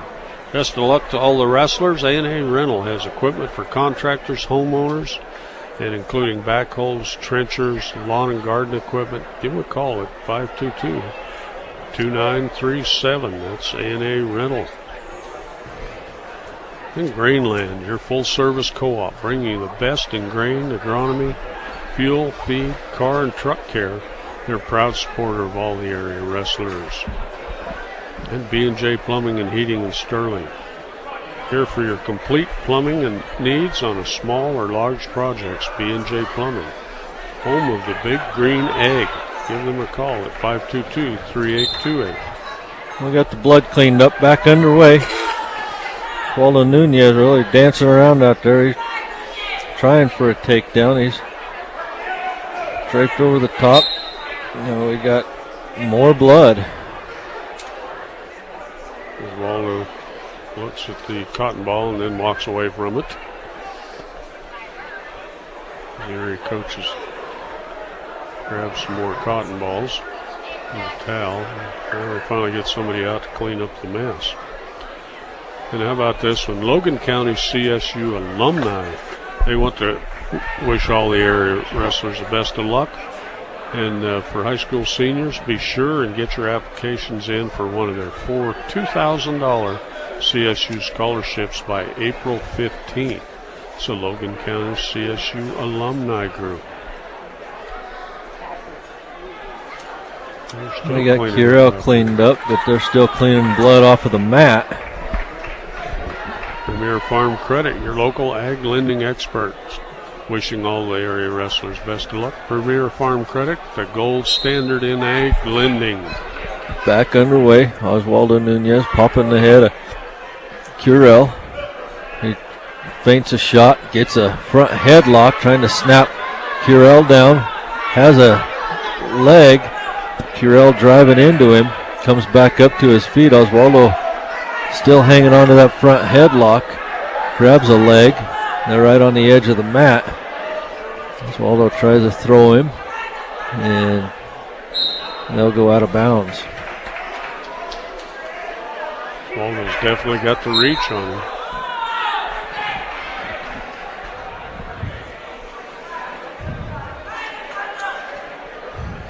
Oswaldo's quick. Nice arm drag by Oswaldo, but he didn't catch a leg going by.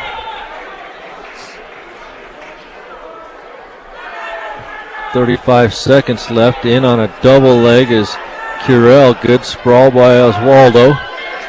Nunez sprawled out there. Grabs a leg, trying to crunch Currell in. Now Currell comes back up, going to back away. Oswaldo's got a front headlock again.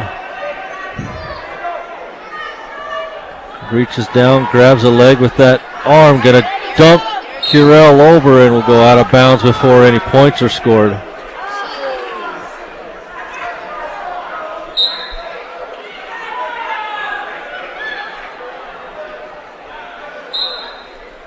And that's the end of the second period, tied 0-0. It's Nunez's choice. The brush wrestler chooses down here in the third period. Oswaldo will sit out, now stands up right on the whistle, turns into Currell, and he'll get the escape and go up 1-0. The wrestlers still dancing around out there. Nunez momentarily goes down to one knee.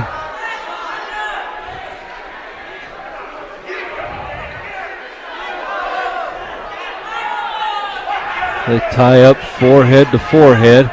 A faint shot by Nunez. Currell trying to get wrist control as they break apart. Nunez now grabs a wrist. Nunez grabs the wrist again.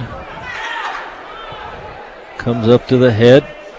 Now Curell in on a single leg shot. Nunez tried to grab the front headlock. Oh! Curell caught Nunez messing with his headgear, and he drove in on a double leg. Good sprawl by Oswaldo. And Oswaldo's trying to bust Curell over to a hip, and he does, trying to reach in and get a crossface. He's trying to break that single leg. Oswaldo has a crossface still draped over the top. 35 seconds, we're going to get a stalemate. Another good wrestle-back match. Here at 120 pounds, we're within inside of 30 seconds now. Curell comes in, grabs Oswaldo's head. Nunez has wrist control down on underneath. Nunez grabs Curell's wrist.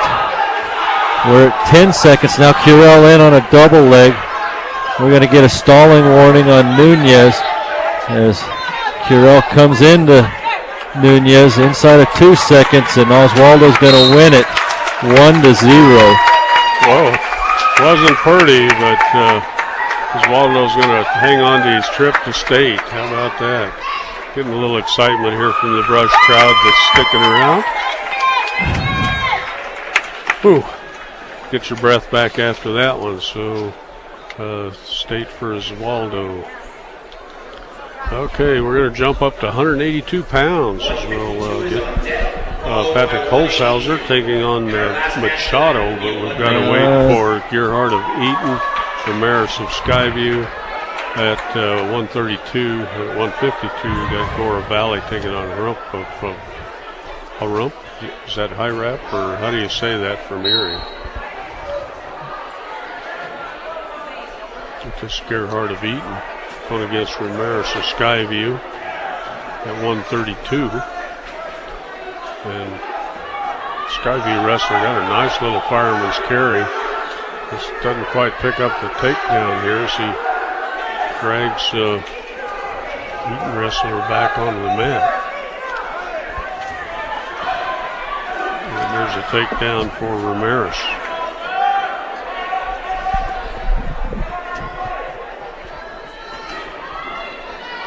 That's Tony Ramirez. He's maintaining control with 15 seconds left here in the first period. Trying to work the arms, and they'll be out of bounds.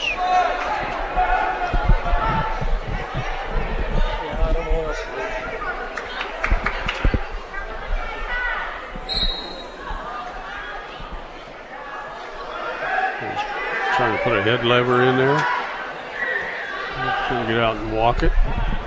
That's not quite going to work because we run out of time. That's Ty Garnhart for Eaton Reds. He's a freshman, 21-20 on the year. Tony Ramirez, a sophomore, 26-16. Okay, we start the second period. With Garnhart in the down position, he's trying to set out there, but can't clear his arms, and we're going to get locked hands. Give a point to Gerhardt of Eaton on the locked hands.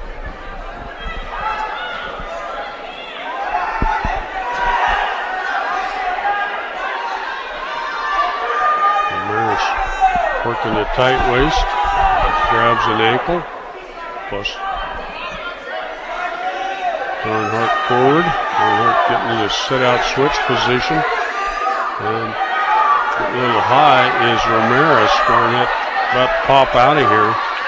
And he will for the escape to tie it up. And there's Ramirez. Got Garnhart on top of him. That glance down, and it looks like Garnhart's going to get the escape and a takedown. So it's going to be up 4-2. 1:03 left second period. Ramirez jumps a little bit. No, the official's going to say that's on me. And we're back underway. Ramirez trying to work out from underneath Garnhart. And he stands up. Garnett drops down on the ankle. And trying to work it up. He's going to wheelbarrow Ramirez out of bounds. 49 seconds left. He'll restart. Pace away from us. Garnett working the near arm. Now he drops down to the low ankle. Ramirez trying to turn around. We're getting a stalling warning on Garnhart. And Garnhart just hanging on to the ankles, and we're going to get a stoppage here. Potentially dangerous, but Ramirez back down.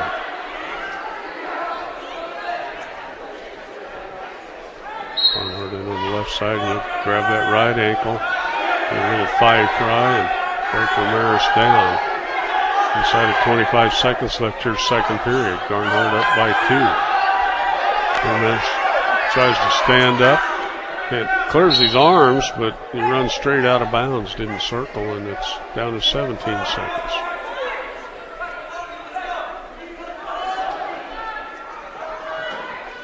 Garnhart in on the right side this time.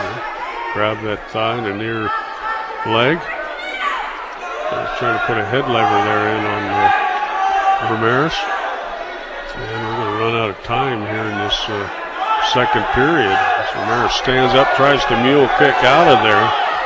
And we're going to get a stalling. That's going to be a point for Ramirez on the penalty on the hanging on to the ankle. That's a 4-3. Ramirez will take the down position here in the third period.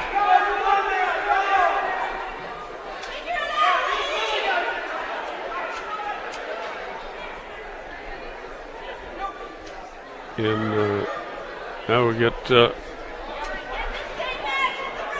guess that guy's the head official. He wants to butt in on all the matches. Yeah, he shouldn't be in there. No. Where's Bob? He could tell him to go sit down because he's talking to the head official. That's a lady official. She's done a really good job this year. I mean, this tournament. I think she's the best ref out there, to be honest. And we got quite a conversation going on, and still not sure why he's not that good. I don't know why he's giving advice. He's been terrible all weekend. Okay, it's going to be 4-3 after all that. Ramirez in a down position as we go in the third period. Ramirez trying to stand up, peel away, and there's Garnhart hanging on to the ankle again. But now he'll let loose of that, come around with a little spiral ride. Ramirez standing up, Garnhart trying to pull him down. He does. They get over to the right side of the mat. Ramirez tripods up, and Garnhart will bust him out of bounds.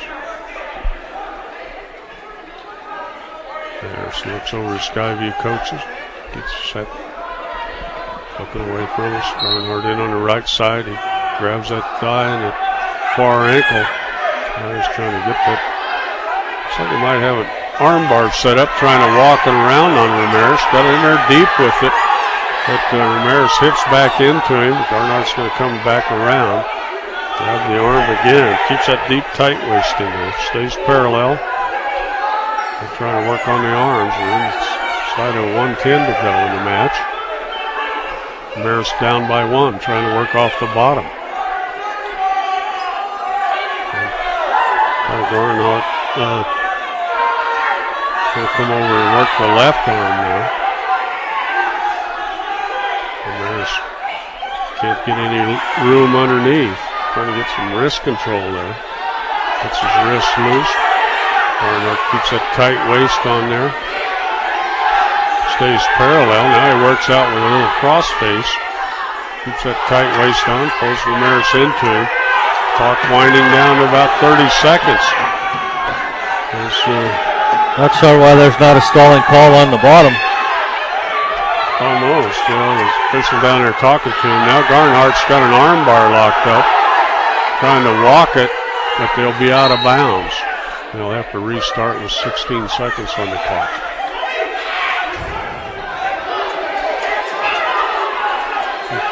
Garnhart trying to hang on to that trip to state with his fourth place finish. Goes in on the left side. He'll grab that thigh and the ankle again. 11 seconds and counting.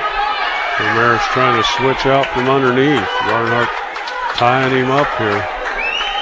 Driving him forward. And Barnhart's going to live to wrestle at state. At 132 pounds. Well, these wrestlebacks have been exciting. They have. Barnhart will end up in a trip to state. And all so far, nobody's won the wrestleback. As Eaton wrestler will win that one. Next up with 152, we've got Gora Valley going against Hirat from Erie.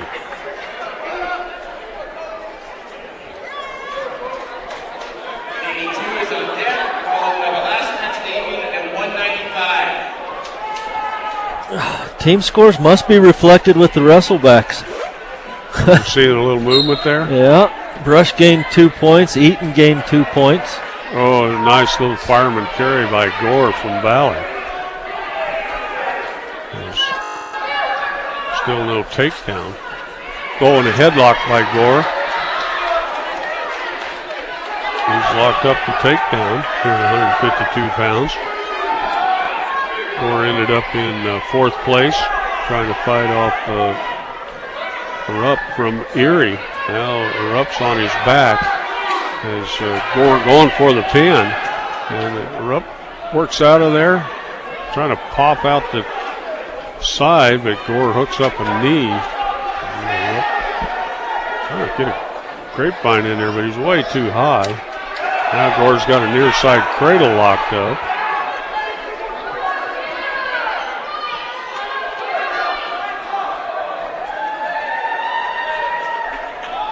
Gore pulls that arm up over the top. Over the second period with Gore up 5-0.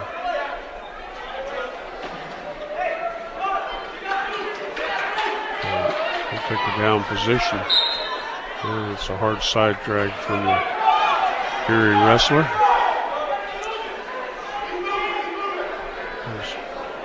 Up trying to she's that tight waist, working that near arm, trying to chop it now. As Gore builds a base and tries to set out and a switch, a little kind of a roll, rookie roll. Not even quite a Peterson roll, but just a roll. He's got Rupp on his back. Now Rupp pulls him up over the top, flops him over the top, and now we'll get 2 near fall points. A reversal for Rupp. And Gore reaches up, grabs his head, throws him over the top, gets him chest to chest. He's teed out there with a reverse half. Gore going for the pin, and he'll have it. Let's see how that works on the scoring there. Let's see if Valley picks up a couple more team points.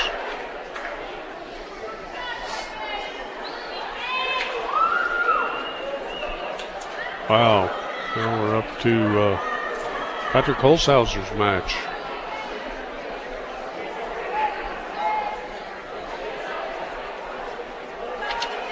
Patrick going against Jacob Macaluso. Oh, that must be yours, Jason.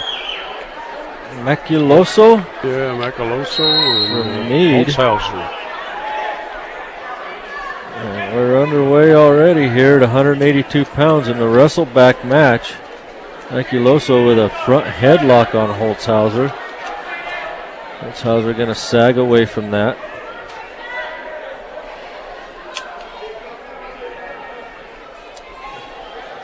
Nobody's won a wrestleback from the 5th place yet, but Holzhauser can still get a trip for the senior if he can pull off a victory here at 182 pounds in wrestle-offs. Holzhauser does a duck under, spins behind, and gets a takedown.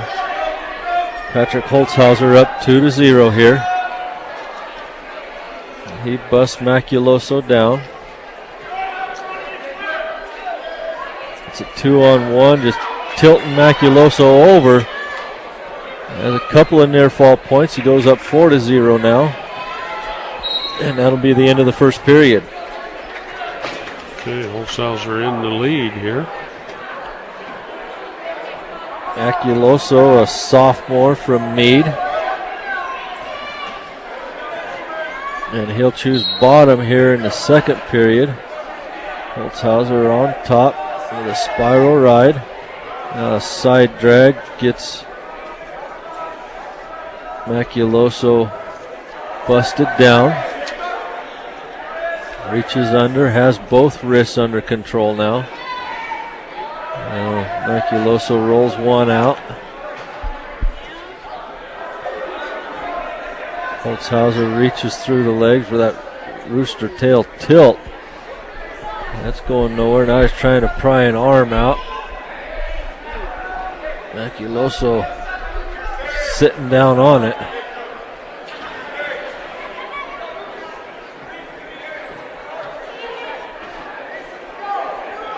Holzhauser out to the side, trying to work something. Maculoso just bellied down, burying his arms. Now he gets his arms free, trying to make his way up to the base. And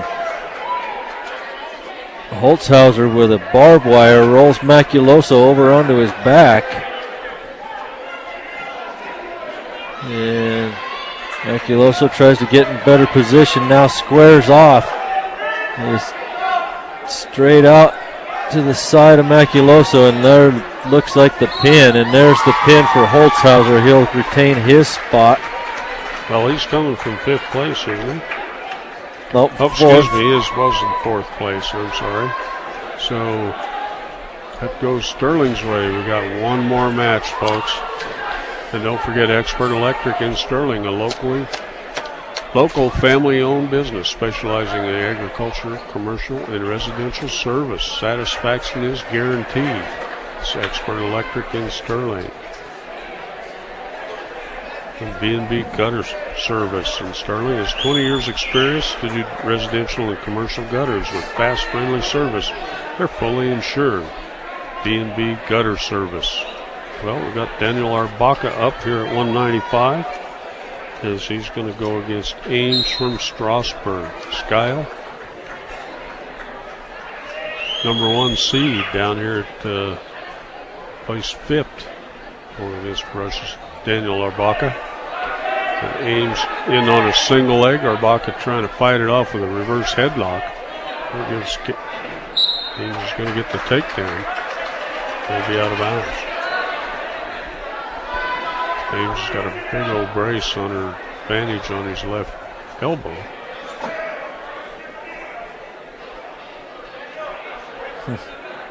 A caution on the start on Ames. And a restart. There's a crossface from Skyle Ames on Arbaca. Puts a cradle on him. Trying to step out with it. Over goes Arbaca. He's in deep trouble. Skyle Ames going for the pin, and he's going to get it.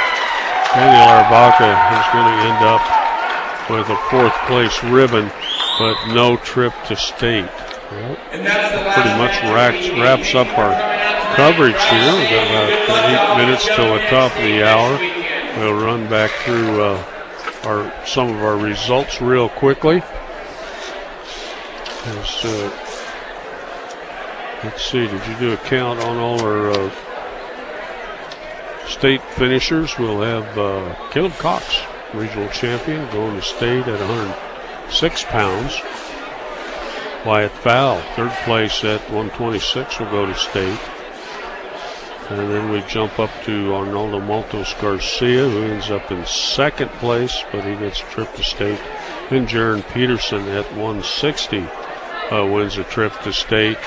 And so does Andrew Guzman at 285. So no wrestlebacks in there. Daniel Arbaca loses his wrestleback and ends up with the 5th spot there on the bracket.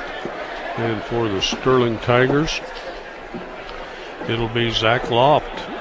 He won his wrestleback. He gets a trip to state, as does Josh Beret, ending up 3rd at 113 for the Tigers. And Colby Duncan loses 4-3 in the championship match against number 1 ranked Sandoval from Fort Lupton, but he gets a trip to state.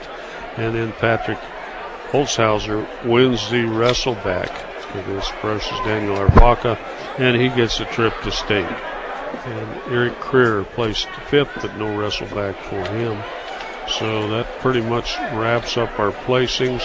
The final team scores, if I can find those.